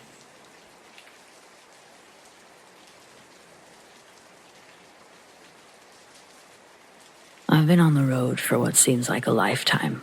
Endless stretch of highways, the monotony of passing miles, lonesome nights have all become companions of mine. I'm a truck driver, or at least that's what I do for a living. I guess most would call me a tough guy, but trust me, I've seen things that would make the bravest of folks tremble in fear. Just a couple of years ago, I was driving my beaten-up rig along a desolate stretch of road, somewhere between reality and the darkness. My eyelids weighed heavy, but it was just a few more hours until I reached my destination. You see, those nights, they're the loneliest, when the highway becomes like a sort of canvas for strange, unworldly encounters. As I continued on, my eyes caught sight of something that made my heart seize. There, walking across the bridge highway, appeared an ethereal figure, consumed by a flowing white dress. Time seemed to slow as my truck hurled towards her, and I prepared to hit the brakes, praying she'd move out of harm's way. But just as my old rig shuddered, the ghostly apparition vanished into thin air. Now, at a complete stop, I looked forward, around, even behind. The road lay empty before me, and everywhere else. My mind questioned what had just transpired. I remember doubt danced within my thoughts, conjuring memories of ghost stories shared around campfires as a child. I stumbled out of my truck. My legs felt like they were carrying the weight of 1,000 years. Fear mingled with curiosity compelled me to get a closer look. Stepping onto a now desolate bridge highway, the concrete beneath my boots seemed colder than any place I'd ever known, as if it had absorbed the essence of that white figure. I searched frantically for even a trace of her presence, a shred of evidence to validate what my eyes had witnessed. But there was nothing. No footprints, no lingering scent, just an overwhelming void where she had once been. It was as though she'd stepped out of one reality, melted into another, leaving me questioning my own sanity. As I climbed back into the cab of my truck, a chilling realization. The woman in white, or whatever she was, couldn't be real. It defied all logic, all reason. No living being could just vanish without a trace, without a flicker of evidence. Yet, she had. Now, whenever I journey across those dark, lonesome highways, an eerie feeling never really leaves me. It's as if the invisible veil between the worlds has been lifted, revealing the existence of the inexplicable. Who was she? Why did she choose to haunt that bridge highway, briefly entering my reality and then vanishing forever?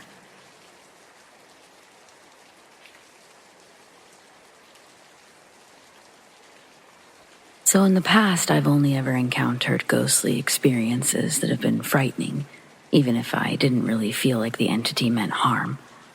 Well, recently I started a new job. One of the things I was told was that the aircon is rarely used, as the building is somehow always chilly.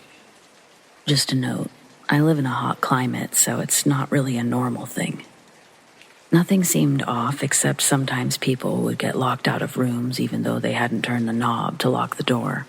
This also happened to me once. Still, didn't think anything of it until I was alone in the building for a while. And I heard what sounded like someone pottering around in the kitchen. There's only 2 ways to get into the building.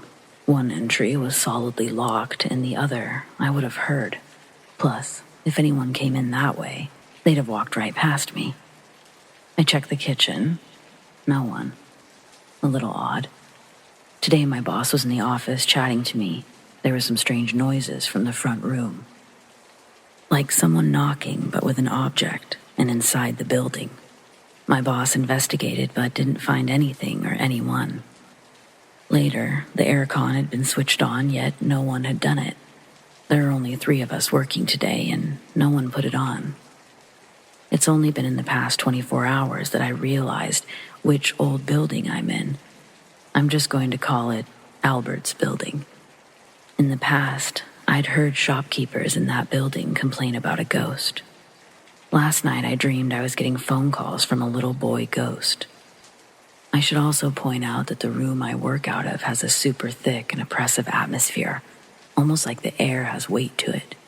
I find it very hard to focus in that room.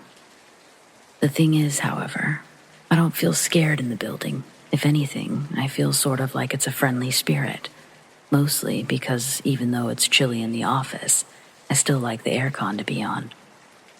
The other day I turned it on and another woman turned it off. I'd been a bit too stuffy. I feel like the cheeky ghost put it on for me. Maybe it's nothing. Maybe it's just mechanics of an old building. Who knows?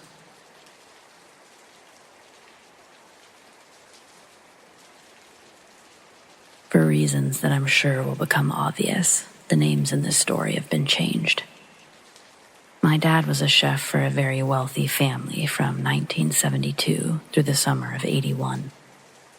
He was one of 3 in-house chefs. They would each rotate staying in one of the guest rooms for a week to be on call for anything this family may request at any hour. During the summertime, they would pay my dad extra to accompany them on their yacht, continuing his duties as chef while they'd travel the northern Atlantic for weeks at a time. At the end of one of these trips, my dad returned home carrying a pillowcase. Being the nosy kid I was, I looked inside and saw more money than I'd ever seen in my life. That night, my dad tells my mom that he no longer works for the family, that we'd be moving to Cleveland the very next morning. That night, as my parents fought in the other room, I gathered my favorite things, trying to keep as much as possible. As I listened through the wall, I could tell it was serious. My mom was crying. My dad was crying. All night I watched as they packed as much as they could fit inside our suitcases. Everything else was left behind. I was too young to understand the gravity of what was happening around me. Too young to pack my own suitcase. We arrived at the airport some ungodly hour in the morning, landed in Cleveland also in the morning. For the first 2 months, all of us stayed in a small motel until my dad found us a house in Jefferson.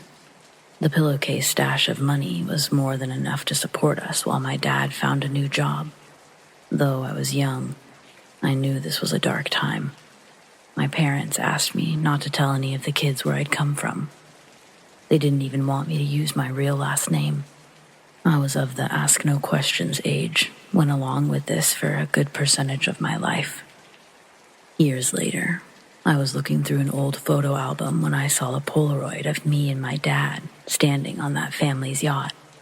I remember my mom took that picture before he left to wherever he was going that time. Then I was reminded of that striped pillowcase full of money my dad had brought home all those years ago. I took the Polaroid out of the sticky clear album page, brought it to my dad to ask about the family and the random sack of cash. He told me before I was born he worked in the kitchen of a pretty luxurious casino back where we originally came from. There he met one of the owners who enjoyed his culinary skills so much, he hired him as a personal chef. We'll call him Eddie. Eddie had multiple lines of revenue he'd pursue on top of his casino earnings. Some of his associates and people he considered his friends were a couple high-ranking members of the Latin Kings and an unnamed MC from a couple of states west. My dad said almost immediately after he took the gig, he was looking for ways out. He'd almost predicted that something bad was going to happen, but he could never make a clean exit. Unfortunately, and fortunately for him, Eddie liked him a lot, his cooking even more. On occasion, Eddie would host a poker night on his yacht, invite them and their families. Those big excursions, my dad had the 2 other cooks with him, but this trip was different. There was a small crew on board for what was supposed to be a 3-day trip down the South Atlantic. The guests Eddie was hosting were his brother Robert, who my father had also become friends with over the years. He was a commercial fisherman and would drive the yacht, as well as a business partner named Wade, described as a small, nervous-looking man. My father smoked cigars with the men and wondered why he was on the boat that day. He'd only met Wade once before, when he'd attended a birthday party at Eddie's house. On their first night out at sea, Robert drops the anchor and they sit idle. My dad goes to the upper level to start the grill and prepare dinner for everyone. That's when he hears arguing from the men on the lower deck. The arguing gets louder. Sounds like it turns physical. Dad stares over the railing to the fight below. Wade's outnumbered by the brothers.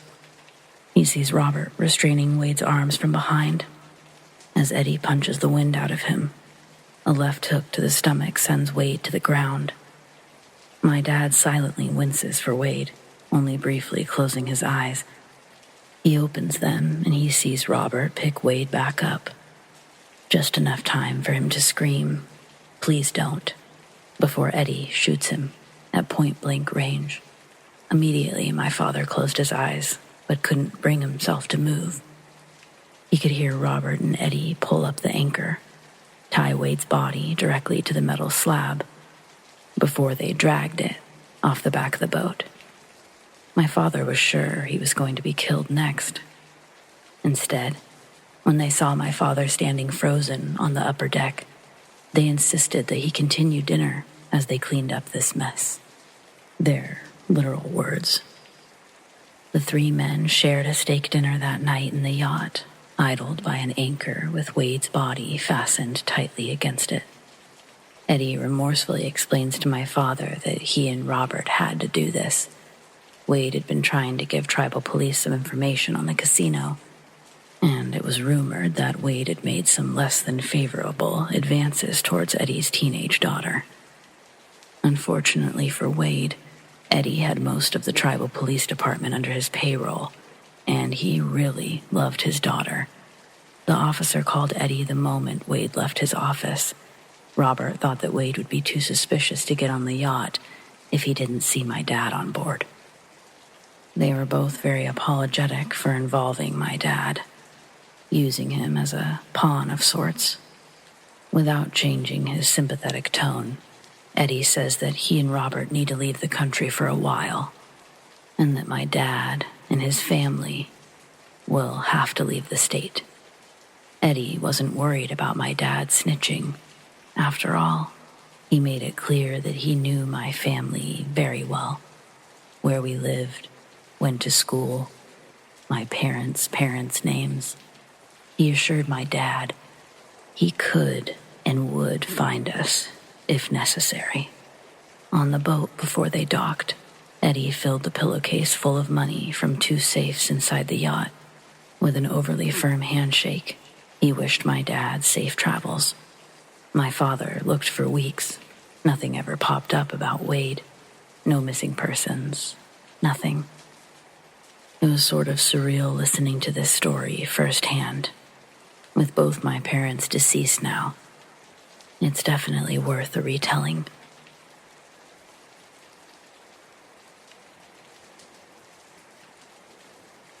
For a graduation present, my uncle gave me the keys to his cabin for a week-long trip with my friends. The only other time I'd been out there was the 4th of July weekend when I was 10, but I remembered my cousins and I having a blast.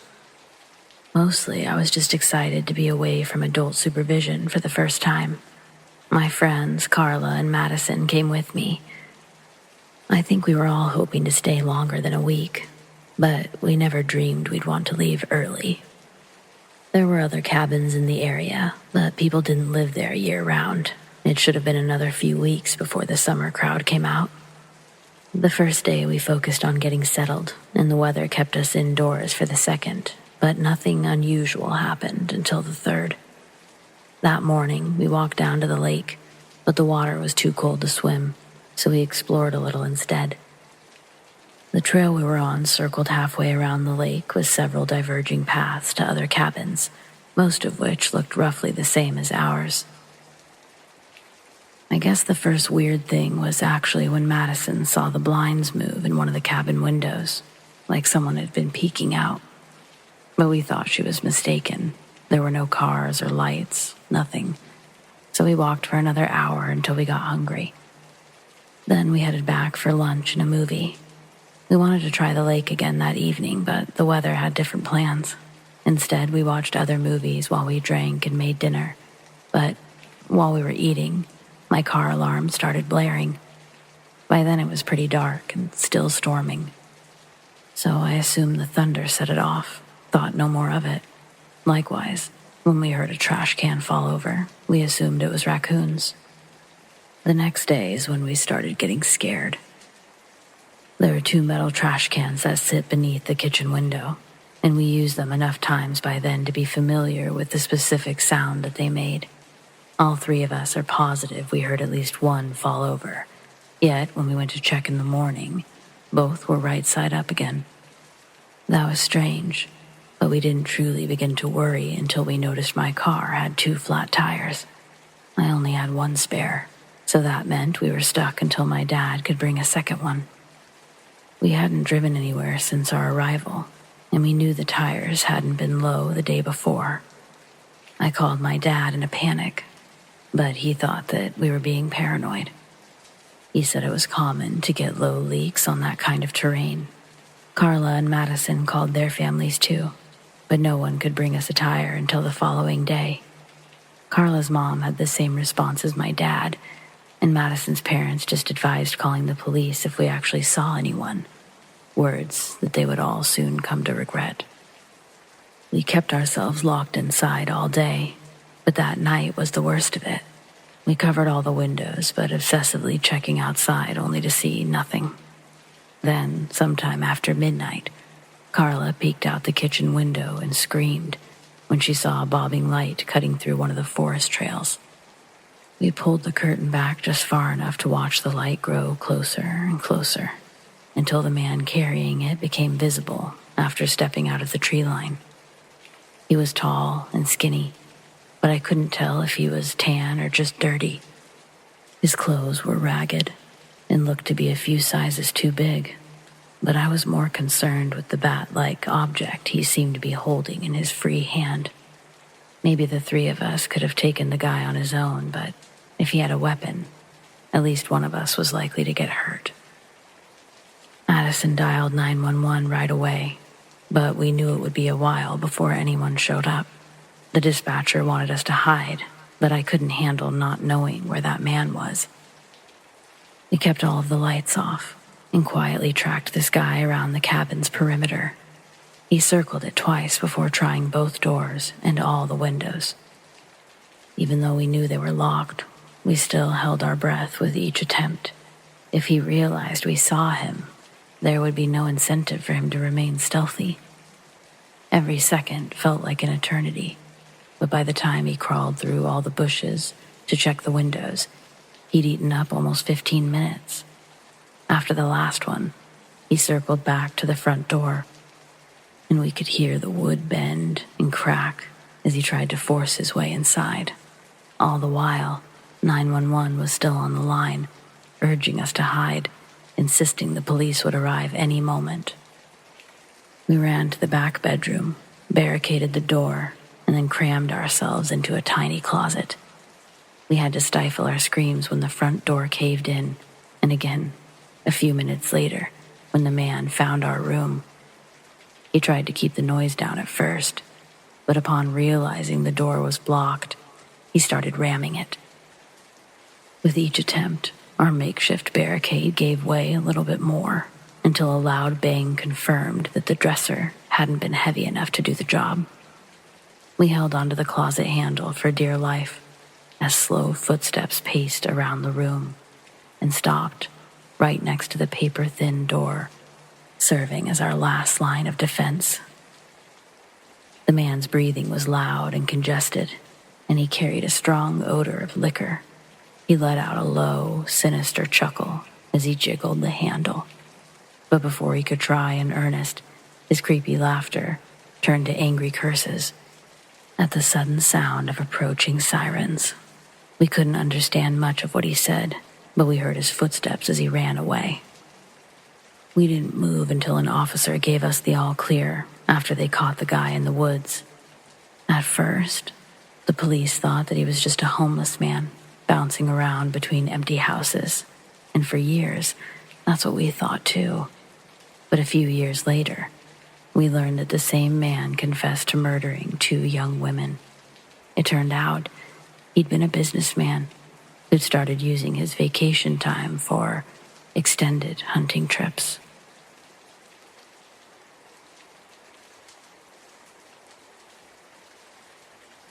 I think I moved next door to a witch.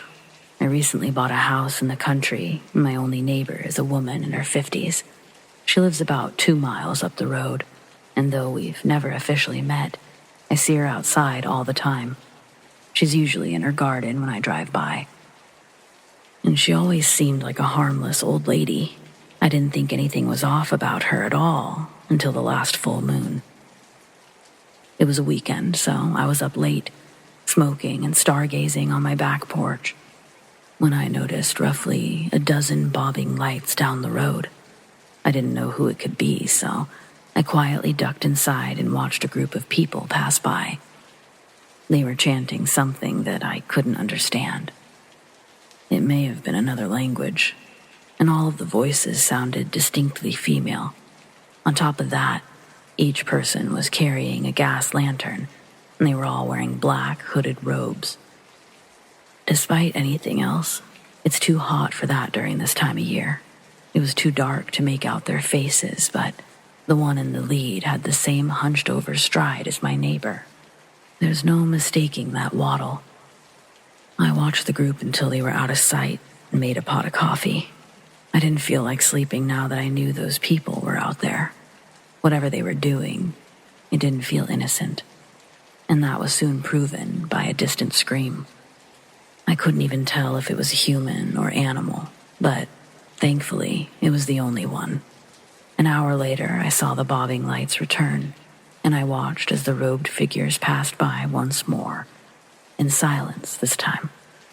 I wanted to know what they were doing, but I was too afraid to traipse through the dark forest alone, so I waited until morning. Then I followed the road about half a mile down, until I noticed a small trail to my right. It was still muddy from the last rain, so it was easy to follow their footprints along the way. I almost turned around after about 30 minutes, and part of me wishes I had, but at least this way, I know to be wary around my neighbor and her, friends. After another 15 minutes on the ever-narrowing trail, I came to a small clearing. In the center were the remnants of a campfire, and a large boulder that was seemingly used as a makeshift table. It was stained with something I assumed to be blood, hopefully from a chicken, judging by all the feathers scattered about. I guess it could have been a chicken's scream that I heard the previous night, but there's always the chance that my mind just wants to think that. As more time passes, my memories fade, and I begin to replace them with less terrifying possibilities. There were also several piles of rocks stacked up around the clearing perimeter, and bundles of small sticks tied together with twine. I don't know what any of that means, but I've seen similar items in various documentaries related to witchcraft. I really don't know what I should do next. I mean, should I do anything? I considered calling the police, but what would I say? And what would happen if they confronted my neighbor? I'm the only other person who lives on this road. There would be no denying that I was the one to report her. Regardless of anything else, it feels reckless to piss off a potential witch. So far, she's never bothered me, and I'd like to keep it that way. The only thing I know for certain is that I'm going to keep my cats inside at night, especially during a full moon.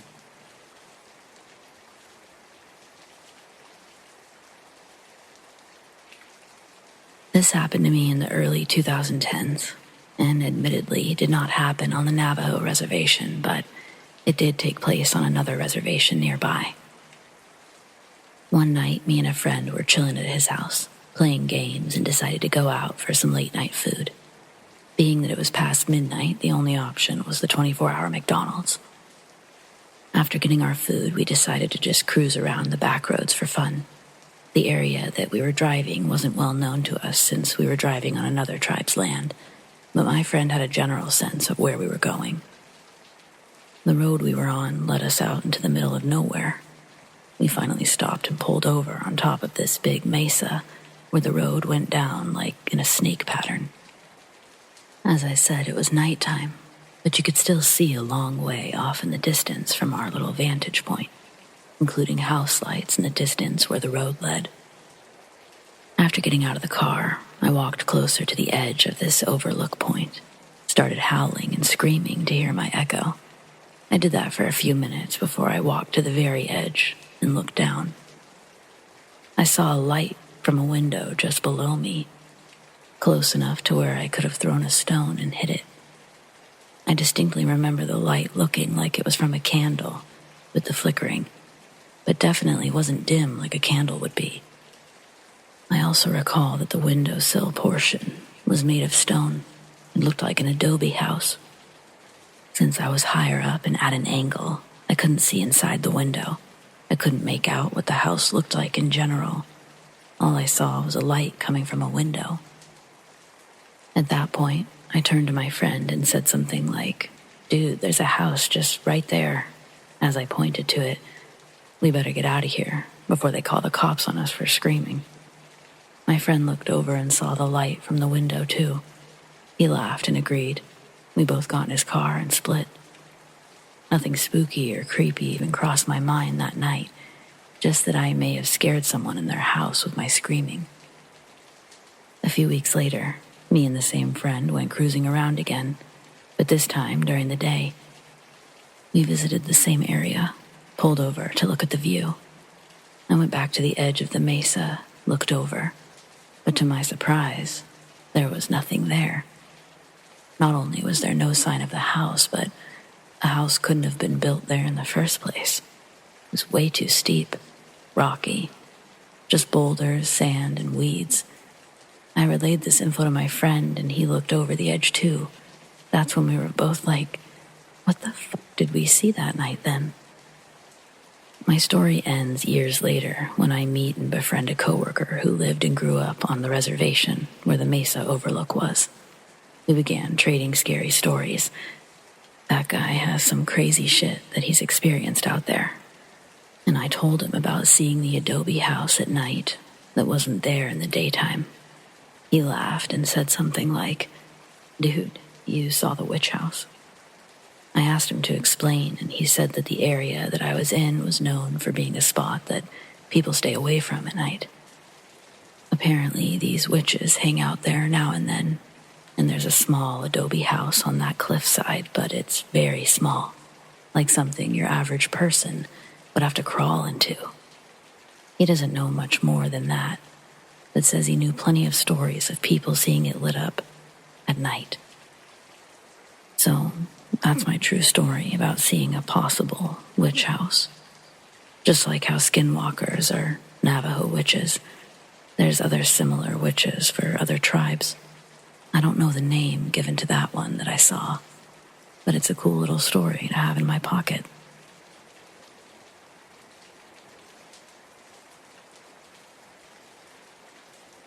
One time, my boyfriend and I went camping on a secluded part of the Oregon coast. We made a tent kind of hidden in the dunes. He'd carve our initials onto a log that we used as a bench under our tarp roof. I'd cooked a little dinner and brought it with us so that we could eat it later that night. The setting was perfect. We'd met only a few months prior, and he lived in Seahorse Beach. That night, we'd eat homemade lasagna under the glow of a flashlight taped to a stick. I crawl out from behind the triangle tent, and the beach is empty, and it's a starry sky. The moon's glow is enough to clearly see for a distance. Closer to 2 a.m, he and I have zipped our sleeping bags together and are snuggled up for warmth. He's asleep, but I'm still trying to find a comfortable position in the sand. That's when I think I hear a sound beginning to separate itself from the crashing waves. A car is driving our way on the beach. I wake my boyfriend up, and he quickly gathers as much as he can, just before he and I dive down behind a further set of dunes away from our fort. The car slows and stops near our dune. I think it's a park ranger. We hear a car door open and close, and a pair of feet begin shuffling through the sand up to us. Then the sound of a lighter gets flicked, and the tarp that we were using as shelter engulfs in flames. The person runs back to their car. We hear it turn around and drive the other direction. Just a random act of violence. All of our stuff, the tarp, our sleeping bags, they were burnt. We never found out who would have done that. We're lucky that I was awake, or we'd both be toast by now. People are gross.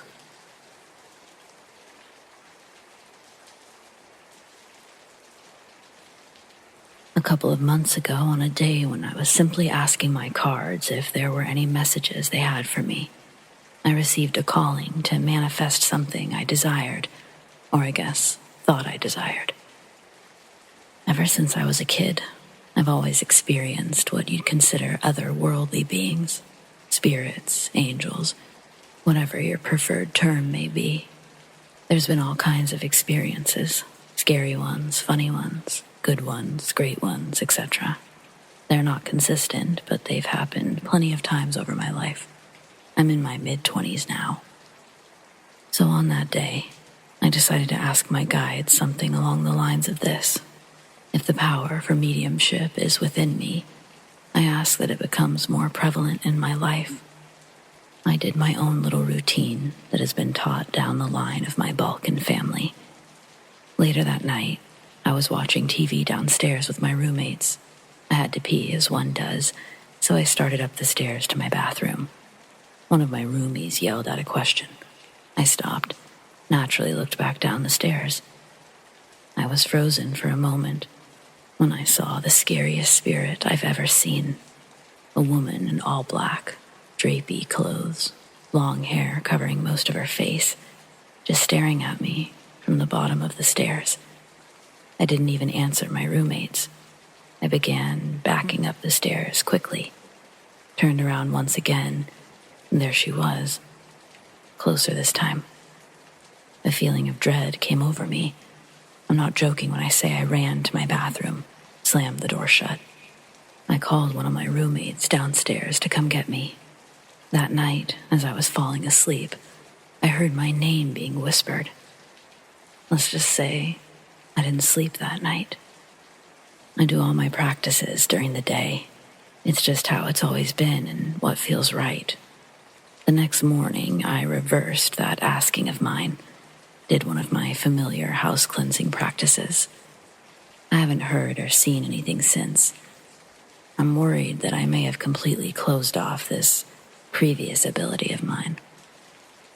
I guess what I'm so curious about is if anyone thinks that this was a dark entity, a lost soul, or anything else.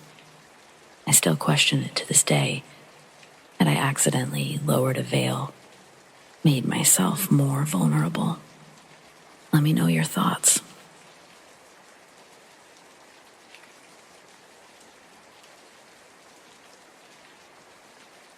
I'm not really sure how to start this.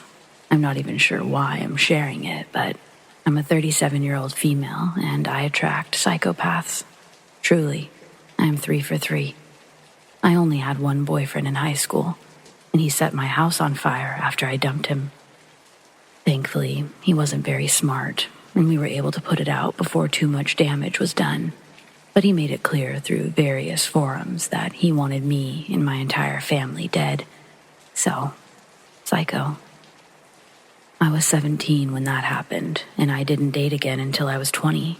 We took it slow at first, but things were really going well, so we moved in together after 6 months.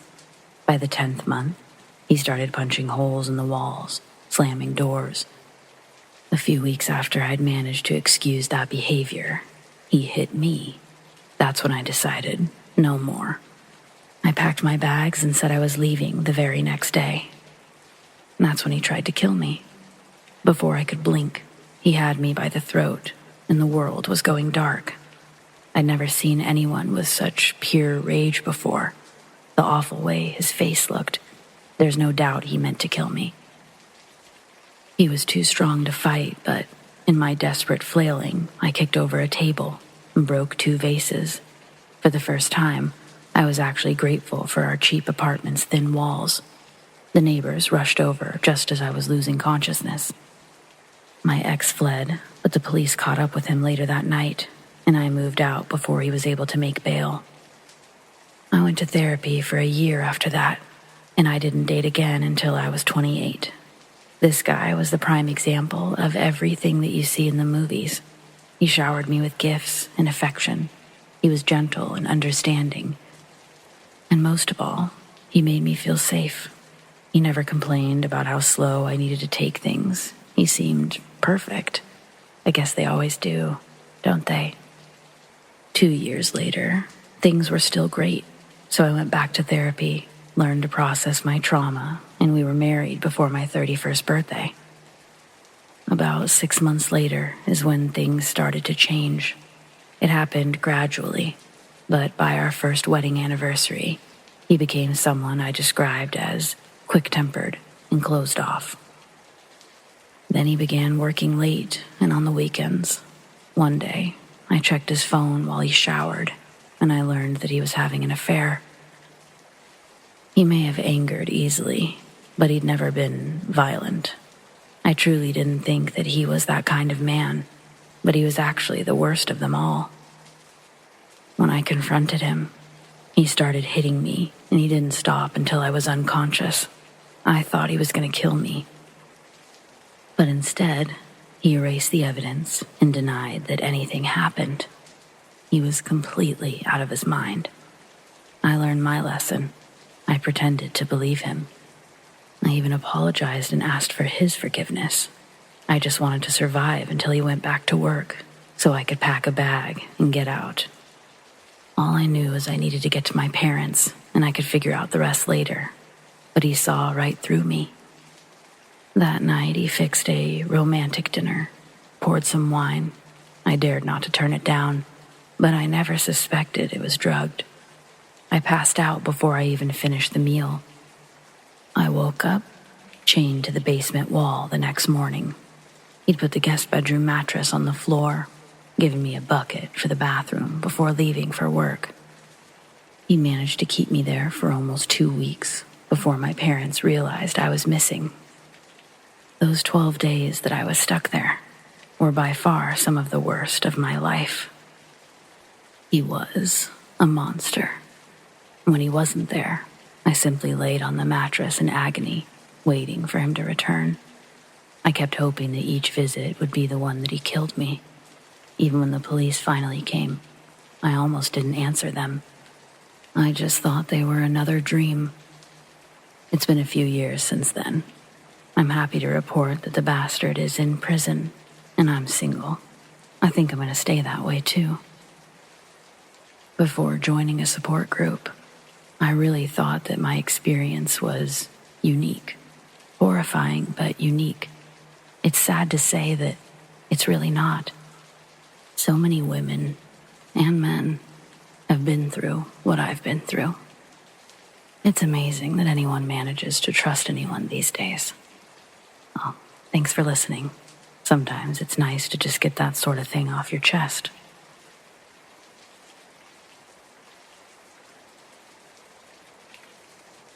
So I live in a little farming community in Virginia. Nothing out here but cotton and peanuts and, well, apparently ghosts. I know that there was at least 2 in the store, but now apparently only 1. Number 1, he or she likes to knock things over, especially when we're talking about him or her. Him or her also likes to appear as an orb in the security cameras. Number 2, the one I'm fairly sure isn't there anymore, was a kind of, what's the word? Can't think of it, a spirit stuck in a cycle, so to speak. It was a dude in a black hoodie. Now I could easily say that it was just a trick of my eyes, were it not for the fact that I saw him over and over and over, or occasionally mistook him for a customer or one of the 2 men that I work with. The first time I realized I was seeing a ghost was when I saw this man walk from the Coke window to the beer window. I thought it was my coworker James fronting the cooler windows, only for James to then walk inside as he'd been walking the trash to the dumpster. I got kind of a cold pit in my stomach when I realized the person I saw wasn't technically there. A few times I was shocked that a customer had managed to get in the store without the doorbell ringing, saying hello as is required by the company, only to check security cameras beside my register and realize the floor was completely empty. So I began to be more cognizant of what I was seeing. The pattern happens like this. The man starts at the sodas, walks to the single beer window, then disappears. I started talking to him because I'm mouthy. You can't drink beer anymore, man. You're dead. You can think I'm crazy if you want, but my other coworker Sam has seen him too. I guess I saw him about 15, 20 times in total, but one day I saw him do something different. Instead of walking from the soda to the beer, he started at the beer window and started walking down the candy aisle towards the register, then disappeared. After that, I've never seen him again, so personally, I hope this means that bro finally found his way out of the store. Rest in peace, my dear beer-drinking friend.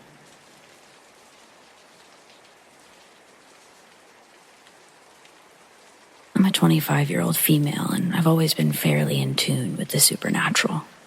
My first memorable experience happened when I was with my cousin Kay. We were only 7. Kay and I went to an older cousin's birthday party. Her name is Kat. She was turning 12. It was a gorgeous June day, the perfect time to enjoy a nice summer breeze. Kat's party was at Duncan Park in Natchez, Mississippi. While this park had its usual picnic tables and playground equipment, it was surrounded by weeping willows, which aren't that uncommon to find in this part of Mississippi. However, unlike other parks, this one was sitting right next to an old plantation house, an abandoned YMCA that closed down in the 70s, and the front of an old locomotive that the city was forced to fence off, because people like my aunt had defaced it in their youth. My cousin Kay and I ran around the park while waiting for the rest of our family to show up and enjoy the festivities. That's when we saw them. 2 women dressed in pastel, lacy dresses with bell skirts and bonnets, the style resembling that of the Civil War era. However, in our 7 or 8-year-old brains, they were dressed like Barbie princesses. So we followed. We still had that childlike naiveness when it came to stranger danger.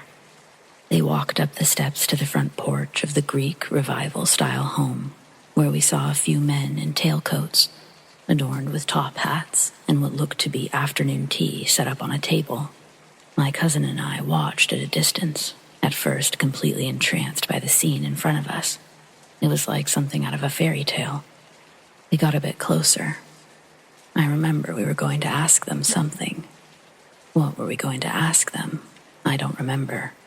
I do remember that as soon as the word "hey" came out of our mouths, the ladies in dresses, the gentlemen in suits, stopped what they were doing and floated through the walls of the house, disappearing completely. My cousin and I stood there, looked at each other for a few minutes in disbelief at what we'd just witnessed. Kay and I came to a silent understanding that no one would believe us, since we were just children. We would have been written off as having overactive imaginations. We went back to Kat's party like everything was normal.